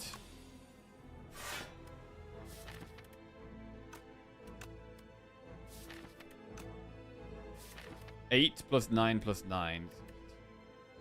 That's 26. So that would kill the one on the...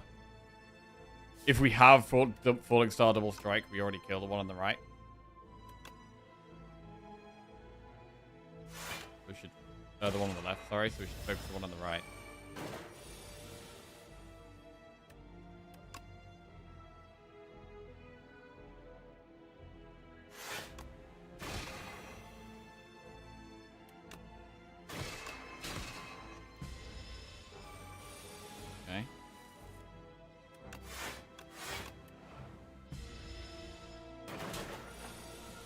I do feel like Regent has got slightly weaker lately with like the creation builds getting nerfed.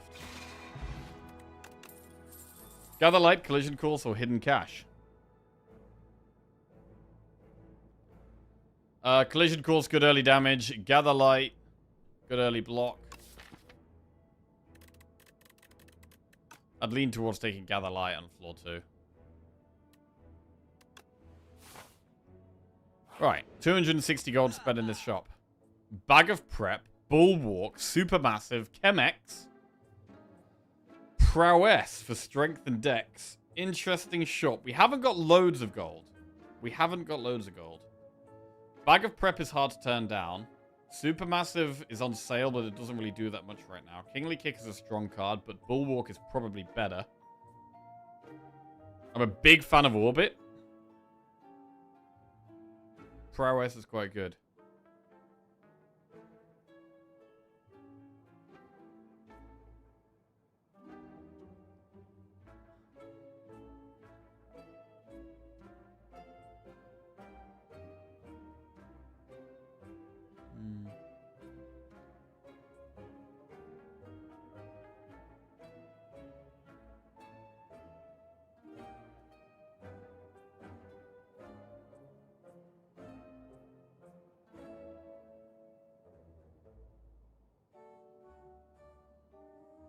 I think it's probably Bag of Prep Bulwark. That is the safest choice here. We're going to do it. Bag of Prep Bulwark. I mean, the strength and dex power is interesting. Right, obtain the Sword of Stone or get 112 gold for 7 HP. Well, we can't spend the gold anytime soon. We could maybe up there, but I'm probably not going to do it. So we're going to go Sword of Stone.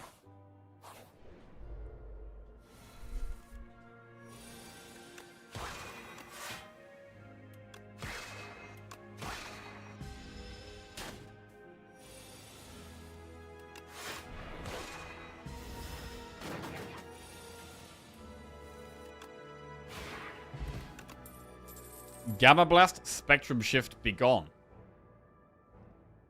I'm a big fan of Gamma Blast. We've added one card that generates stars. Spectrum Shift is pretty good, needs an upgrade, but we're going to go through some campfires, right? We're going to do 1, 2, 3. And Spectrum Shift isn't quite as good now that Pillar of Creation has been nerfed. But it's still a good card. It's still a good card. Gamma Blast doesn't need an upgrade so much. And it is just very good in the early game. Very good tempo.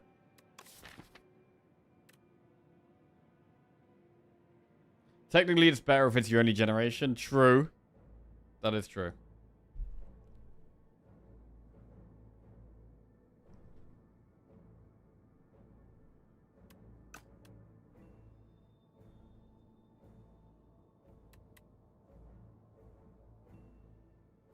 Gamma Blast is just so good here, though.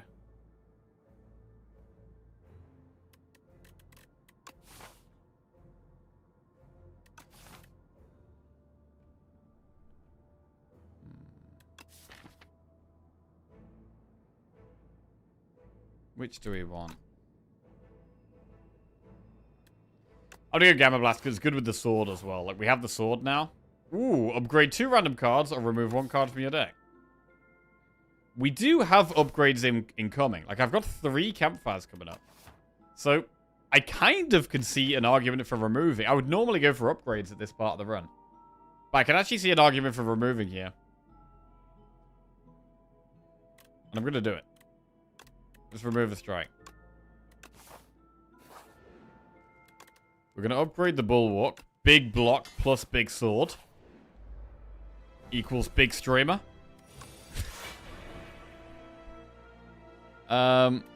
Gamma Blast strike.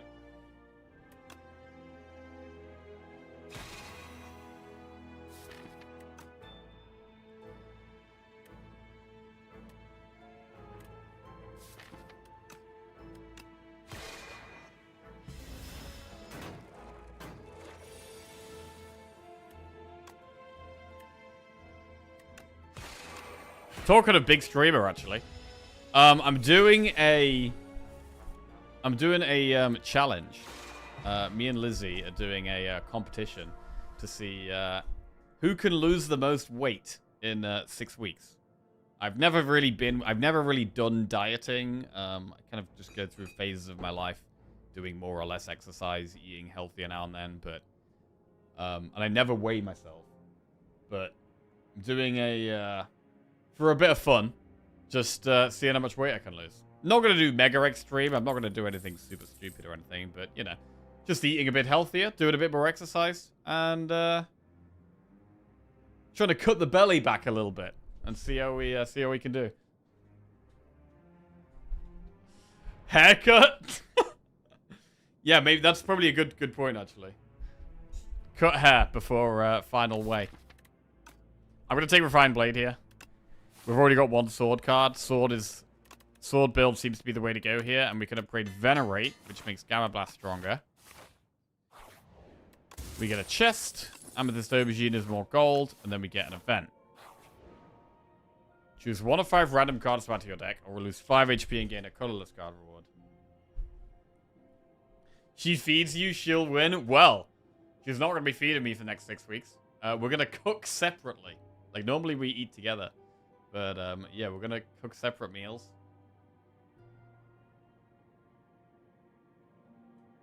Lose Twitch chat. That's a lot of dead weight. Woof. No. No, it's not. Thoughts on well-laid plans change? I think it's good. I like it. I think it's more suited to being a rare. And I like that I don't have to pick 2 cards at the end of my turn. So I like the change.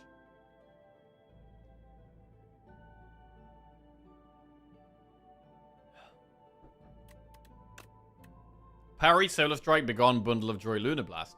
Well, we are a sword build. So parry is pickable. We'll take the parry. I now are going to want more ways of getting the sword back and forth.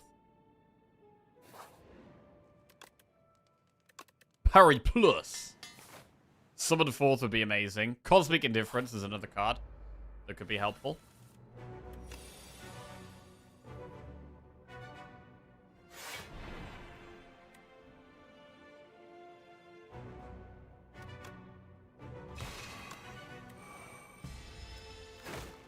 So the sword blocks 14. So we do that when we don't draw much other block.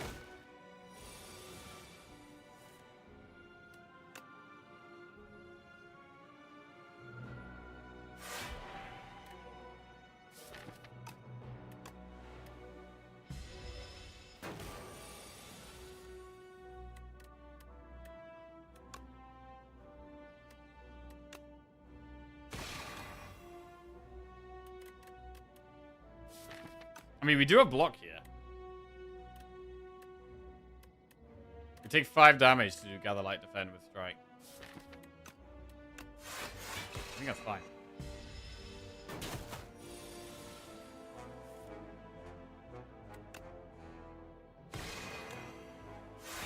Bro, we didn't even use the sword. What the hell?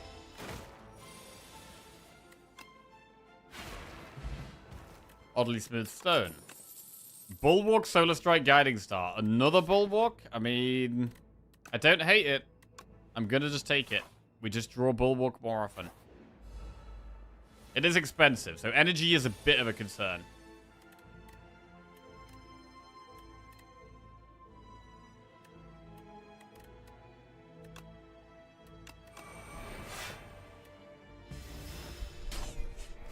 Take some damage here.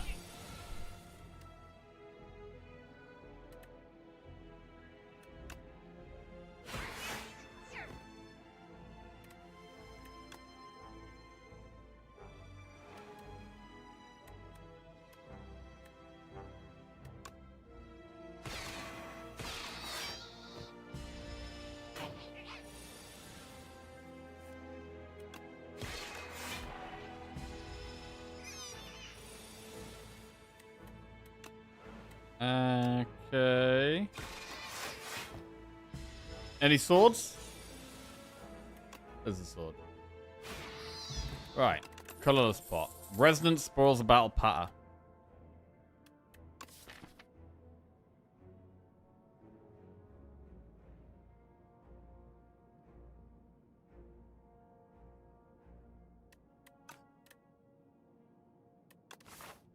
Spoils is okay. But do we need it when we've already got Bag of Prep, we've got Bulwarks which are expensive. We're gonna be playing Bulwark over Spoils every time. I don't think we can take it at the moment. Right, this could be a fight where we use Colorless Pot. We're not really very well suited to an AoE fight.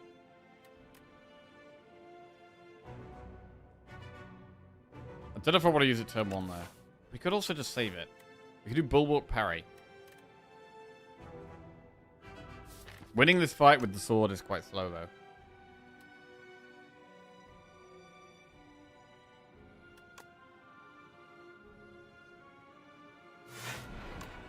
Do this for now.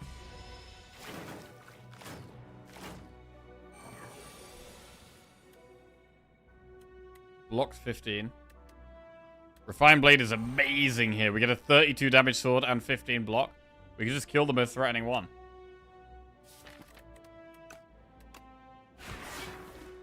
Very good. 11 damage. Bulwark.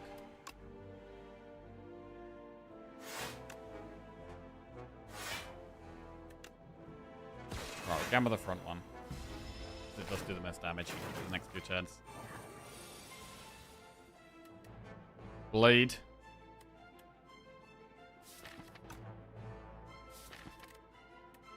We don't have loads of damage next turn.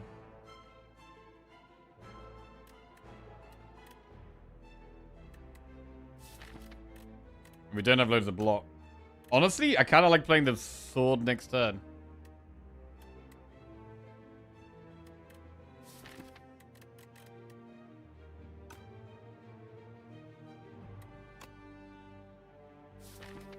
Because I want to gather light with the sword next turn.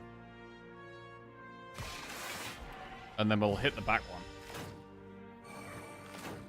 These are going to be doing a lot of damage. It's 20 damage. But then this one isn't going to be attacking. The front one isn't going to be attacking next turn now, which is great.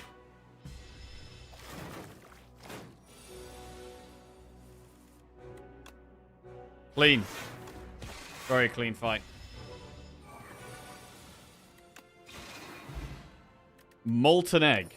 Well, we're not going to be adding too many attacks if we're a sword build. Conqueror, Quasar, or Furnace? I mean, this is a spot where we could actually consider Conqueror because we are full sword build. But Furnace is probably still better. I think Furnace is still better.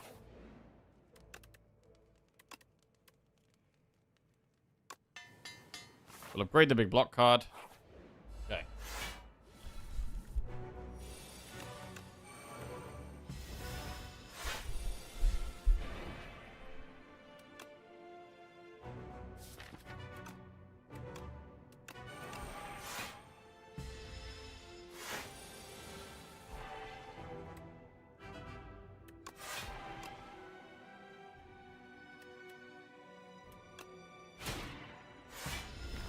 Okay.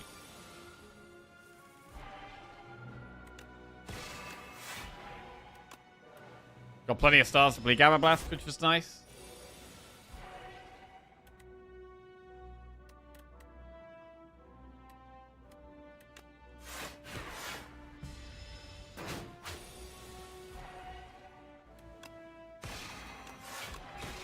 The sword is very big.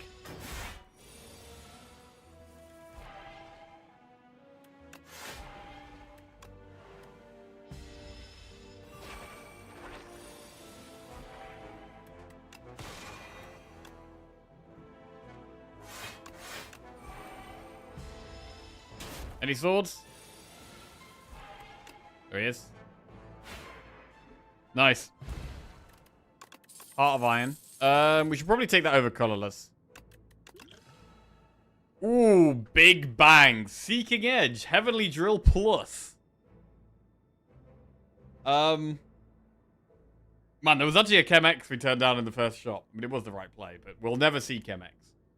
So we're not going to take Heavenly Drill. Big Bang or Seeking Edge? I mean, it's got to be Seeking Edge, I think. Big Bang is amazing. Big Bang really is amazing, but with a full sword build, I feel like we should probably go Seeking Edge here. Big Bang and clone it? Oh, bro, if we get clone and we don't take Big Bang, it sucks so hard.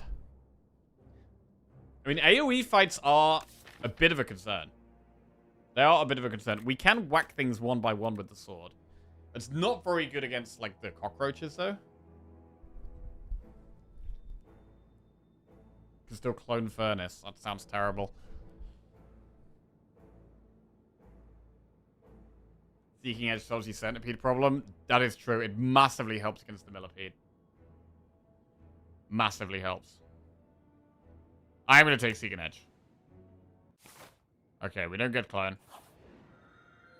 Upgrade 4 cards. Replace the Act 2 map with a single path, or remove 4 cards when you shuffle your draw pile at a soot. Upgrades aren't that insane for us here. What would we upgrade? We'd upgrade literally Gather Light, Furnace, and probably 2 Defense.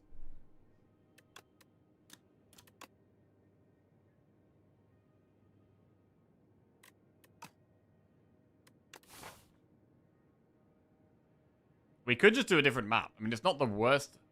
It's not the worst map in the world. Because we could do a shop soon, which is quite good. Get an upgrade.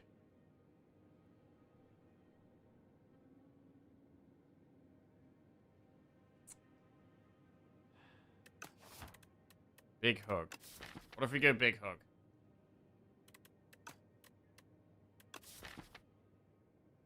We could remove 2 strikes, 2 defense.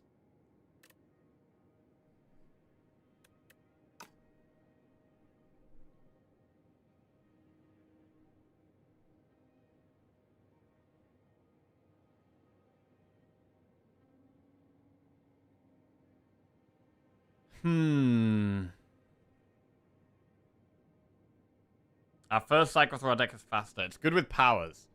We're more likely to draw powers quickly.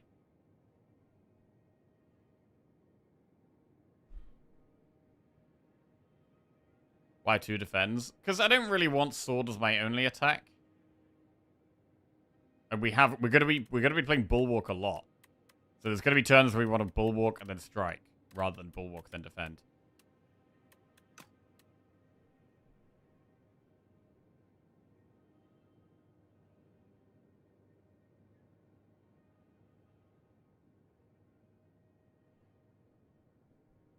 We could just go Compass, like, I think it is fine.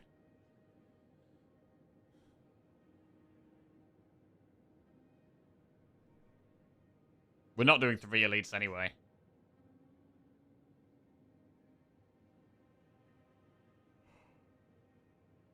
I mean, we could. But that's not what we want to do.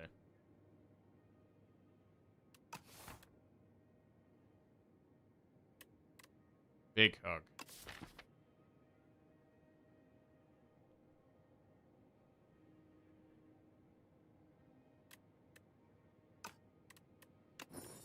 I'm going to just do the compass. It's not very exciting, but they weren't very good options.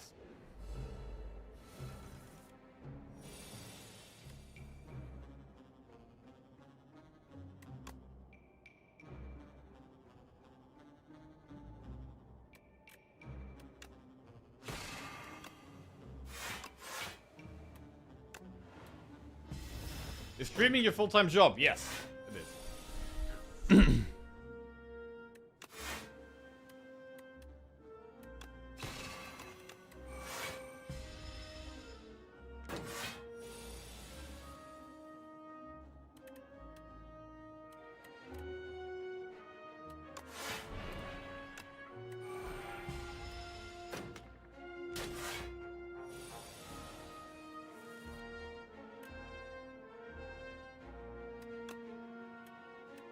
15 block, huge.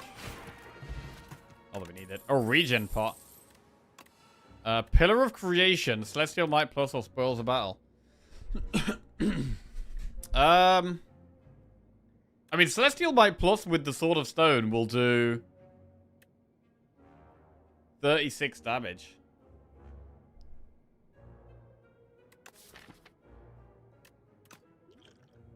Pillar of Creation doesn't really do much right now.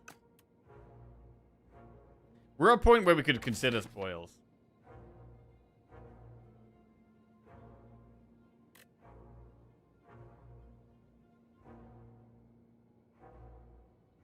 Does Jackie already have that Twitch partnership thing with Amazon Prime? I do have a Twitch partnership, yes. Which means if you have Amazon Prime, you can subscribe for free.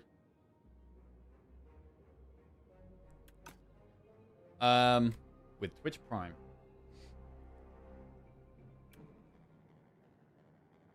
I'm not totally opposed to the Celestial Might.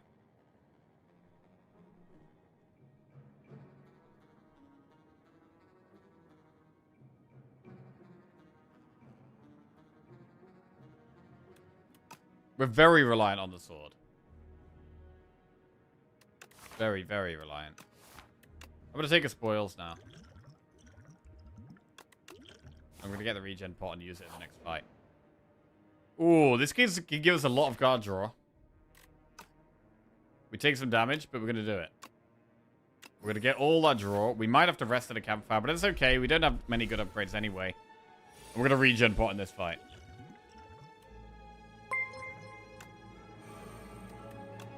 Theon Chasem just resubscribed for 47 months. Get your primes out. Hey, the one Shazam. Welcome back to the Jackoff, mate. Thank you very much.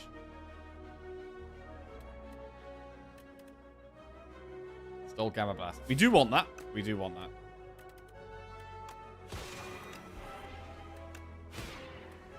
Gotta focus on killing this thing.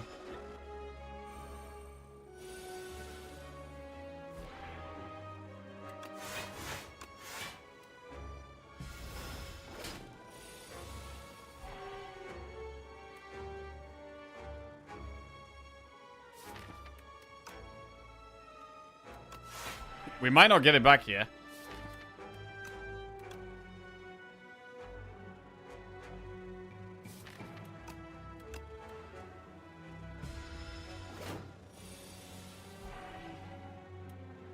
Spoils draws the sword.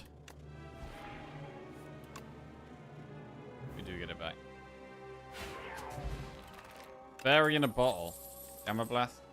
Raw and War Plus. Glow or no they place. I'll take another place. We'll get our Gamma Blast back though. Oh, bro! Molten Egg! We get it back upgraded. That's sweet. Thanks, bro.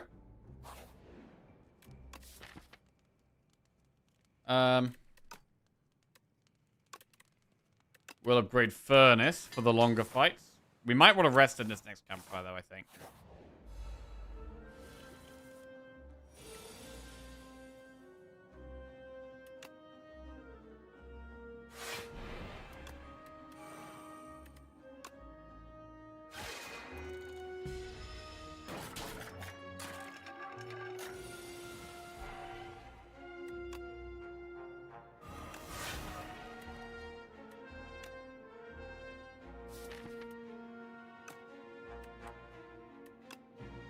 Might want to kill that one next turn. Could be able to with the sword. 50 damage. Seeking Edge is 57 AoE. It's incredibly good. Oh, that's clean. That is clean. Reflect, Devastate plus Spoils of Battle. We're a bit light on stars for Reflect. It's a great card, but our stars are kind of low. It's just the upgraded Venerate and a Gather Light. That's it. We would need to start adding more star things. And then we'd be moving away from the sword build a bit. We can do stars and a sword, but right now Reflect, I think, is bad. Just because of the Gamma Blast. So I think I'm going to skip. And then we're going to rest in this campfire. One goes. Pay 300 gold and get 3 random relics after 5 combats. Mini region. First time you spend stars each turn, gain 1 strength. Or one goes bargain bin. So we've got a shop coming up. We're not going to get the mystery box value for a long time. It's probably bargain bin just because we really want to have a look in the shop.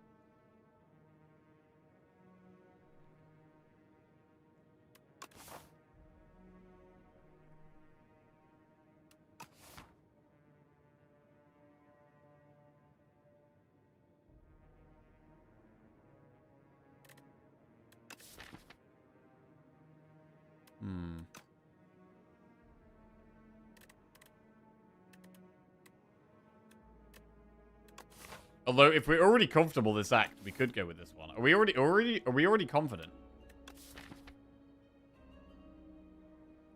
It's mainly getting the sword back that's the issue. So I'm gonna go to random common relic. Potion Belt is actually pretty good here. Festive Popper and some monies. Choose an attack to enchant with sharp, skill with nimble, power with swift. It's gonna be Swift parry? Swift furnace, swift seeking edge. Swift parry.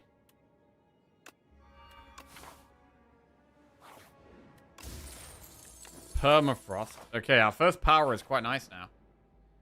Ooh. Enlightenment or remove cards. I mean, Enlightenment works with the Bulwarks very well, but we'd need to upgrade the Enlightenments and have more card draw. I mean, it also works with the sword.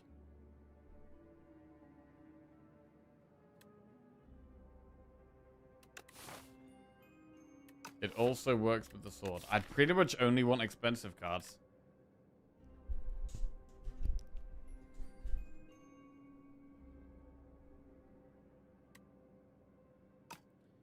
We could also just remove one.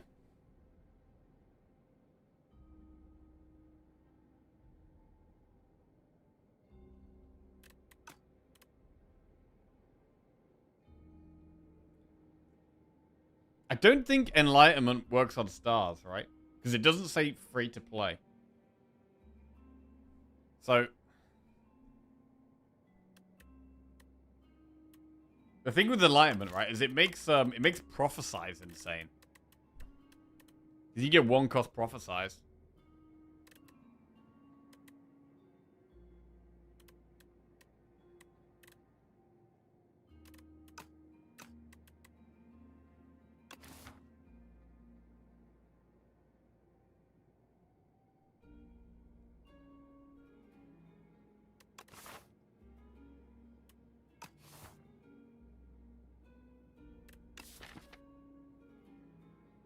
We don't have great energy, and this can help with energy.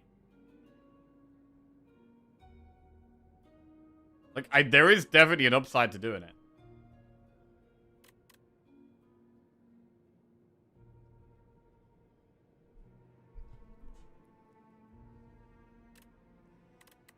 I'm going to take Enlightenment. It's a bit better with the bag of prep, makes it a bit better as well.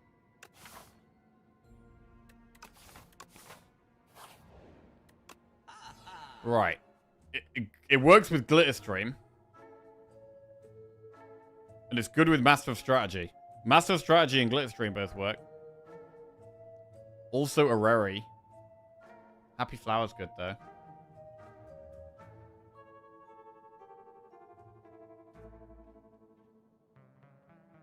It's a very good master strategy. Instead of doing glitter stream, though, we could do master strategy remove.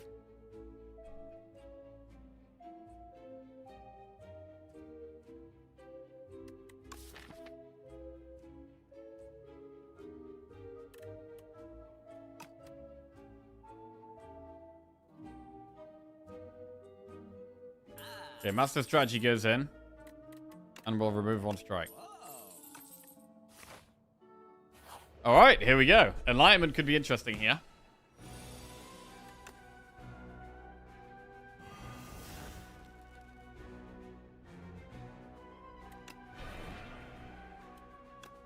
Make the sword cheaper this turn.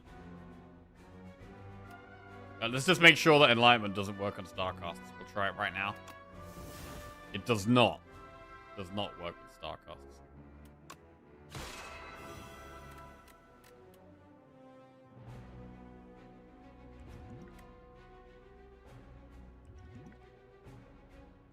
Just have to check that.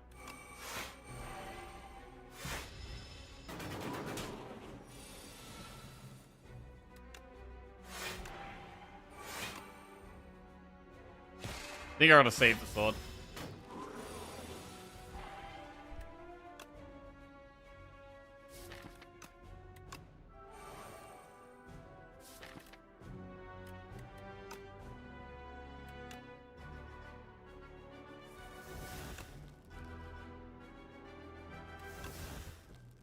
Damage. Man, maybe it's Falling Star. I was gonna Bulwark, but keeping it vulnerable weak next turn looks very good. So I'm gonna Venerate Falling Star Blade, but Bulwark is 1 energy.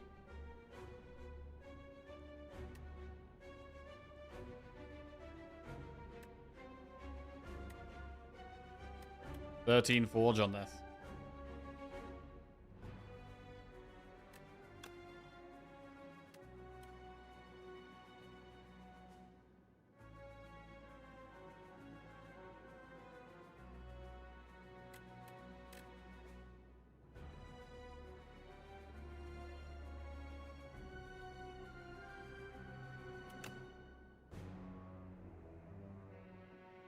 We can swing next turn. We could swing next turn. But equally, we could just put the sword... We could play the sword twice. Although, actually, we're not going to be far off lethal. So, actually, playing the sword once is probably the way.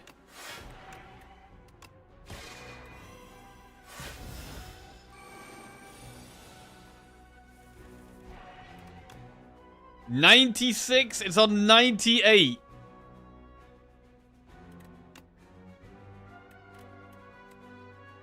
So close.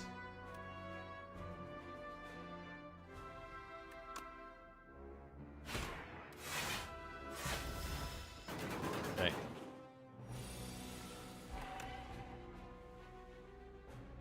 And this could be why it's nice to have a strike and not just events. Sometimes you need to finish things off.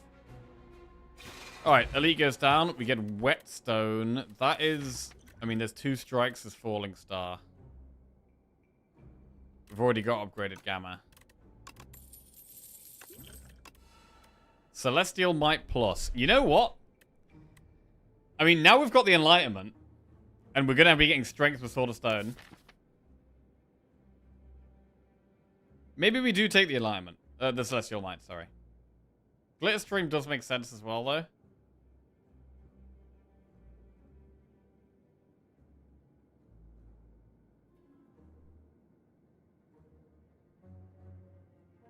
I'm gonna go Celestial Might Whetstone.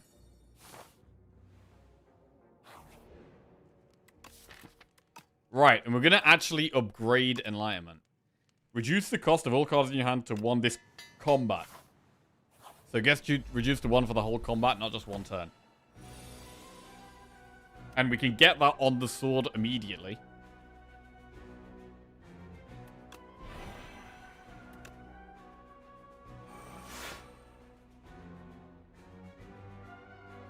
Although it's kind of nice to play Furnace here.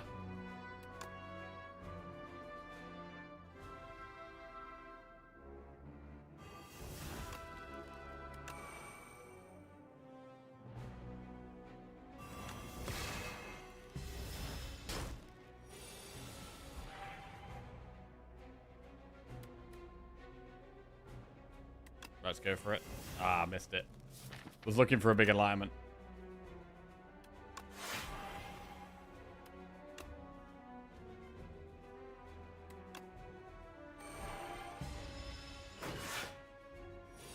$18 damage. This is a good turn to use Sovereign Blade.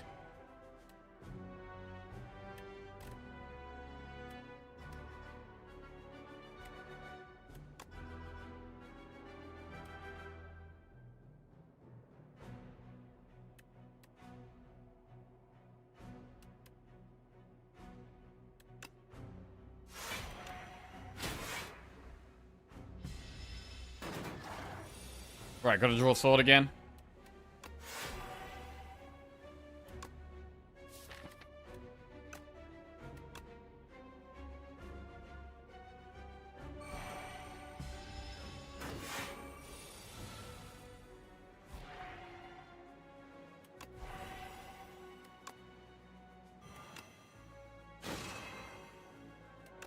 Bulwark. Looking for sword. Any swords? Celestial Might is okay. It doesn't make that much of a difference, really. Because it dies once we find the sword.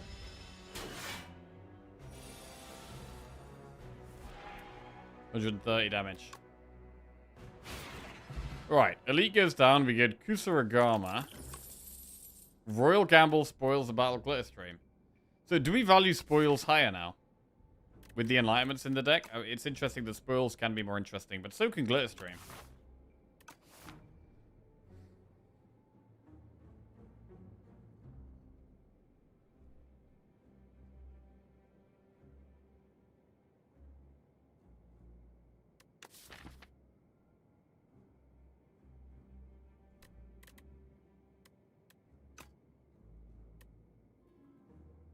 I'm going to take Glitter Stream. But I think we would, if we were going to upgrade here, I think we'd still upgrade Enlightenment. I am slightly scared of this fight, but we've got Fairy in a bottle. So we're going to upgrade the other alignment. Right, anything these hit can get permanently reduced, which is really big. Bit of a slow start.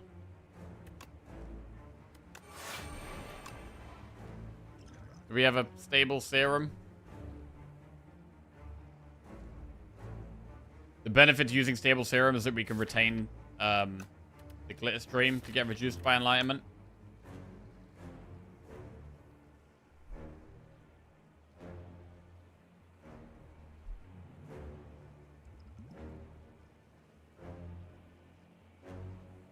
I'm gonna do it.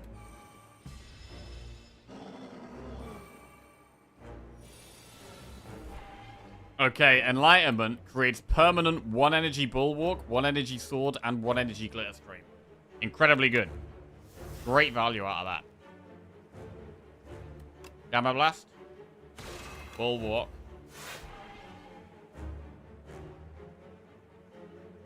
Sword.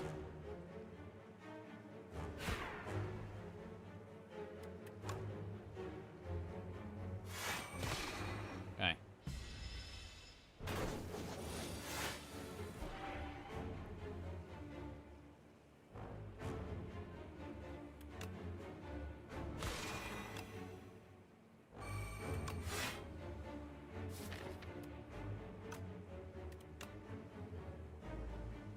We get more draw next turn.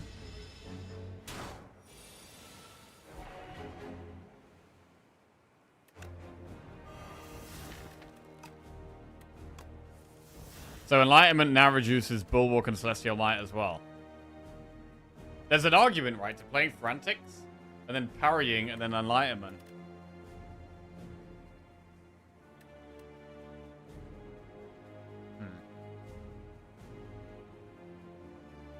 I mean, we kind of need to play parry.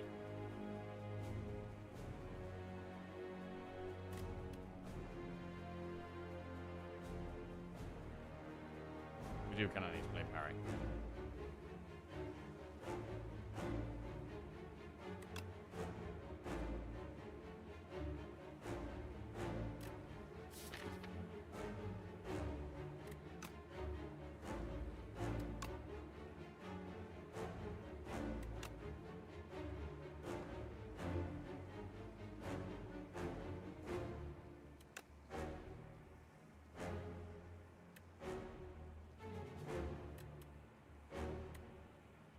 Celestial Might is better to play after the Sword of Stone is completed, which is not yet. It's not that essential to play that here.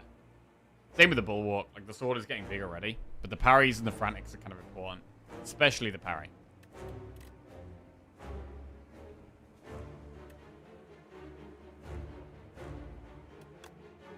I'm gonna parry first. Ooh, hit the Bulwark.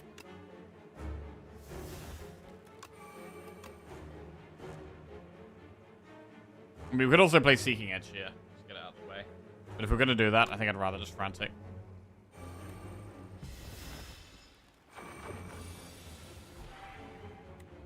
Blade, 90 damage, 15 block. Gotta be played here. Right. 3 Frantics at once. I mean, we really want to be playing Falling Star and Gamma Blast. Venerate does activate them both. But we're going to be low on Frantics, but we're quite far away, so I think we can play Venerate. Like, this Polna score does really help. Glitter Stream for 1 is really nice.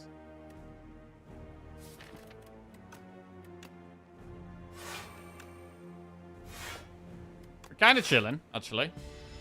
We're blocking, we're still quite far away from it. We get to play Falling and Gamma.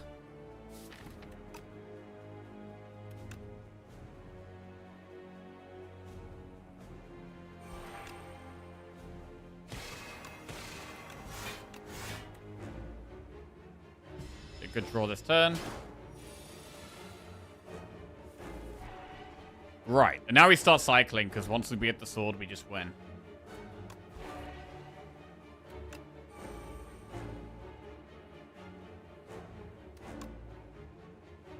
Make sure we're not getting sucked.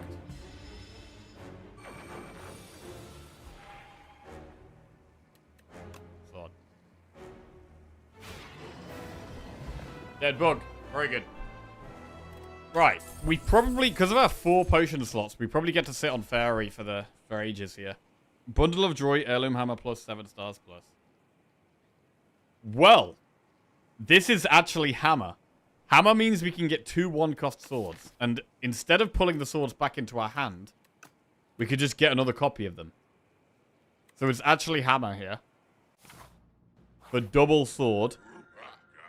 Runic Pyramid, Empty Cage, or Dusty Tome. Well, well, well. So, the thing about the Pyramid is that we already retained swords. And it might be hard to get rid of these Strikes of Defense out of our hands. Sealed Throne is really cool. And means we can take more star cost cards.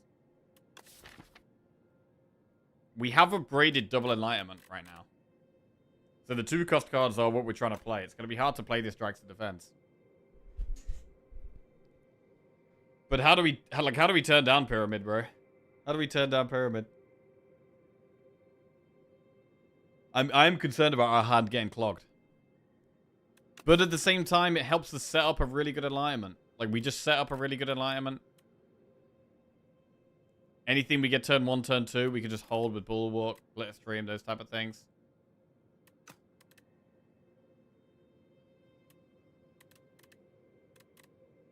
Let's go Pyramid. Does mean that we might want to focus slightly more on energy.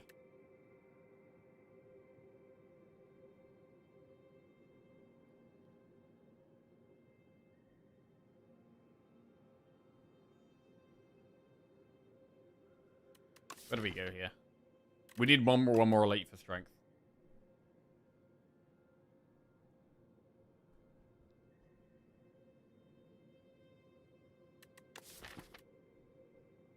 I'd like to upgrade Glitter Stream. That's the only real upgrade I'm really wanting.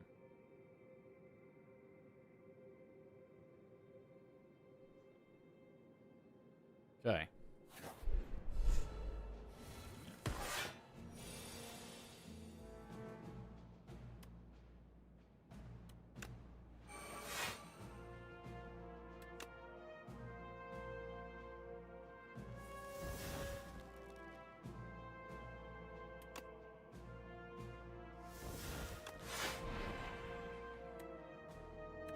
Block that. Very much hand clog. I guess the zero cost cards help. The zero cost cards do help.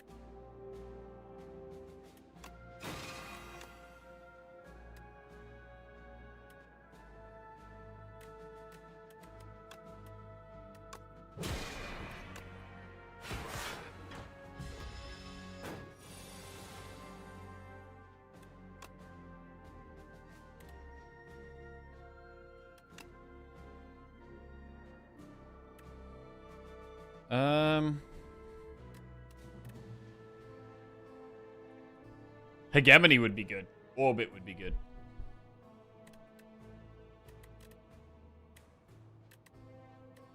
(24 plus 23) is actually not quite lethal.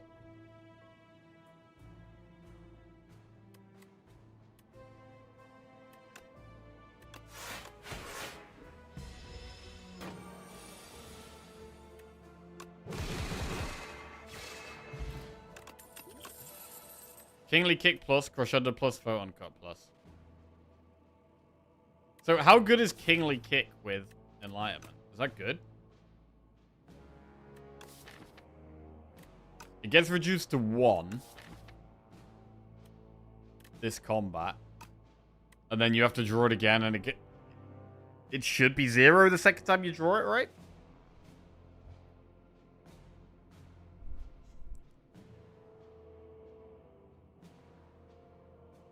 Is it 0 though? I think so.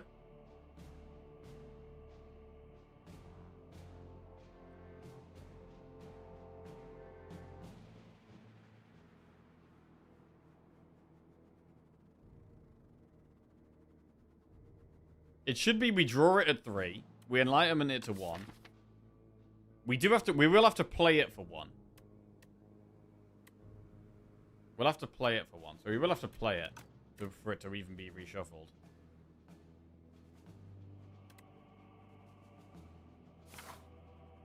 So I'm gonna go past it. I'd rather try and find more energy.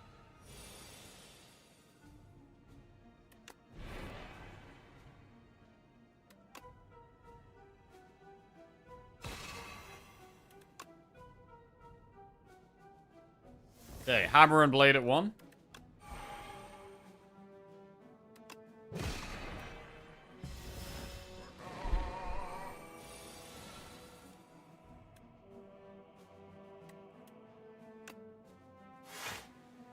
We play more cards just to empty our hand more, so we can draw faster.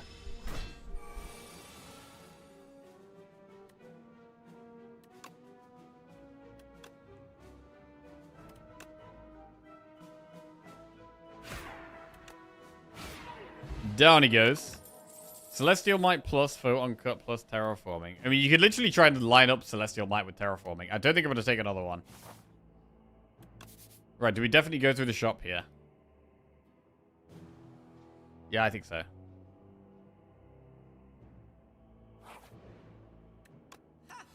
Shout of the Stars, Big Bang. Hegemony plus. Tent, though, bro.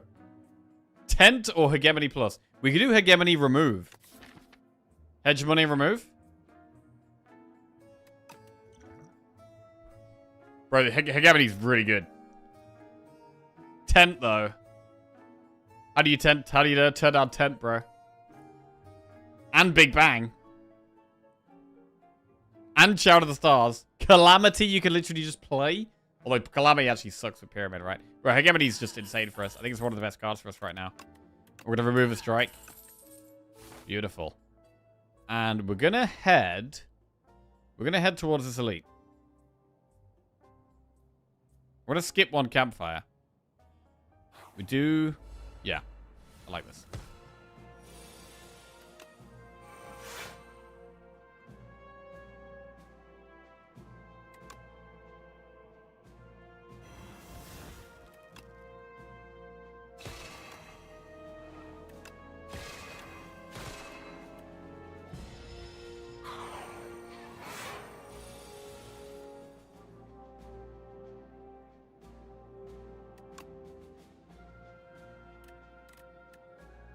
Block as much as we can.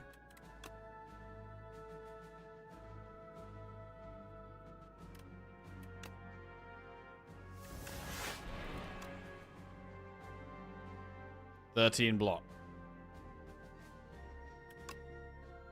Okay. Blocks it exactly, which is really nice.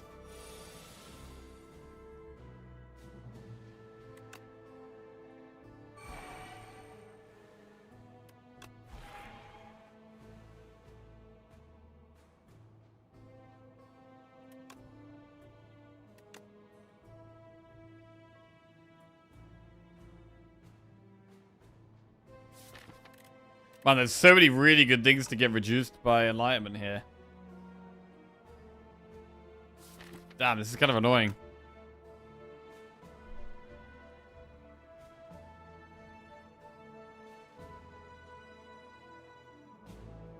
Shouldn't have played spoils, really.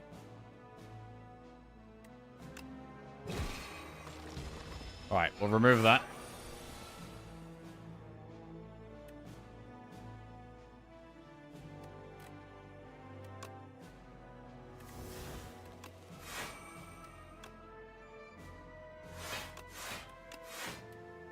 Block most of that.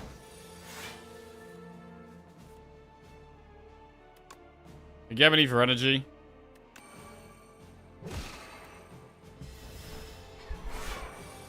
Six energy. Very big. Bulwark. Bulwark. Falling Star. Master Strategy. We already blocked this.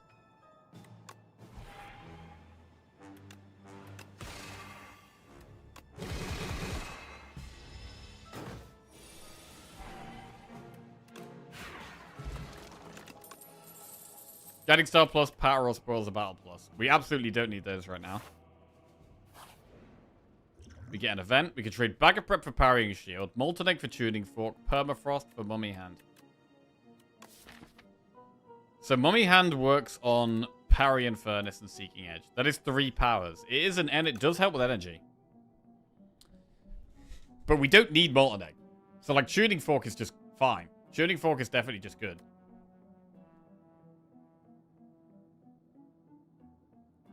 I'm not going to lose Bag of Prep. I do like the Mummy Hand. I'm going to get the Mummy Hand.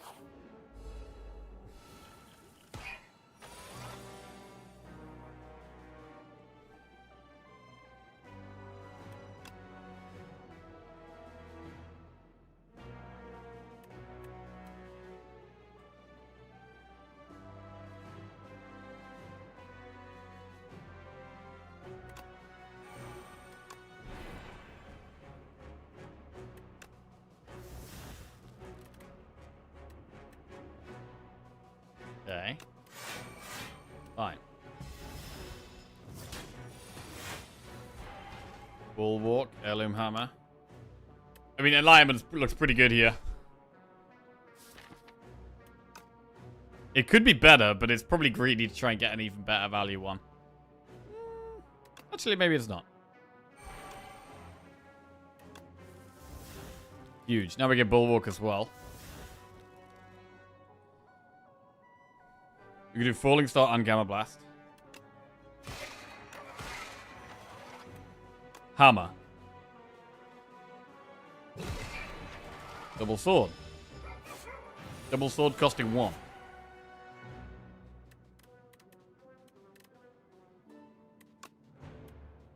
Defend.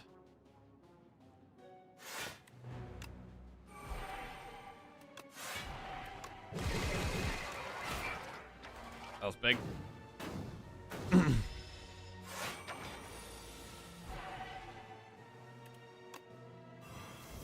No, their place is strong. Parry is good.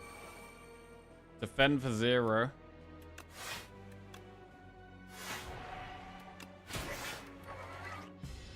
Alright, pretty nice elite fight. And we get 3 strength after this. Which isn't that relevant, although it's good with Celestial Might. Sparkling Rouge, that's more strength than Dex. Orbit plus and Summon Forth. Oh, God. Why we gotta get offered the good cards at the same time? Bro, these are both amazing. Summon Forth is so good in this deck. But Orbit, man, would really get a clogged hand. Oh, having to pick between these two is painful, bro. They're both so good in our deck right now. They're both so good in our deck right now. We cycle through the deck so fast that summon 4 isn't that deep. I mean, it is more relevant after our first cycle. Like, once we don't have Master of Strategy anymore, we don't have Bag of Prep anymore, it's more of a problem. We already have Summon 4 at home.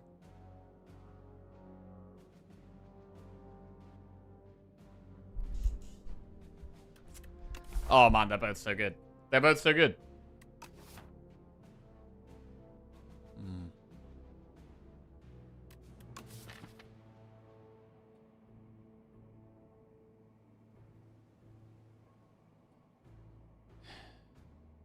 After the first cycle through our deck, we do have a bit more energy. Because we have double enlightenment off. We can play hegemony sometimes as well.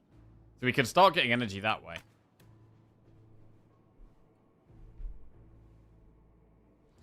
Can I ask what is your overall win rate? Streamer and chat. Chat has a 120% win rate. My win rate is overall 388 wins, 206 losses.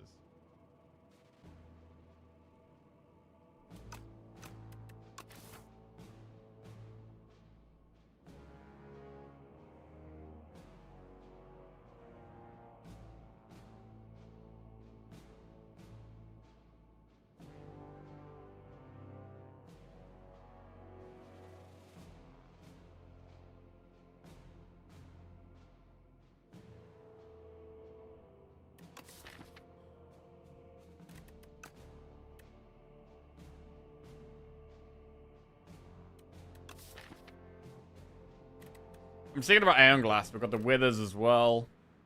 Pulling the hammers back is so huge. But I'm going to go Orbit. I'm going to go Orbit. We get Stone Calendar. That's some more damage. I'm going to go for a rest. 72 health. Give Oddly Smoothstone 100 gold. Do we give 100 gold? There's a chance we decide to go through that shop. So we're going to give Explosive Ample. It's not a very relevant potion. Regal Pillow. Okay, well that's not very good either.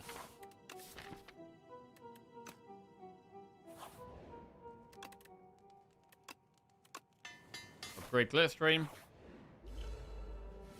Okay.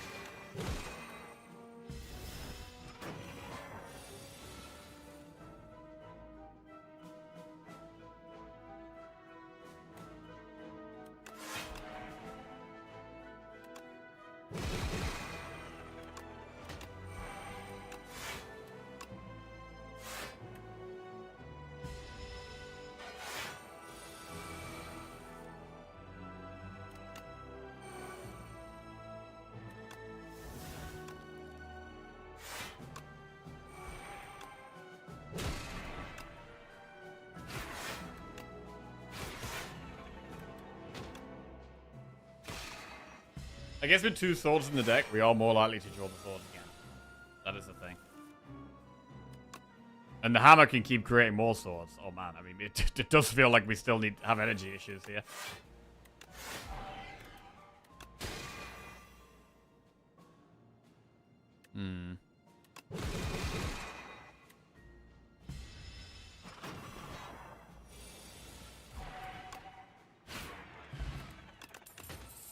Another hedge money. I mean, it's such a good card. Our energy is just so good now. Energy is absolutely sorted. Right, elite or shop?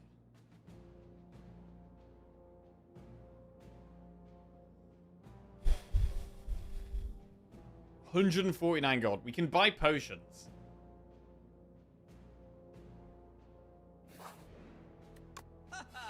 Pillar of Creation. Be gone. Devastate. Okay, they're not very good potions. But at this point, we do just do it. Be gone we can use on Withers, but...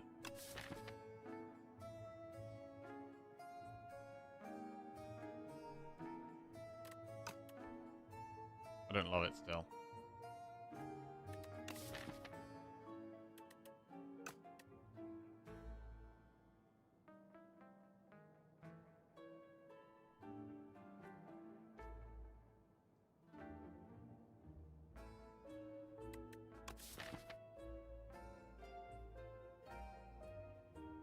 I do think Aeon Glass is going to be more difficult for us.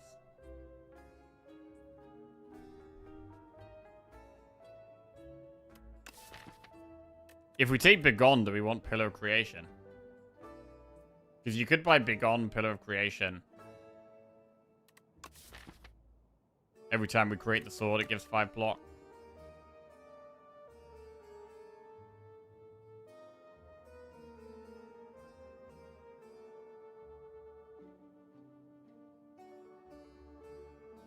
Seeker Strike kind of good. Seeker Strike is alright. It's definitely alright. I just don't like Begone, bro. I just think Begone's a pretty trash card.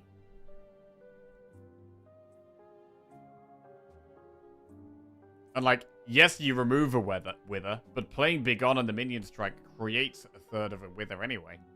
It's playing 2 cards in one. It just push Withers. I'm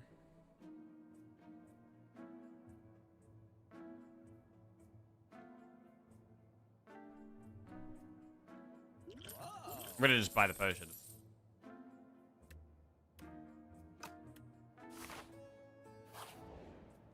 Right. Anything we want to upgrade? I think we're kind of happy. We could upgrade Know Thy Place. Or Master Strategy.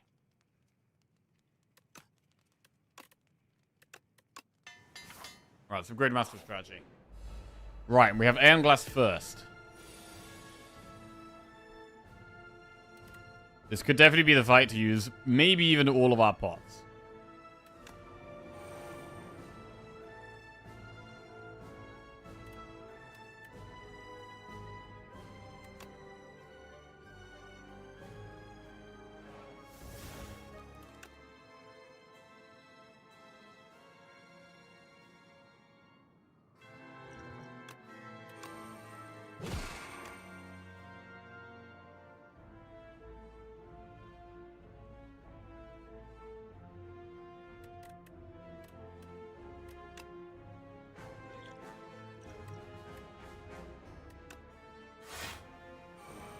Ah, defend getting reduced there is a bit of a disaster.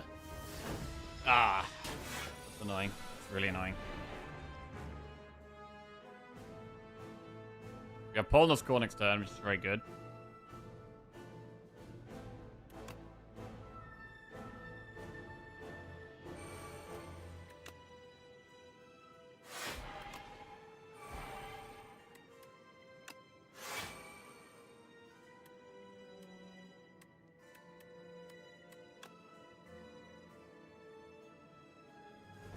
Playing this just so we get more draw from the Polna score. I would need to get through the deck quickly. I want to get these celestial, these alignments off. Okay, here we go.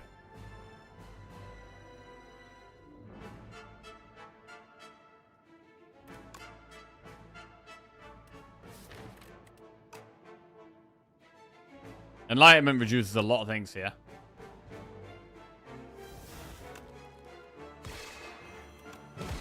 The Gemini's great. That was quite a lot of damage.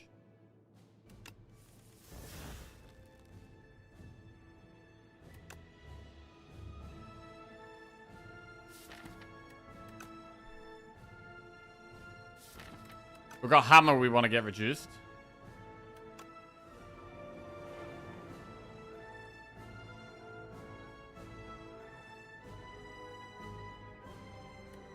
It'd be nice to play Falling Star next turn, really.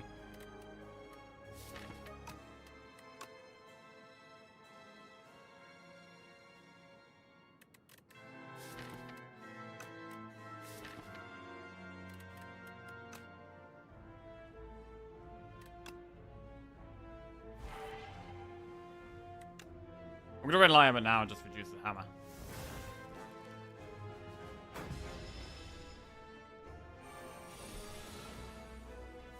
We've got big energy this turn. Hammer comes down.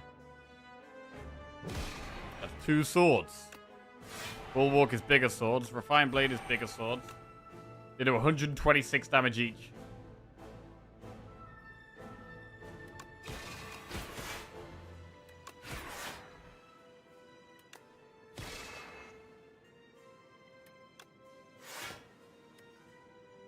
Okay.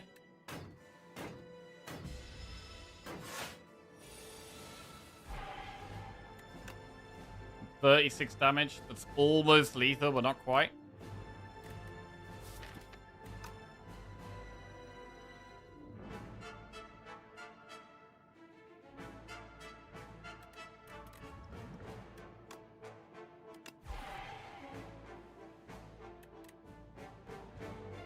Alright, do use speed pot then.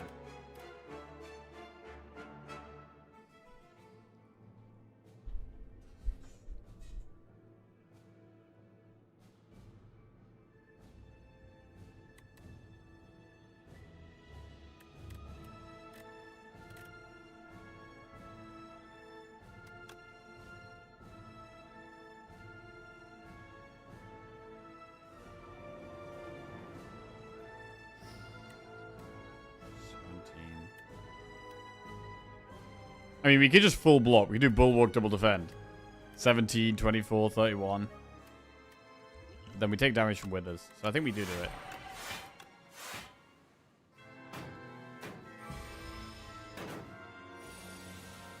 Okay. And we get there. Big Aeon Glass kill. And now we've got test subject. We could vulnerable pot phase 1 or phase 2. Phase 2 is also good to use it on.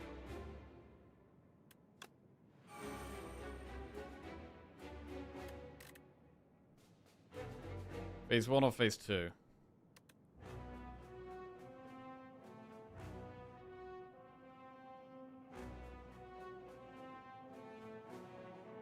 I feel like it's probably phase 2.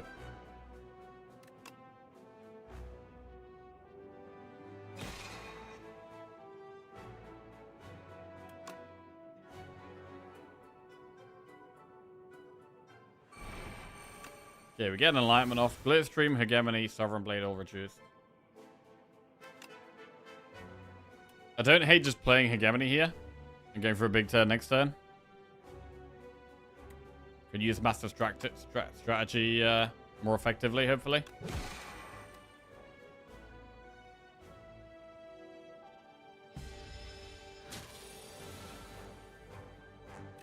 Right, what do we do here? Furnace is easy to play.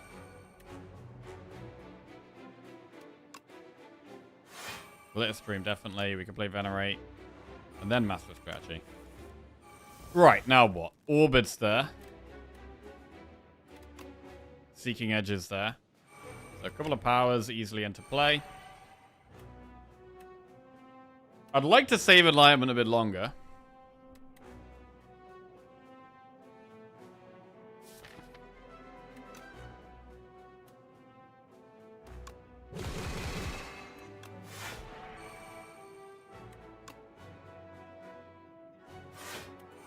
I think we can. His blade kills next turn, definitely.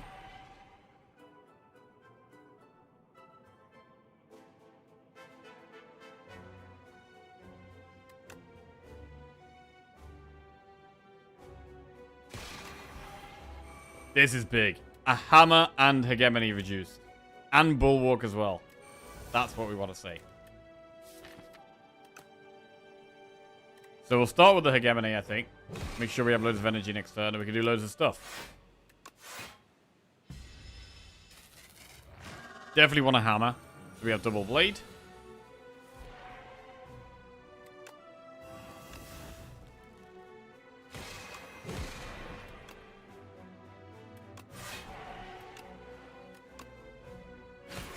And that almost kills it.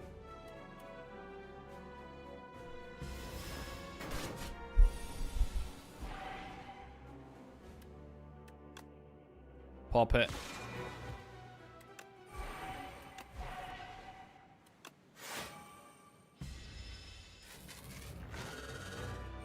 Then we want to attack it with a sword when we can actually do damage. And make it vulnerable on that turn as well.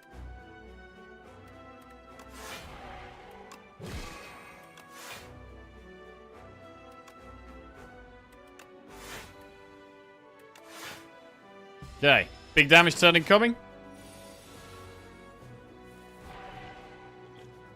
Vulnerable pot. Big damage. 108 damage sword. 184 damage sword, sorry.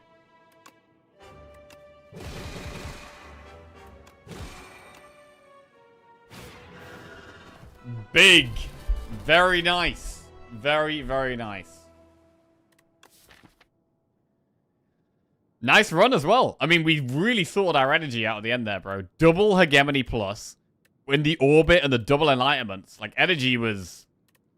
Normally, energy is one of the hardest things to get working on, Regent. But huge energy here. I really like it when you can get enlightenment to work. I feel like it's not many decks where enlightenment feels very, very strong. But this was definitely one of them. Definitely one of them. And bro, that's 4 runs today. 4 wins. Cruising today. Loving it.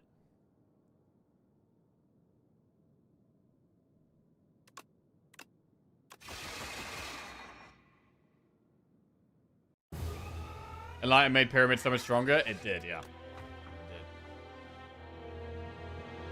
Where are you from in the UK? I'm from Nottingham. Sword build very good against bosses. Yeah, that does seem to be the case. Does seem to be the case. Because the sword is expensive and only hits one thing, you can struggle in the AoE fights. Even with Seeking Edge. Like, a lot of the AoE fights, you need damage quite quickly, and then, like, getting the sword and finding this when this is only one card in your whole deck, and then playing the sword, it's like, you're spending in a lot of energy just to get the setup. And then you might even be against something like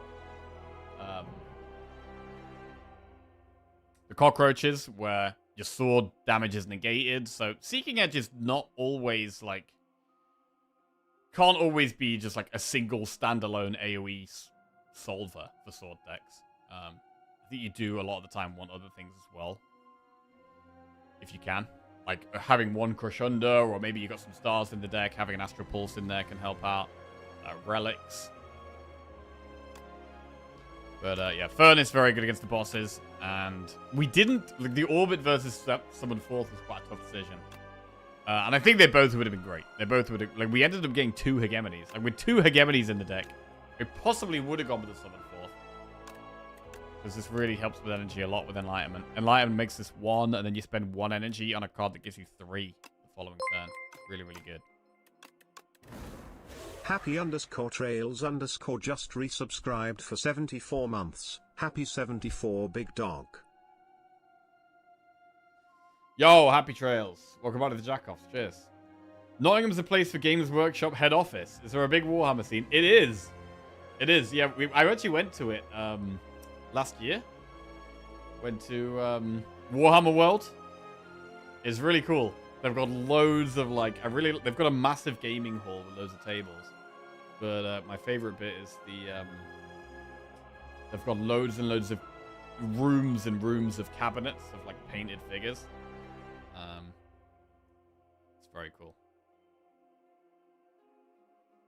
But yeah, I used to do Warhammer when I was younger as well, and I probably will play. I probably will play the new Dawn of War when it comes out. Right, it's going to be Necro next. Necro next. Friends with Robin Hood? Yes, yes. Related, actually. Right. Necro.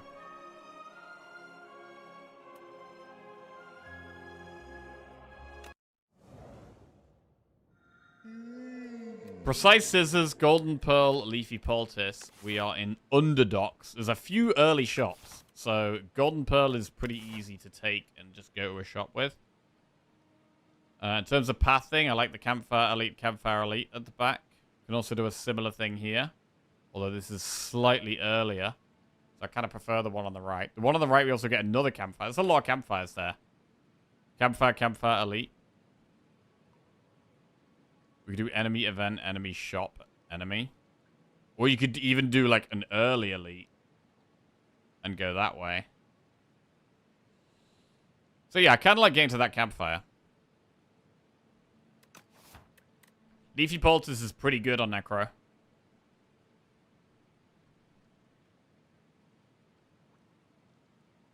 How many years sober of Warhammer?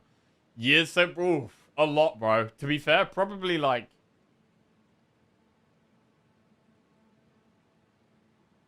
Probably about 15, bro. Probably about 15 years.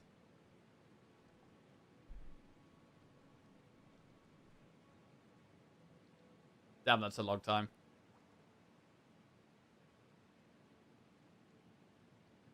What about the Total War game? Not as interested in that, but mostly just because I haven't really looked into it or don't know much about it.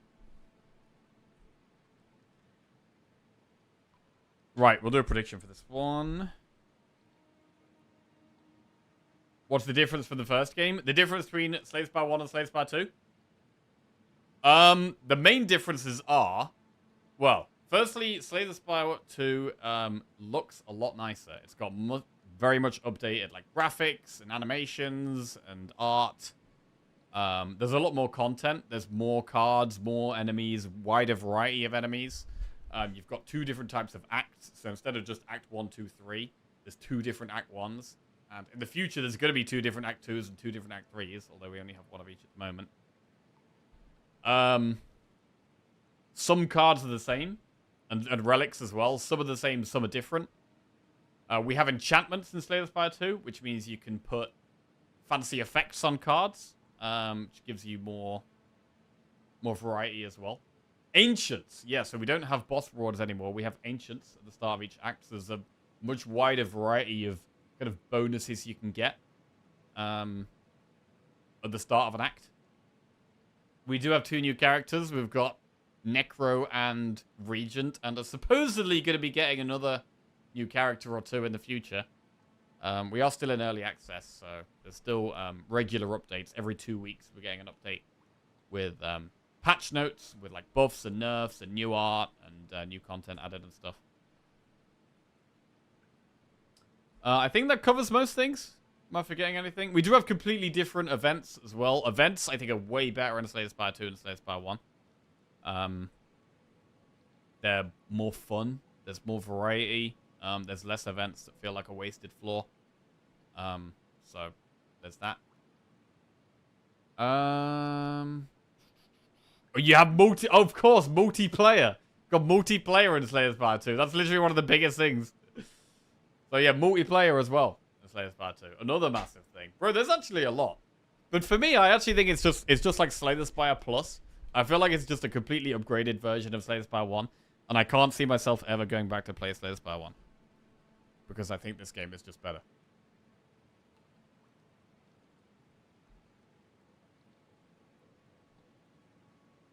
I'm very happy about it, bro. Very happy about it. Jackie, I watched the darts final in Blackpool yesterday on TV, and it was incredibly fun, so I think I might need you to be my English guide if I ever come over to watch it live next year. Thanks in advance for showing me around and translating local dialect. Okay. I've never watched darts. Yeah, I've never watched it. I think it's quite big in the UK, but yeah, not my thing, really. Throw thing, get 180. Throw thing, get 180. I don't know. It's not... I don't know. I feel like there's probably more exciting things to watch.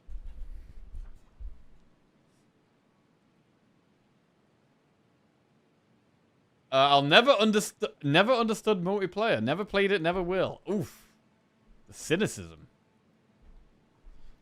Multiplayer is a lot of fun. There's multiplayer-only cards as well. And a lot of them are very strong. I've had fun playing multiplayer. It's a better game in respect to Slay the Spire 1. Super impressive. I mean, it would be very disappointing if they'd made a worse game. Especially with it being a game that has similarities. It's not a completely unique game. You know, there is overlaps in characters, in cards, in relics. So it would be disappointing if there was... It would be very disappointing if there was, you know, a fair bit of overlap, but it was worse. Would it be very easy to make it worse? It probably... Would it be easy to make it worse? Bro, when you've literally made the first game and everyone loves the first game, you could literally just make one change that slightly improves it, and it's just better. So, and already that's making it better and not making it worse. You could literally just do the same game but one change. So, I don't know.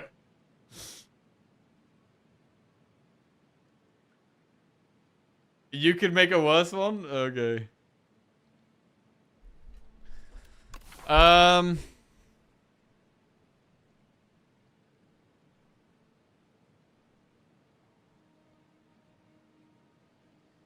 Right, it's just about picking this. I'm not going to go precise scissors. I think I would rather go leafy poultice.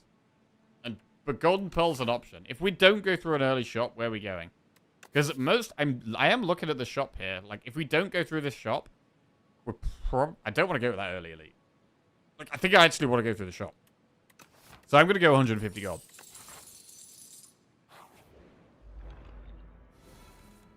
Okay.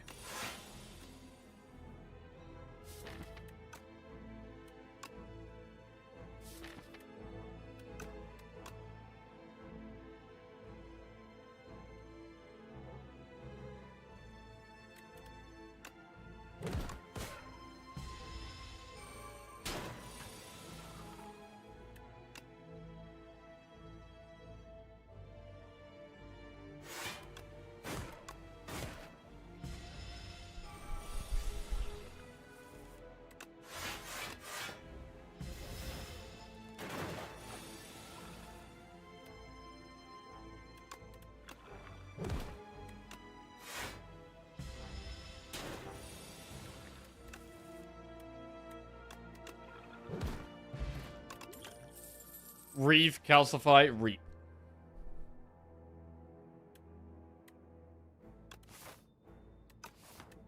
Early game, we'll take a reap. We'll do another enemy, then an event, then a shot.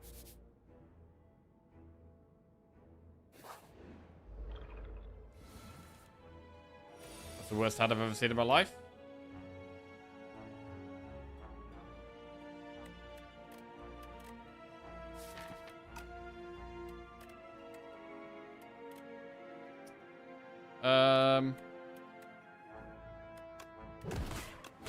Okay.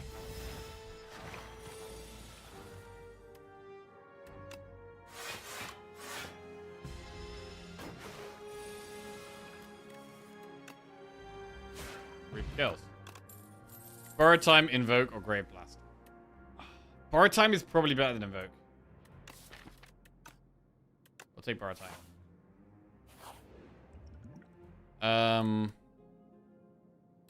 We'll just get a little heal there and have a look in the shop. A second borrow time. If we're taking borrow time, I want to take pass. Hatchet is there. Mayhem is there. How do we feel about mayhem? Lethality deck? I mean, lethality could make sense. If we're doing borrow time for energy, lethality could make sense. And actually, reap is our damage in the early game. Would we do double reap? Probably not. Do you have any big events you're planning on doing in the future? Big events? At the moment, no. At the moment, I'm trying to take... I've been very busy lately. Been doing longer streams, and I've been doing lots of social stuff at weekends, so... The next couple of weeks, I'm planning to just chill out a little bit. I want to kind of just relax a little bit. Rest and recover. And what else is going on? Later in the year, we're going to Malaga for Lizzie's 30th. Next year, I've got loads of weddings I'm going to. A bunch of our mates are getting married. They've all decided to get married at the same time. So I've got like 3 weddings next year. Next big event will be Jackie's win streak. In terms of gaming events, no.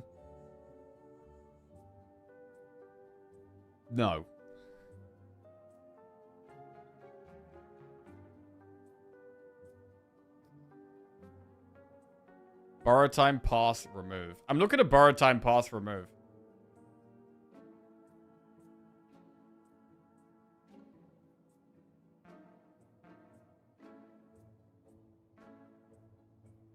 Borrow time, pass, remove. But what about lethality? But then we're not removing. But maybe that's fine. Maybe it's fine to just do lethality, borrow time, pass.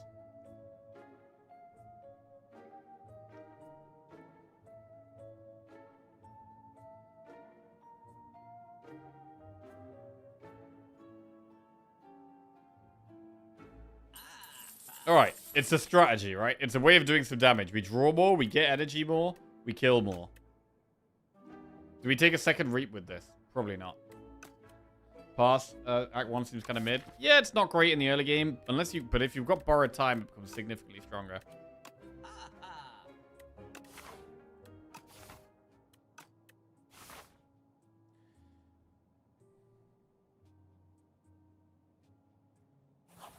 Okay.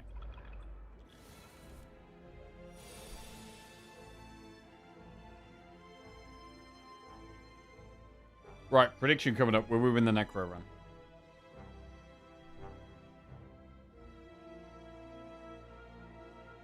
There we go.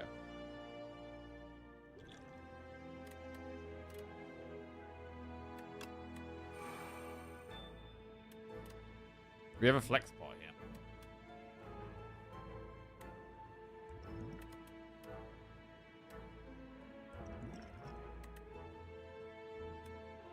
$11. 16.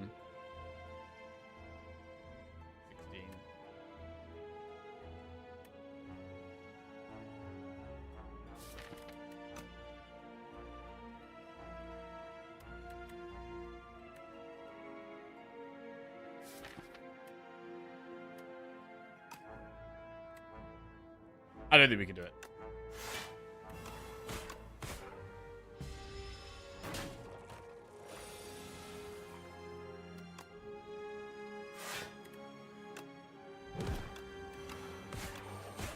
Nice, and then Reap finishes. If we could draw it. There we go. Negative pulse, pull aggro, or reeve. What we don't have is AoE, so I think taking a negative pulse is solid. Oh, these guys are scary. These guys are scary. I think we have to leave. I'm going to get the injury and a random relic. We get Mercury Hourglass. That also helps with AoE. Like, Necro is probably the scariest character to try and fight them with in the early game. Even one is probably going to do some damage to us.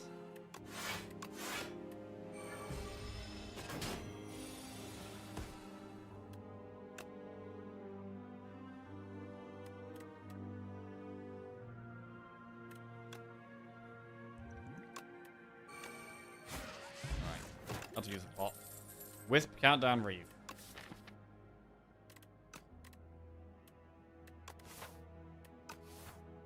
I'm going to skip. Upgrade borrowed time.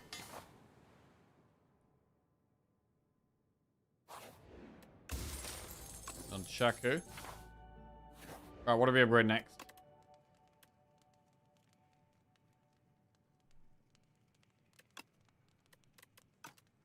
Reap or lethality? Or negative pulse? Bodyguard. There's a lot of options.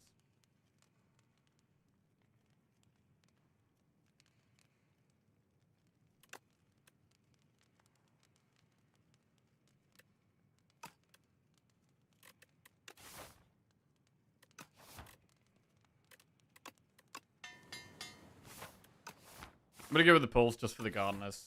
It's also pretty good against Skulking Colony. Alright, we get the gardeners. Do we colorless pot this fight?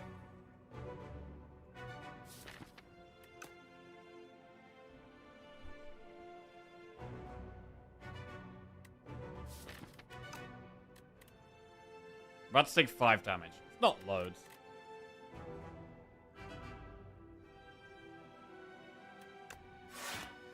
Give me chill.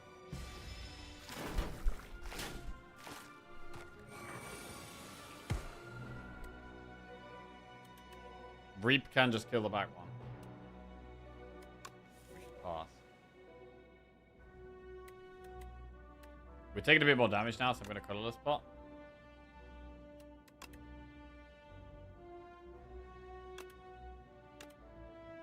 Shackles or fisticuffs. We block 6, 11, 7, 18. We can block that with fisticuffs.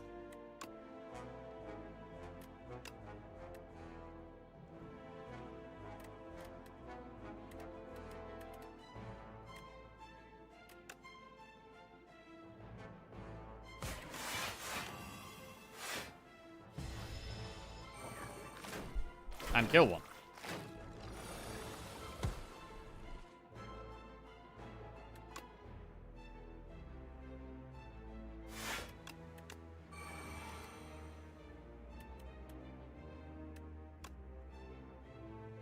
You can reap second here.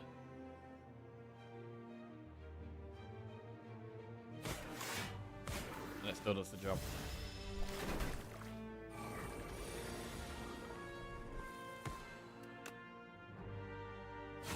Alright, not terrible. Happy Flower, Gambler's Brew.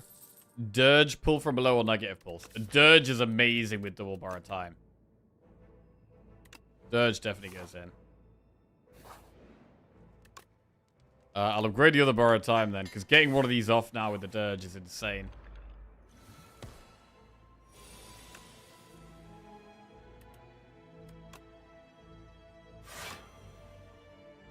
I mean, the souls are a problem though.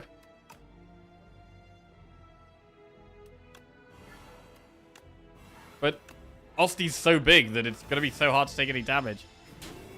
But the souls are a problem.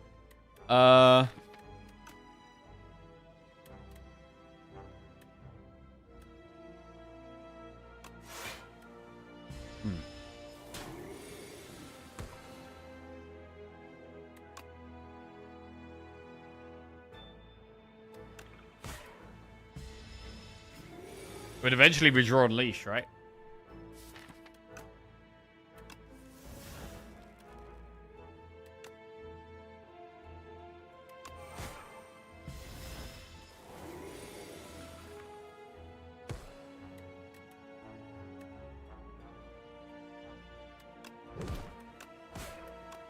I mean, that did work. It did work. Borrow time, Severance, Dance Macabre. I mean, we've already got 2 borrow times. A third one feels excessive. So we should probably go Dance Macabre here. It could be good with borrow time as well to help us block. Yeah, like this. You can do Dance, borrow time, and then the other cards just help us block more. Boom, boom. Do we strength spot this fight? Or do we save it for the boss?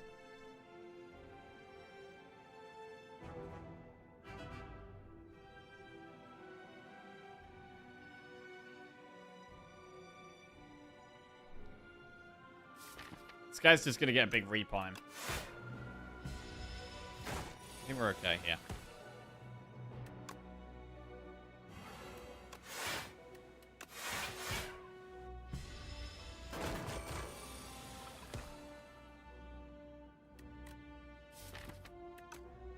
No borrowed time here. Right, this is a bit of a problem turn. The borrowed time is so important, but if we don't have them, it's a bit awkward. And when we like pass is great to find them, but we know we can't draw one here.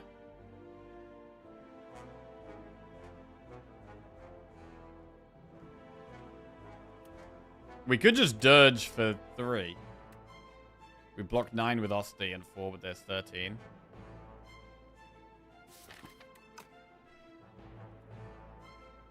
Pass gamble. Pass gamble is a play. I actually like it. Right, what do we even gamble for, though? Because we want to hit borrowed time, but... do we keep anything? I want to say no. I'm going to fully commit to finding the borrowed time. Trying to. Okay, there's a borrowed time.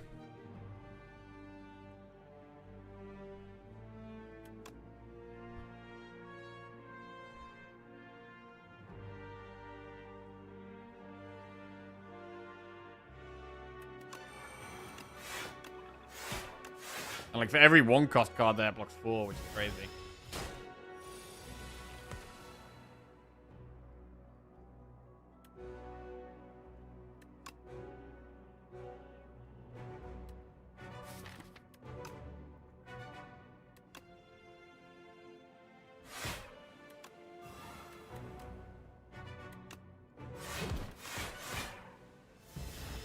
Still got a way to go here. That's a bad draw as well. Okay, this turn could be a bit of a problem. 27 damage.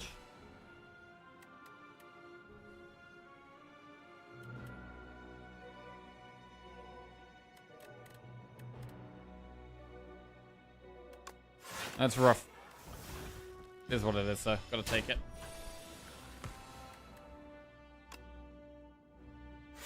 Alright, we get there. We get Bronze Scales, Vulnerable Pot. Poke, Sculpting Strike, or Scourge.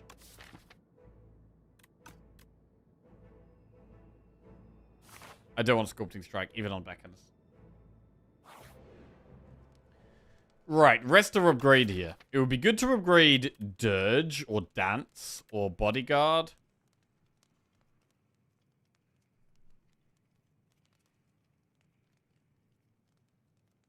Also, we're going to strength pot against the boss.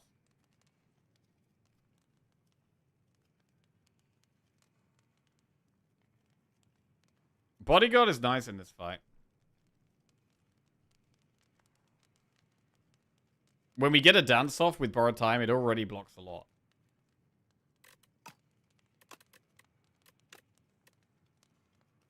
So I'm going to upgrade Bodyguard.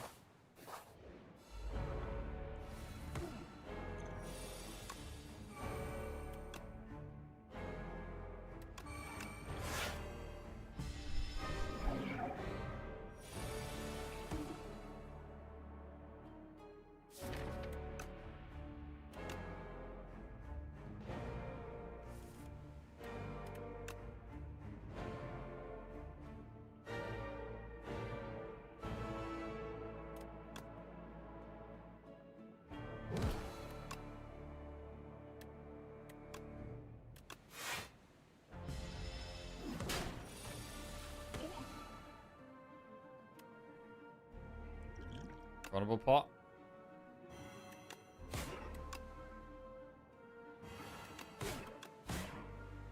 Well, we've done a surprising amount of damage, but we're also taking a surprising amount of damage.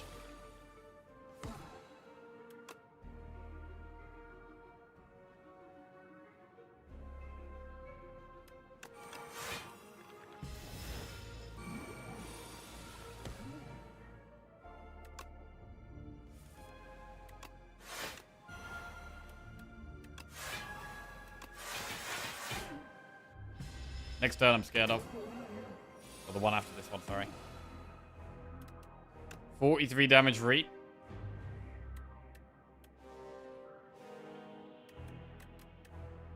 No, we play the other ones.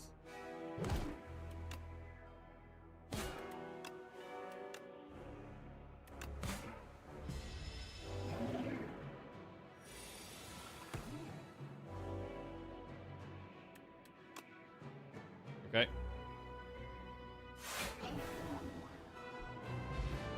$75 gold, add a card to our deck. Domain, Banshees, End of Days. Domain is very good. End of Days is very good. Banshees, we have 2 ethereal cards. We've got Lethality and Pass. It's very hard to not take Domain.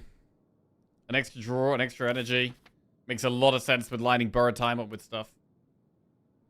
End of Days is super strong in Act 2, though.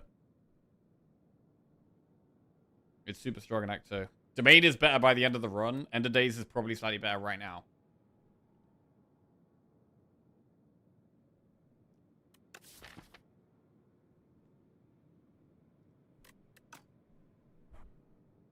We'll go Domain. Pale's Tears, Pale's Tooth, Pale's Legion. I don't like Pale's Tears with X-Cost cards, because we don't end our turn with 0 energy very often. Pale's Tooth is pickable. There's quite a few things we want to upgrade here. Legion... I mean, Legion's not as good as it normally would be. Like, it's actually not as good as it normally would be.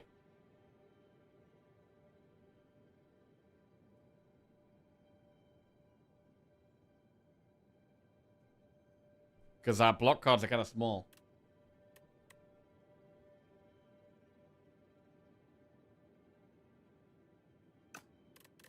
What if we went Tooth? What would we remove and add back? Lethality? I mean, are we going to be able to win without these cards? That's the thing. We probably need to keep the Dirge. But we can definitely toss Domain. We can definitely toss Dance.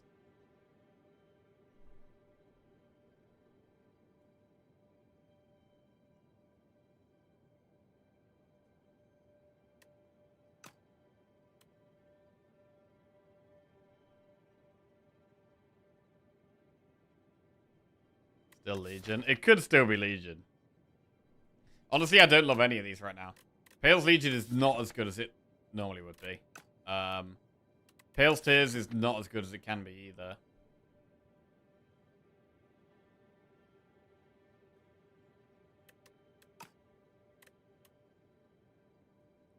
It's kind of tough. It could still be Legion. Because it is just passive block. Makes it easier to play Domain. We can play a 1-cost block card plus Domain. So maybe it is still Legion. But I mean, I want to upgrade Dirge. I want to upgrade Dance. I want to upgrade Lethality. I want to upgrade Domain. These do all really want upgrades. Where are we going here? We want a shop. We want a campfire.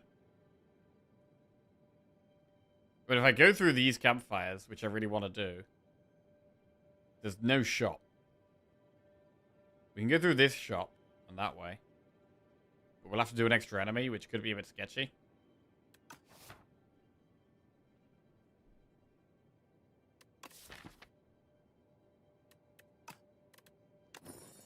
I'm going to go Legion. It's not the best Legion, but it does help immediately. And we were already a bit greedy with the Domain pick, right? The Domain was already quite a greedy pick.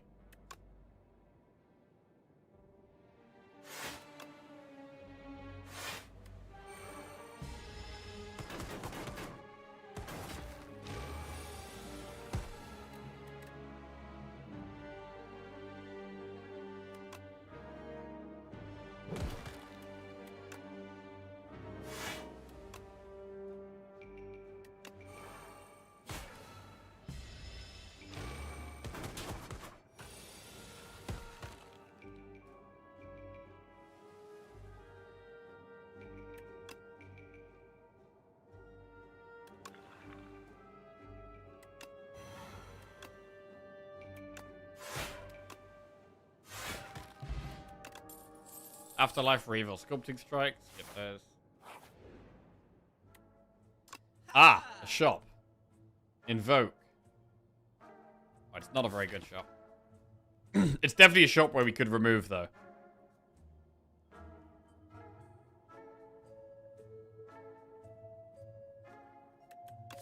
Removing is very doable here. I like Invoke as well. It's not really a haunt spot.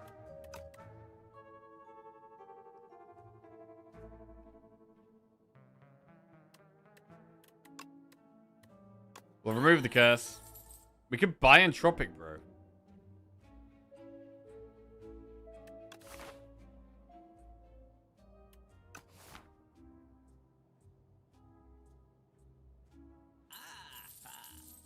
Right, we're going to do Invoke Entropic.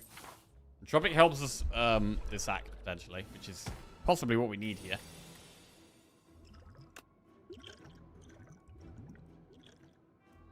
Duplicator. Gotta stun that boy.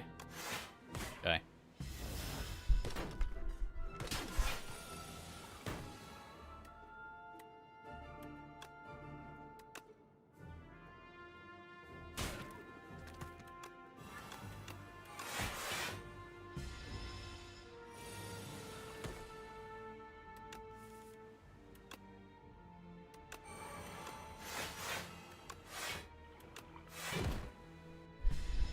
Good. I'm not looking to do loads of elites in Act 2, I don't think. Poke, Graver Warden, right hand. Graver Warden's okay. It would actually be our biggest block number card. So I think we take Graver Warden because it's now our best thing to use with Pale's Legion.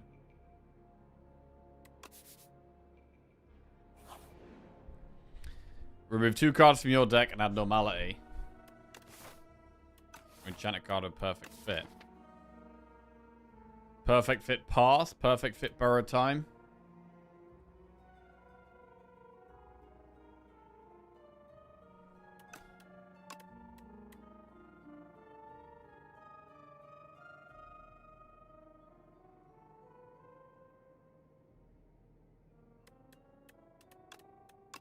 We do Borrowed Time because of the power that it works with.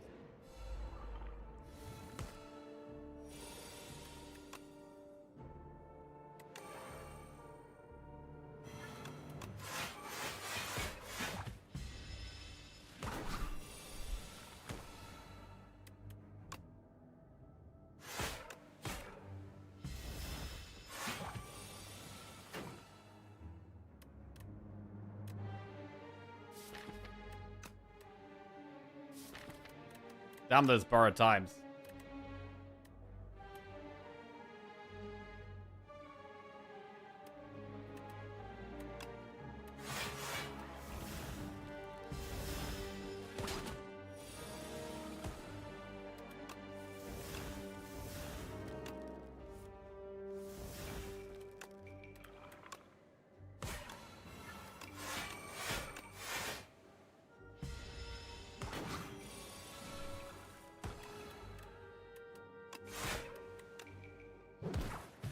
Down he goes. And what do we get? Putrefy, Sleight of Flesh, or Delay. Delay is strong. And it also works with Pale's Legion. Sleight of Flesh is strong. But it doesn't work with much at the moment except Negative Pulse. Putrefy is also good. Weak and vulnerable. But I think we go Delay here. Right, and we're just looking for some upgrades right now. Domain is so hard to play. I'm going to make it a bit cheaper. Right, we could go for an elite. How scared are we of an elite? We've got Bronze Scales, which is good. We could use Powder Demise.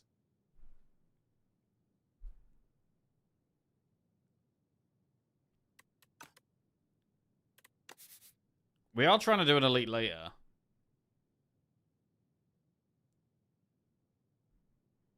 I do think Millipede could wreck us.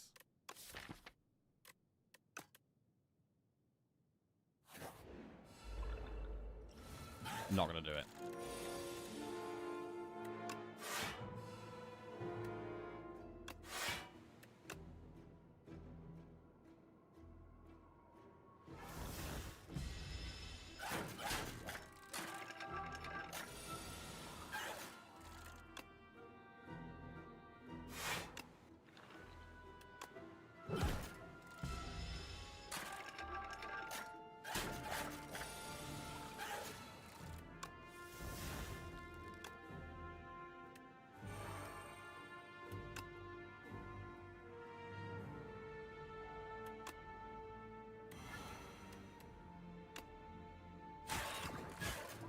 Save the double block for next turn.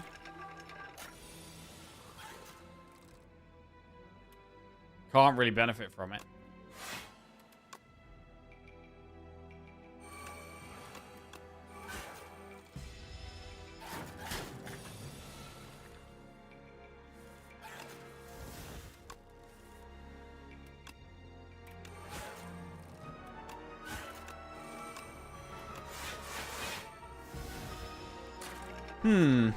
So the deck is doing some quite good energy things sometimes.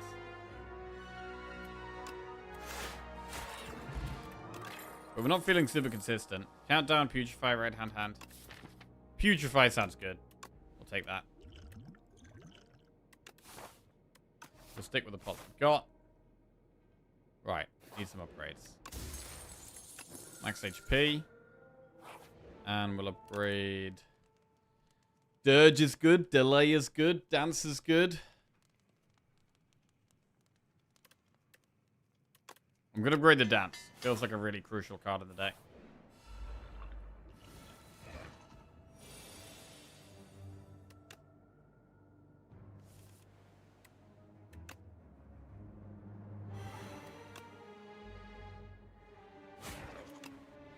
Right, do we want to powder demise this guy? We have thorns. We do have an elite. I'm going to powder demise. I'm scared of this guy.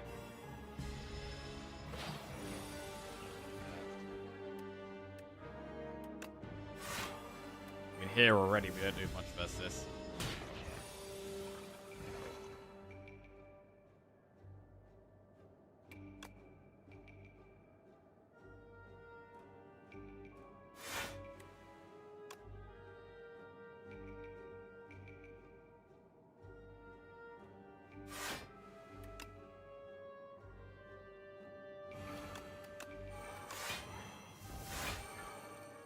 Good block there.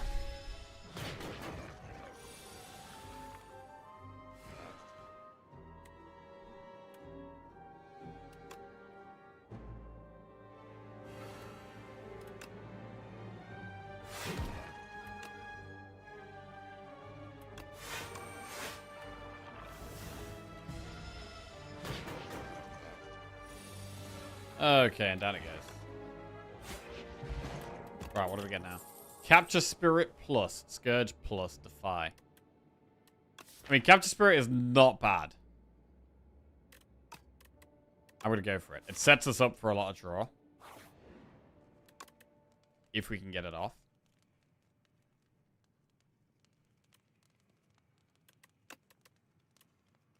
I'm going to upgrade Delay.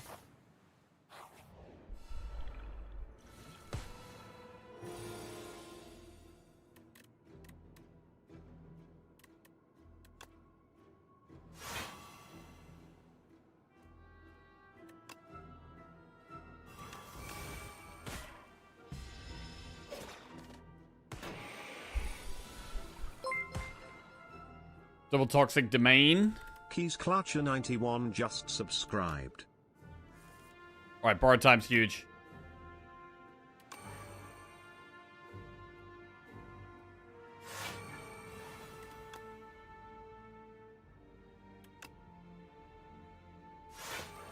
We do actually kill one.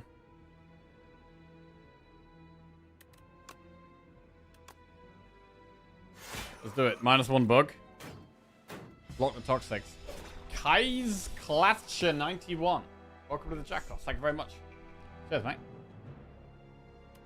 Big delay. 26 block is huge.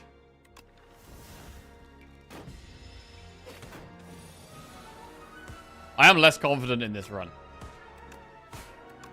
than the other runs we've had today. We don't really have the consistency right now. Okay, this feels way better once we've got souls in the play.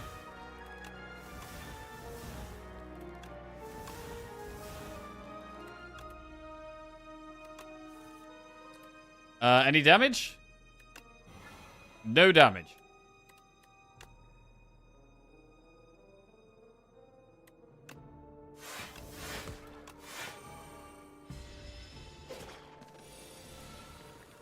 I mean, we probably need a bit more damage. What do we have? We have Reap.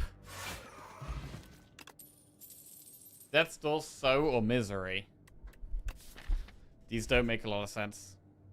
I mean, we could upgrade Lethality. That helps with damage. We've got an elite on the next floor. I think we do go for the elite.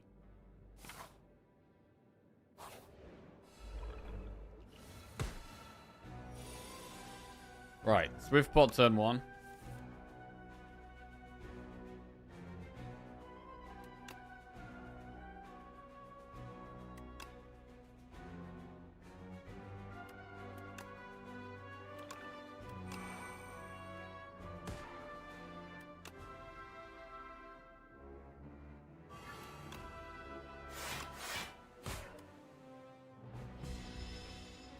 This fight does make me nervous. The Thorns and the Hourglass do work quite well. But I mean, most of our deck is really not set up for this. Reap actually does kill one. Wow. Okay, we just do it. We just -1 there. Fine. Buys us a bit more time.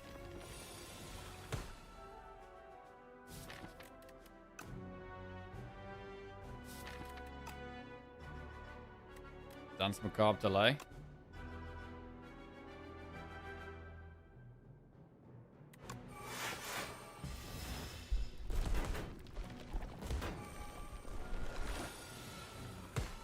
Big damage incoming this turn.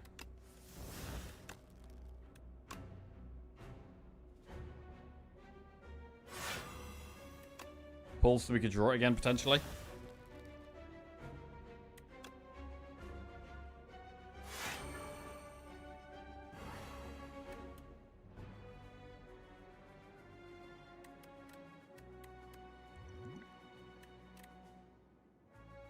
That's 24 block, 36 block. We have a lot of block.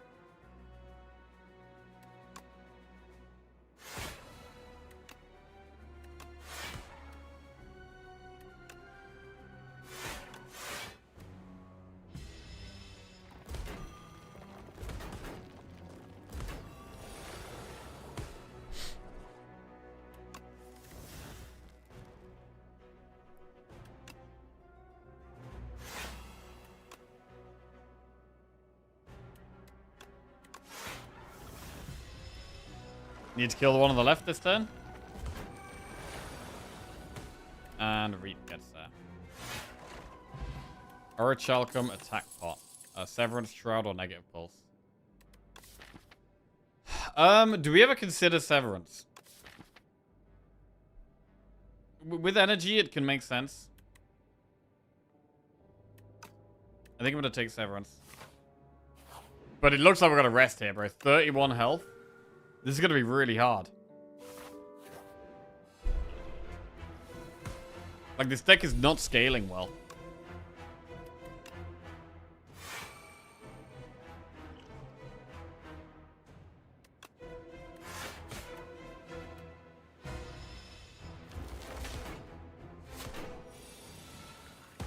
It's definitely an Eradicate deck if we manage to find that.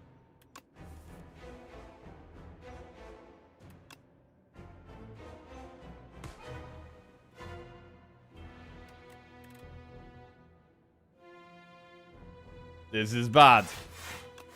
This is bad. We got double block from something next turn.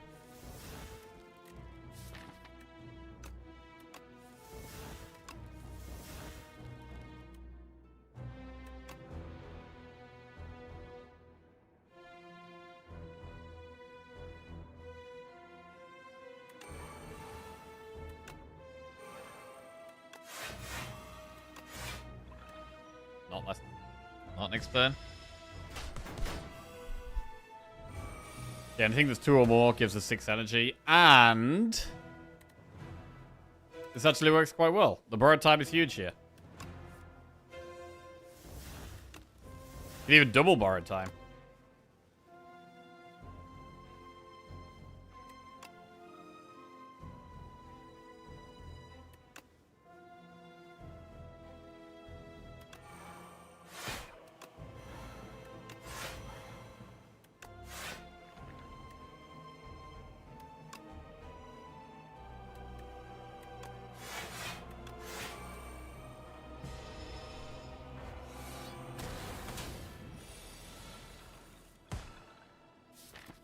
Right, no borrowed time in the deck. There's Dirge in there. So I think we just delay Dirge. It's not the biggest Dirge, but it is still making Osti bigger, which is going to make Unleash bigger. Make us safer at the same time.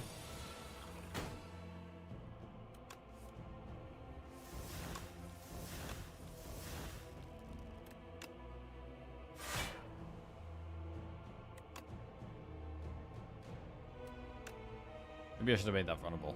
I was going to weaken the one on the left, but actually, vulnerable the one on the right could have been the way.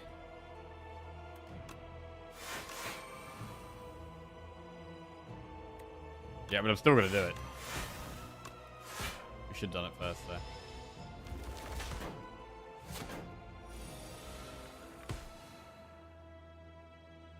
Pretty bad hand. Oh, it's a huge Unleash.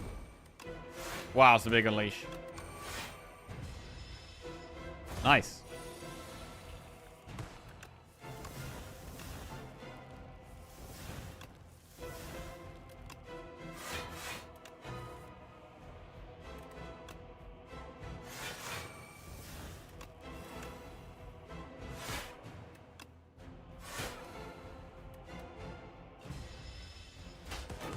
Unleash one more time.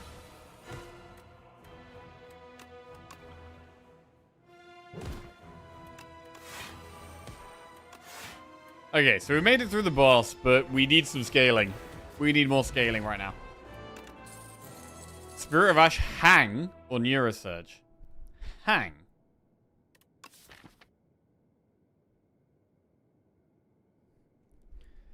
Ha ha ha hang. I mean, one hang on its own is not going to be enough. But it might actually have to be the pick here. And we might have to take the hang. I'm not super happy about it. Fuck.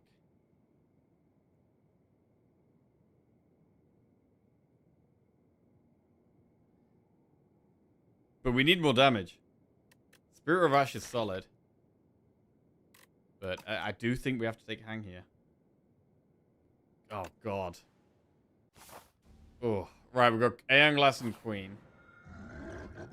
Whenever you kill an elite, upgrade 4 random cards. At the start of your turn, gain 7 block. Or gain 1 energy at the start of each turn. Powers cost 1 more. In terms of powers, we have Dance, Domain, Lethality. I'm not going to do that. The Sai is fine. Warhammer. There are some upgrades we want. How many elites can we kill here? We've got 246 gold. Is there a good path where we can do 3 elites?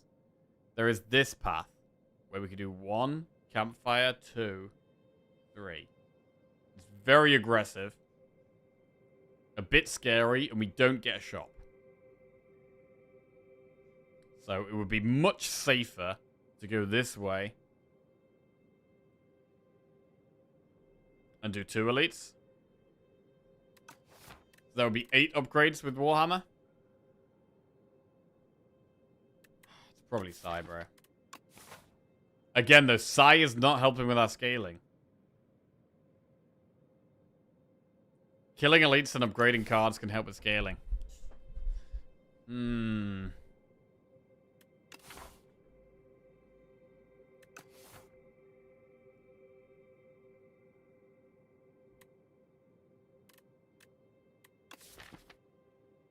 We can just purely take scaling cards this act. If we take Sai, we can purely just take scaling damage cards.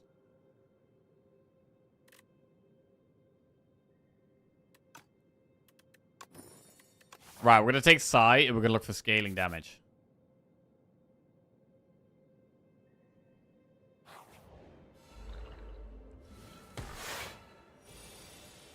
Well, no block turn 1 is bad. Attack pot.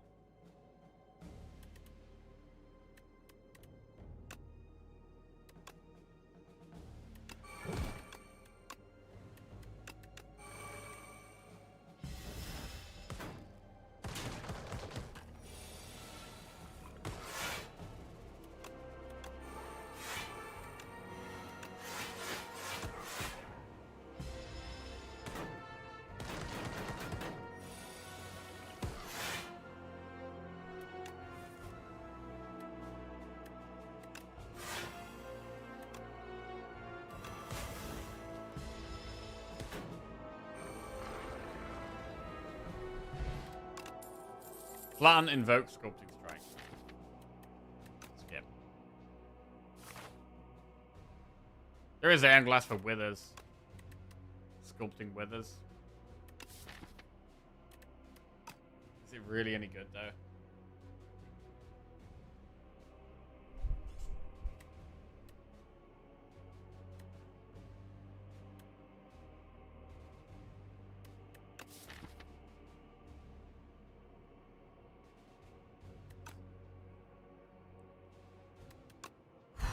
Sculpting withers. Might not even draw them together.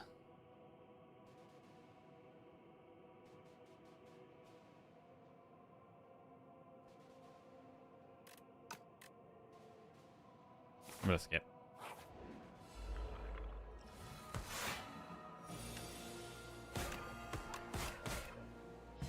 Confidence is not increasing in this deck though. Confidence is not increasing. Feeling still like we're pretty weak.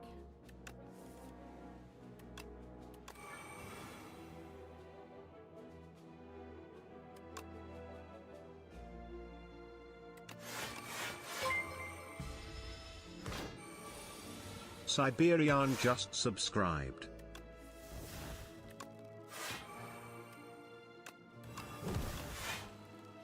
Hey, Siberia! Welcome to the Jack-Off. Thank you very much, mate. Cheers. Reap. 60 damage reap.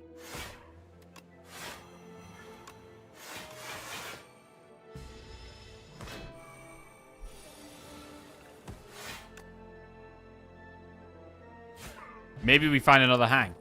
Putrefy plus. I'm gonna take it.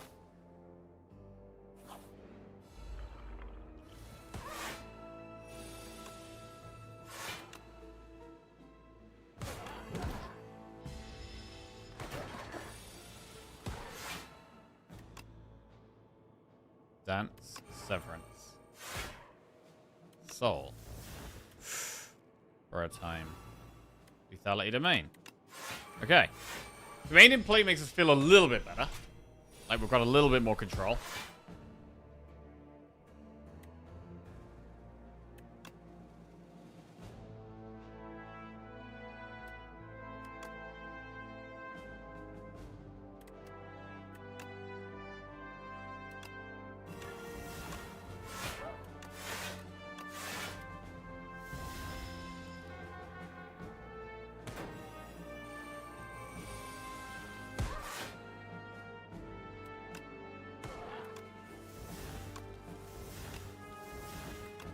A draw.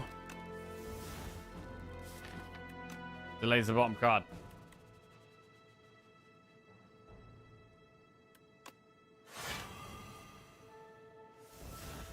Okay.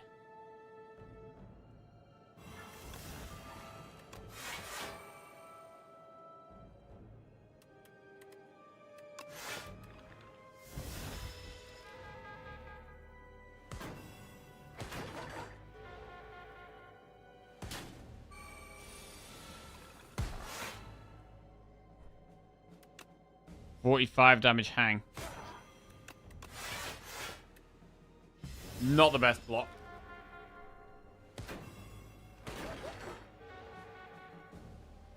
Right, do block it though. Down it goes. Radiant Tincture. Sick'em, Pellaggro, or Reeve. Sick'em. It's not really a Sick'em deck. We'll skip. Ooh. Anti-Power Boy. See if we can just play attacks and skills. Working so far.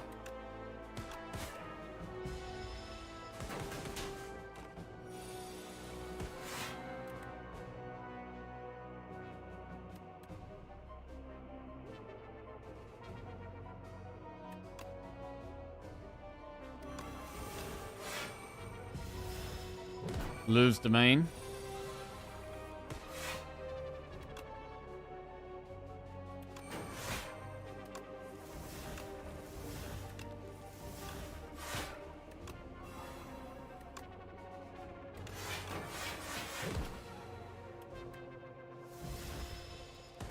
The summon's still on that big. Like, we could do with another X-Cost card.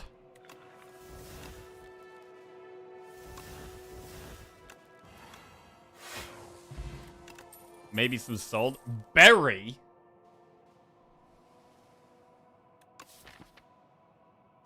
Bro, I think we take Berry. Berry is in the deck. It's actually a Berry deck. I'd regret for 300 gold or heal 10 HP. We do have a shop on the next floor, but we've already got quite a bit of gold. Regret. We don't have a way of removing regret. Right, we're gonna heal. Shop. Tent.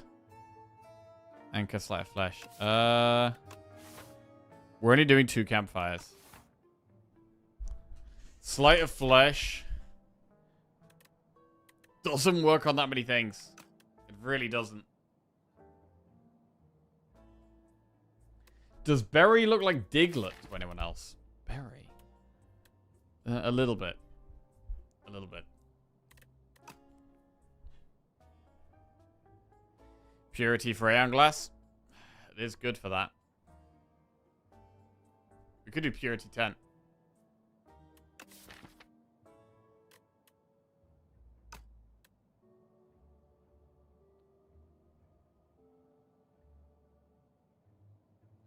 It was 300 gold for regret. Yeah, I guess we could have actually just removed it.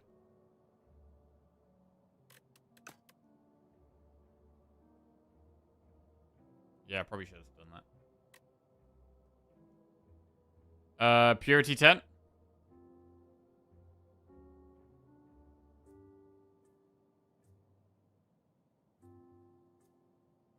I mean, Anchor's also pretty good against those two bosses.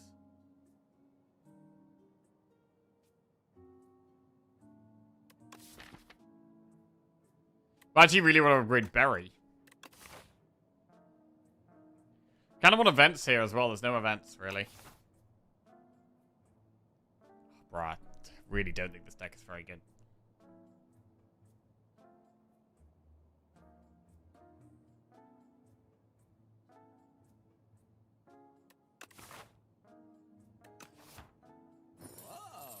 Right, we're going to do Tent Purity. Get Festive Popper from the chest. And then we're going to upgrade Berry, I think.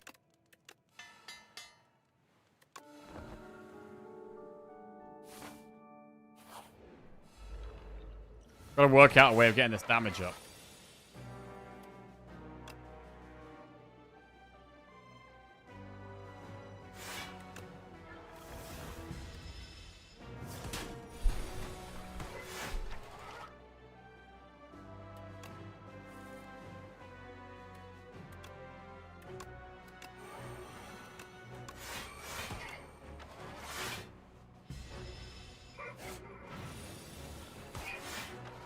Hang doesn't do anything here.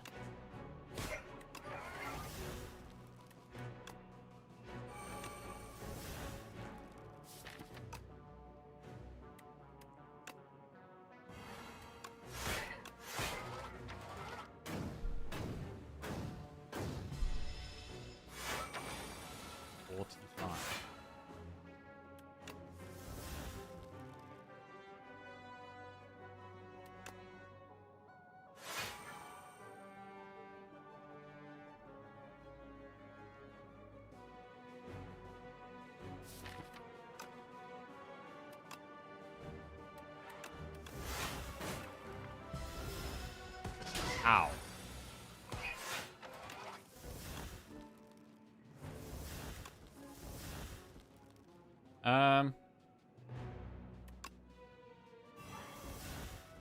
Not much we can really do here.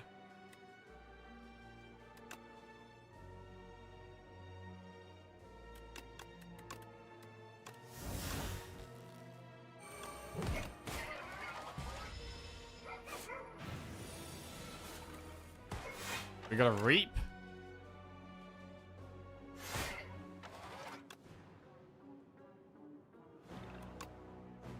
Gotta keep the double block for next turn.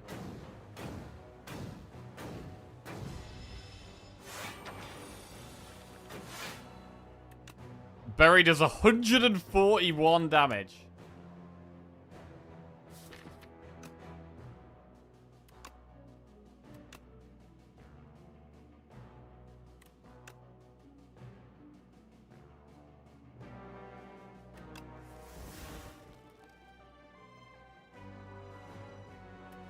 I'm not sure if Hang actually kills it.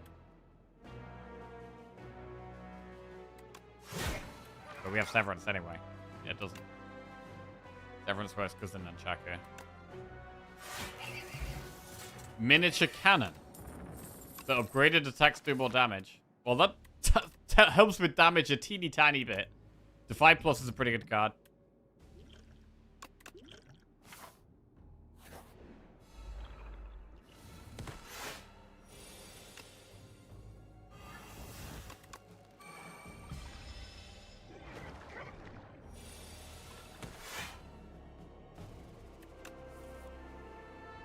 Defy is big there. Right. Gotta try and line things up. Soul. Soul. Soul. Soul. Looking for borrowed time, can't find it.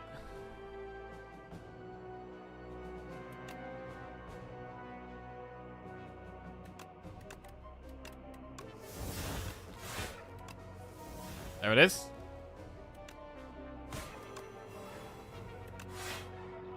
Hey. Big-ish Osty.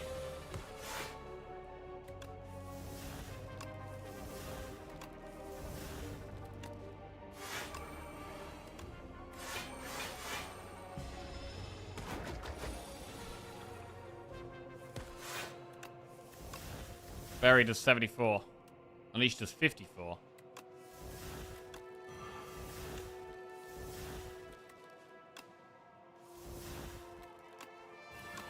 $111. 54.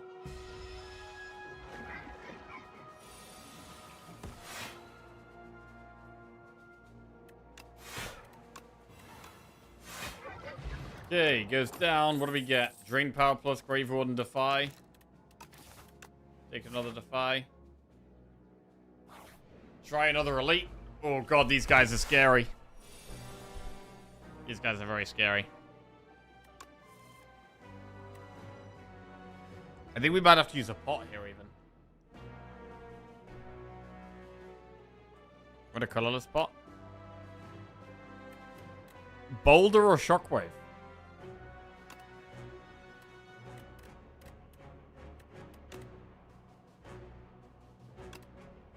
It's damage that's our problem, so we're gonna Boulder.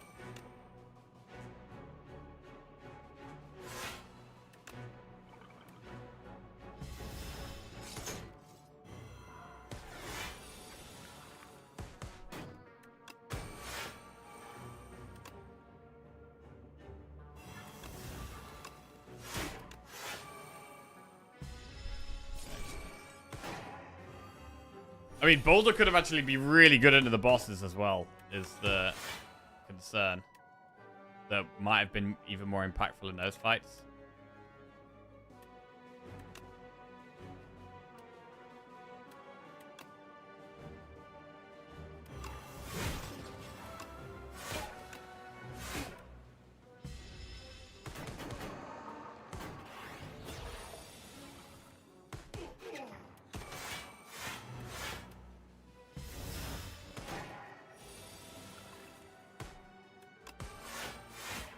Okay, Knights go down. We get Pen Nib, bro. We could Pen Nib a berry.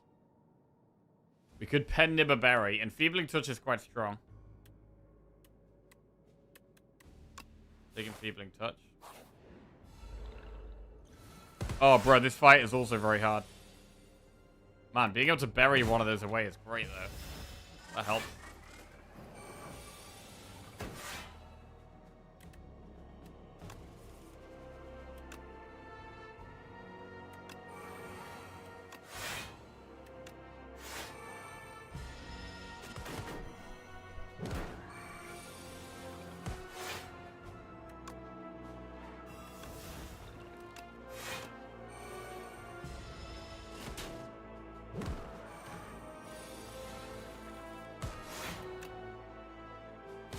The hang does feel incredibly pointless.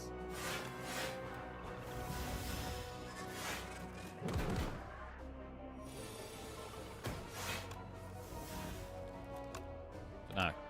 Could hang do good against one of the bosses? We haven't found any of the ways of like manipulating it. And, like pulling it back again, which is one of the main issues here.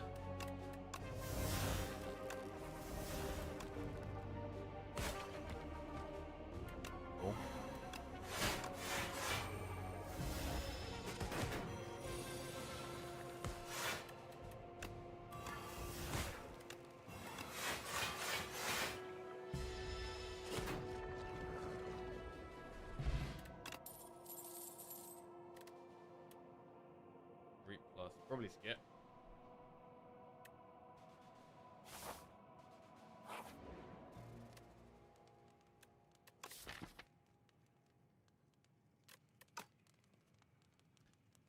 Well, we got the tent, so we get to rest and we get to upgrade. Forgot we had the tent, actually. Final upgrade. The final upgrade is between lethality, dirge, or hang.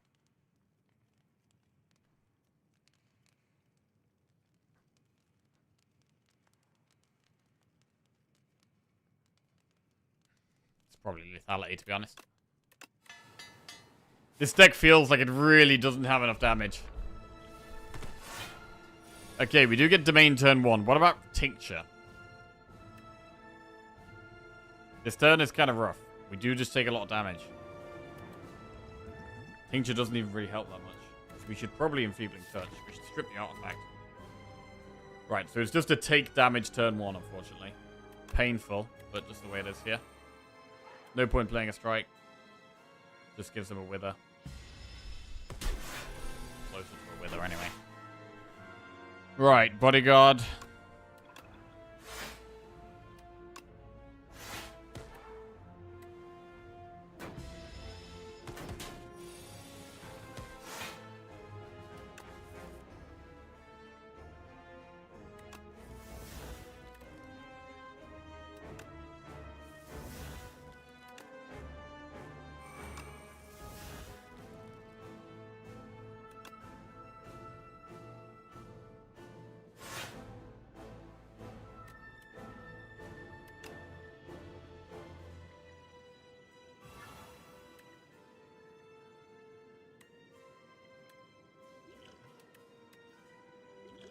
Radiant Tincture now. Putrefy Berry. 173 damage berry. That's big. Thing is, we actually need 2 more of those. We need 2 more of those to kill it.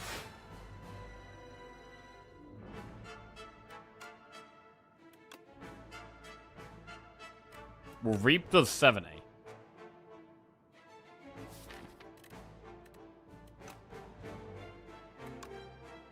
Dance, Reap, Defy. We have Borrowed Time next turn for energy. Dance, Reap the 70. Defy says a lot of health. Right, Hang or Invoke.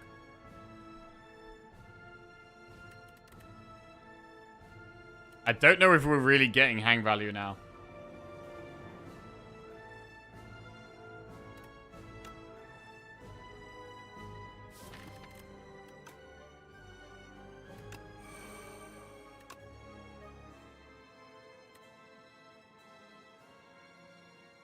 We could Purity it, or we could save the Purity for if we get more withers in one turn.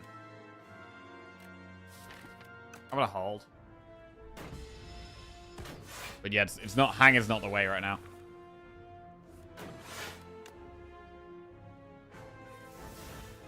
Berry. It's a 173 damage berry. It's gotta be played. Big. Play Severance as well. Whereas Fight is actually not going too bad.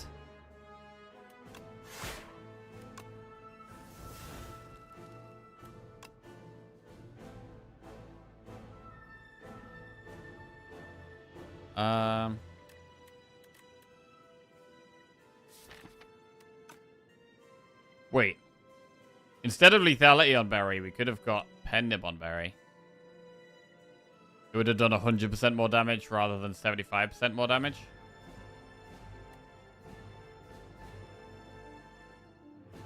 Probably would have been better.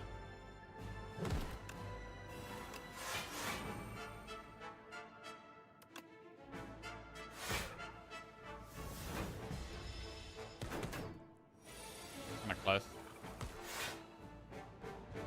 Could Purity this turn. Whoa!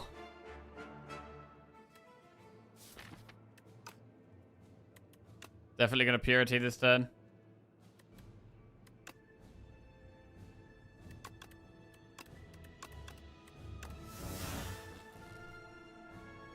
I kind of want to play Capture Spirit, but we're gonna get another Wither in our hand if we do that.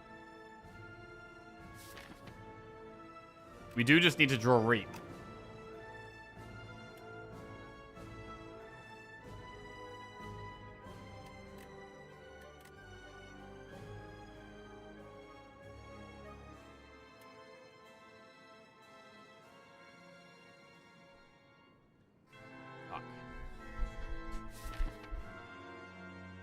I think we just be patient here. Patient. And Reap gets there.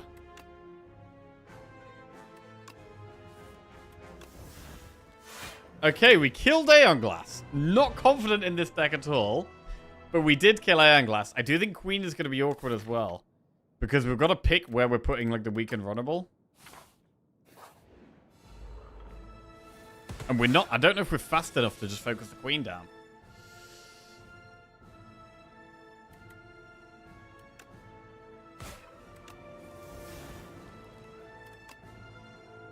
That's not a great start.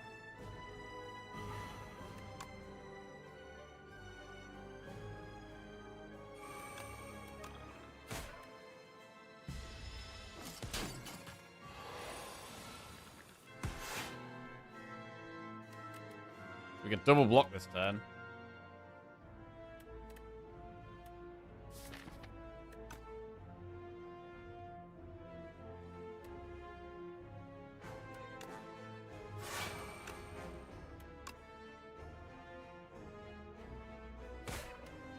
Alright. I think we do have to kill the torch head first. Right.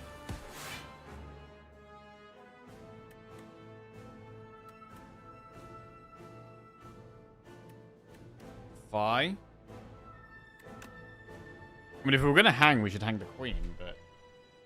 Again, I don't think hanging the Queen is the way. We could just dirge here.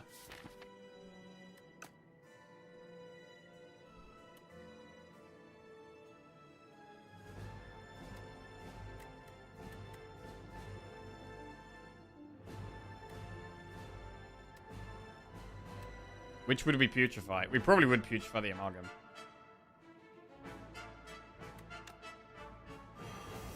Let's do this. Like, hang is just not working. It takes it way too long to get big. The berry and the other things are just way better. Oh, bro, that's a disaster. Oh my god, that's a disaster. We can't play lethality and... Oh my god, we got to pick between the two, bro. Fuck. That is a complete disaster. I mean, I'm not sure without lethality we have the damage. We might have to lose the main.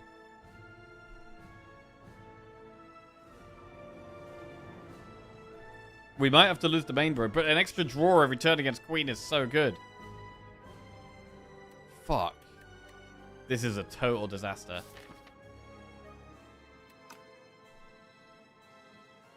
The main does counter the Queen debuff. It is true. But we don't have enough damage without lethality. It's most of our damage.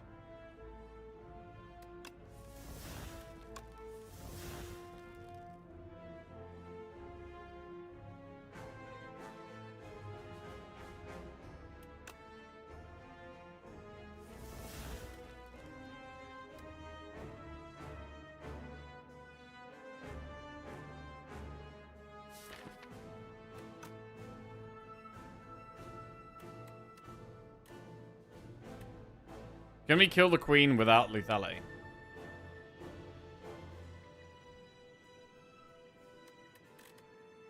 I mean, maybe we could... Maybe it could be hang.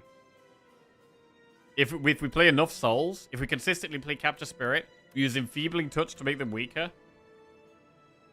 We could actually use Purity to get rid of strikes and defense to make our draw more consistent.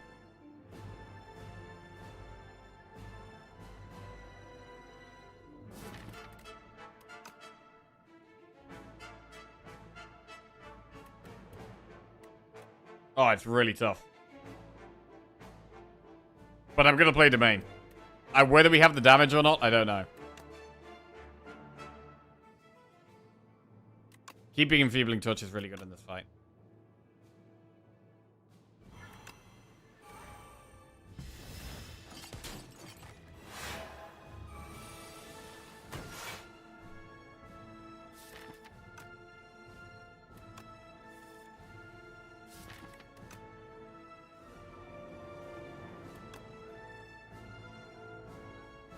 We gotta play Dance.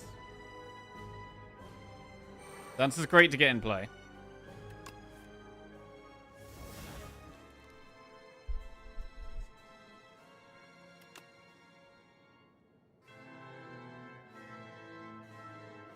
I mean, puritying 2 strikes in the defend is very good.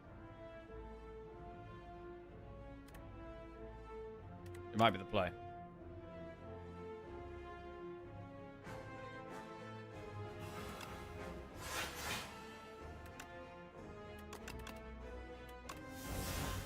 Okay.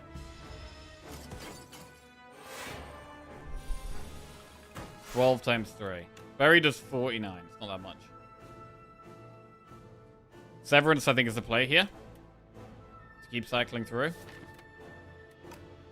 I mean, the hangs have to be used on the queen as well. The hangs definitely do have to be used on the queen. Delay is very strong. Now, invoke or pulse.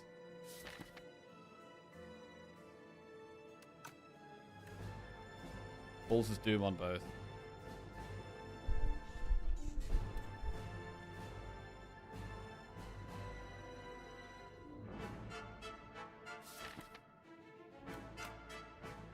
We already have energy next turn with delay. We'll pulse.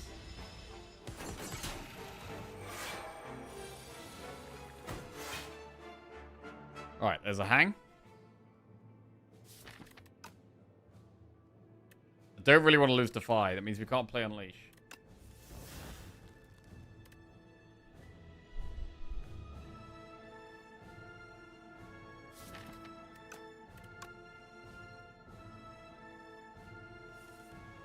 Right, this is literally our first hang. Our very first hang.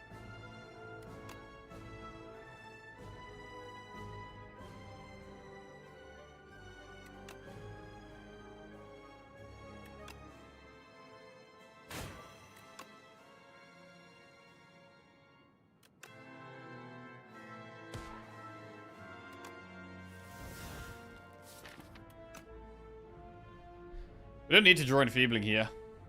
We could just make sure we get these souls next turn.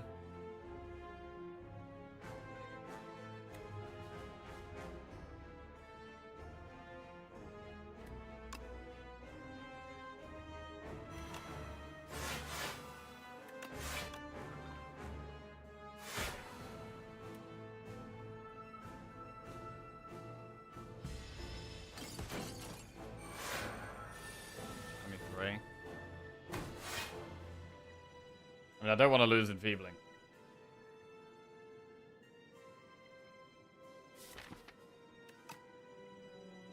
It kind of means I need to play it now.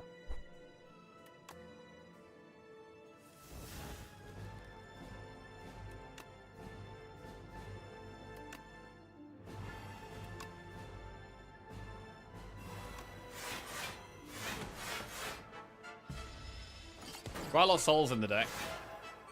This turn's scary though. 15 times 3 is a lot of damage.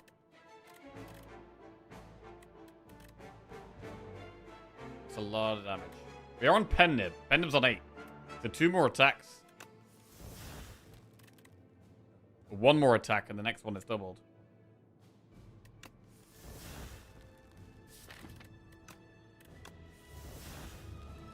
Burrow Time can get us a ton of block. These Burrow Times have been absolutely amazing. They've been super good.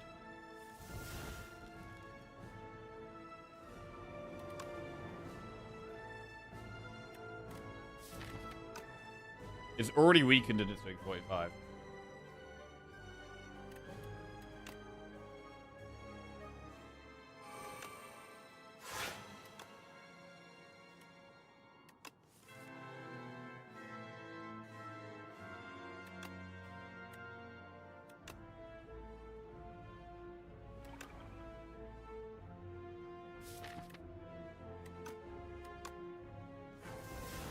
Another hang.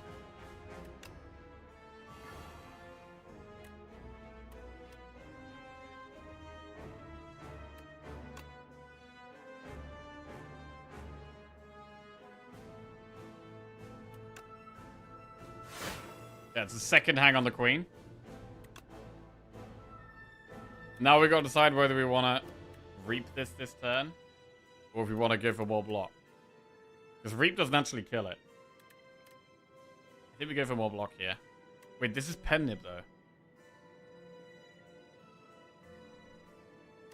This is Pen Nib.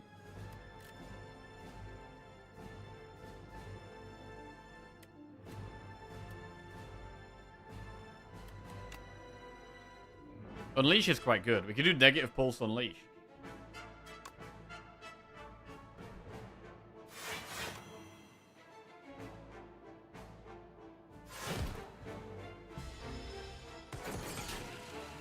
Dies to Doom. Queen attacks immediately. Delay is pretty good there. I'm gonna delay and then put it back in there. Like, potentially for it.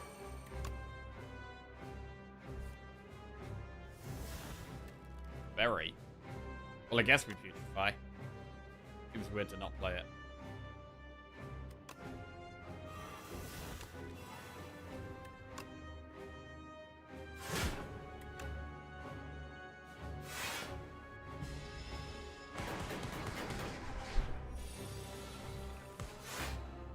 Enfeebling touch, in touch, super good. Defy, very good. Right, what do we lose here?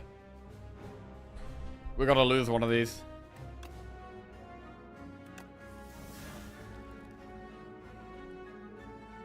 I think we've got to keep Enfeebling touch, really, for the multi-attack turn.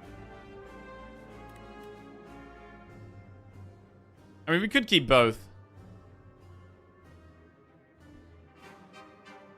We could just chill out a bit here. Maybe we just chill out and play both. Alright, let's do that.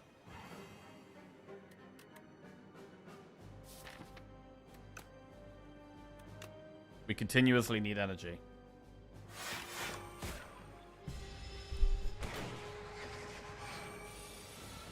Six energy. Right, hang is there. That's hang number 3. Hang number 3. And then we'll pass.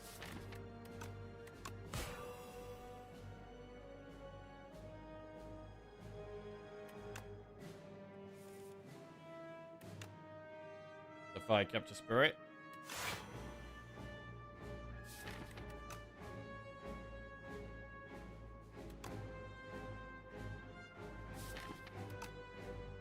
My Capture Spirit out. Oh. But now I'm just going to draw souls next turn. Maybe that's fine.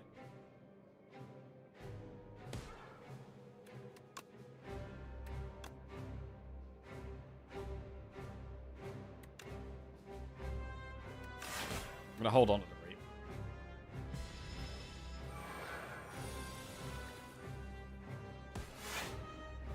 Okay. I mean, 6 times 5 isn't too bad with it being weak. Play 1 soul. Defy looks solid. Start with Severance. Play soul. Defy. Soul. That's a hang! That's a hang. That's hang number 4. Does 60 damage. 60 damage hang. Keep it weak. I feel like we're getting somewhere. I feel like we're getting somewhere. Doing it without the lethality. Void strange deck. Right. Delay. Capture Spirit. Invoke. Any more hangs? Any more hangs? Play Enfeebling. Soul. Pass. Berry does 49 damage. I think we just play Berry here. I mean, Unleash does 44. Berry. Unleash. Pennib's on 8.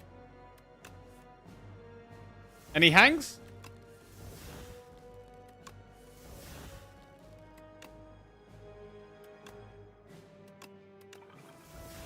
Severance does 9 damage.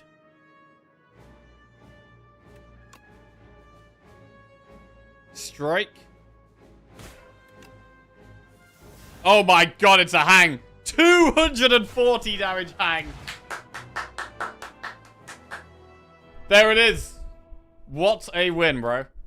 Honestly, I think this deck sucked. This deck was garbage. But we got it done. We had to lose our lethality. Honestly, I was really doubting we were going to do this. I didn't think we were going to be able to do it. But we had really good draw. Very, very good draw in the deck. The Dance Macabre gave us so much block. Sai was pretty good going into the bosses. And I mean, we just about had enough damage. Hang was useless the whole run. Finally, against Queen, it came good. When we had to lose the lethality, finally Hang was useful. I mean, against Aeon Glass, Berry was our main damage, really. Purity did actually kind of help as well. Kind of a crazy one. Kind of a crazy one. That is 5 runs today and 5 wins. And we're now on a 5-win streak. What a way to start the week, man. What a way to start the week.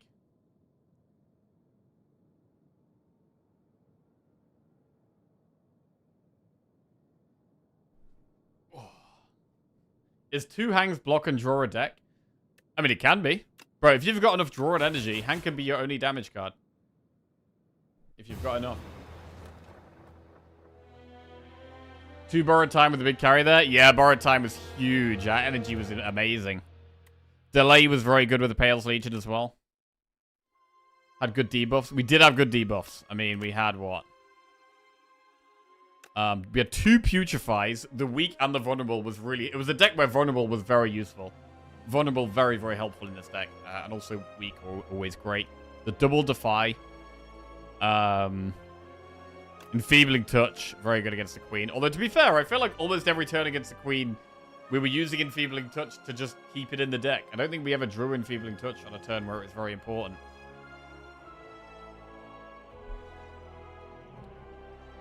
Crazy one. Would have struggled far less if your draws weren't so god-awful in the vast majority of fights. Yes, probably true.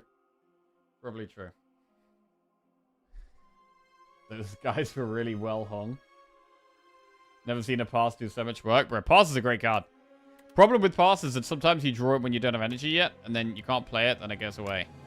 But if you can play it every time you draw it, you need to have enough energy. But if you do have enough energy, it's pretty good. Chronicos just resubscribed for 3 months. Yo, Chronicos, welcome back to the Jackos. Thank you very much. Cheers. Do another one? I'm close between doing another one or not. I think I'm going to not do another one, just because I feel myself... I can feel my brain fading away. And I feel like we're probably not going to play as well in the next one. So I'm going to call it a day there.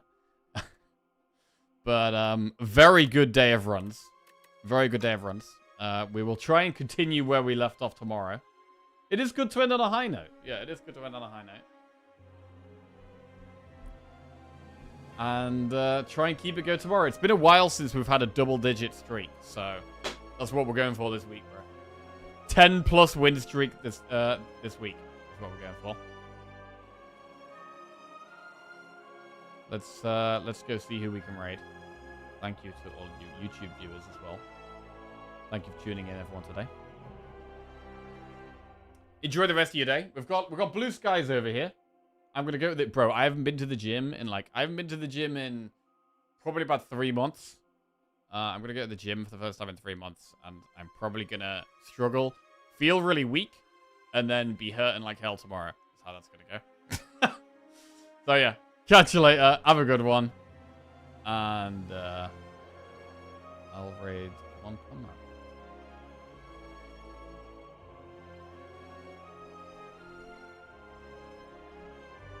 Bye now.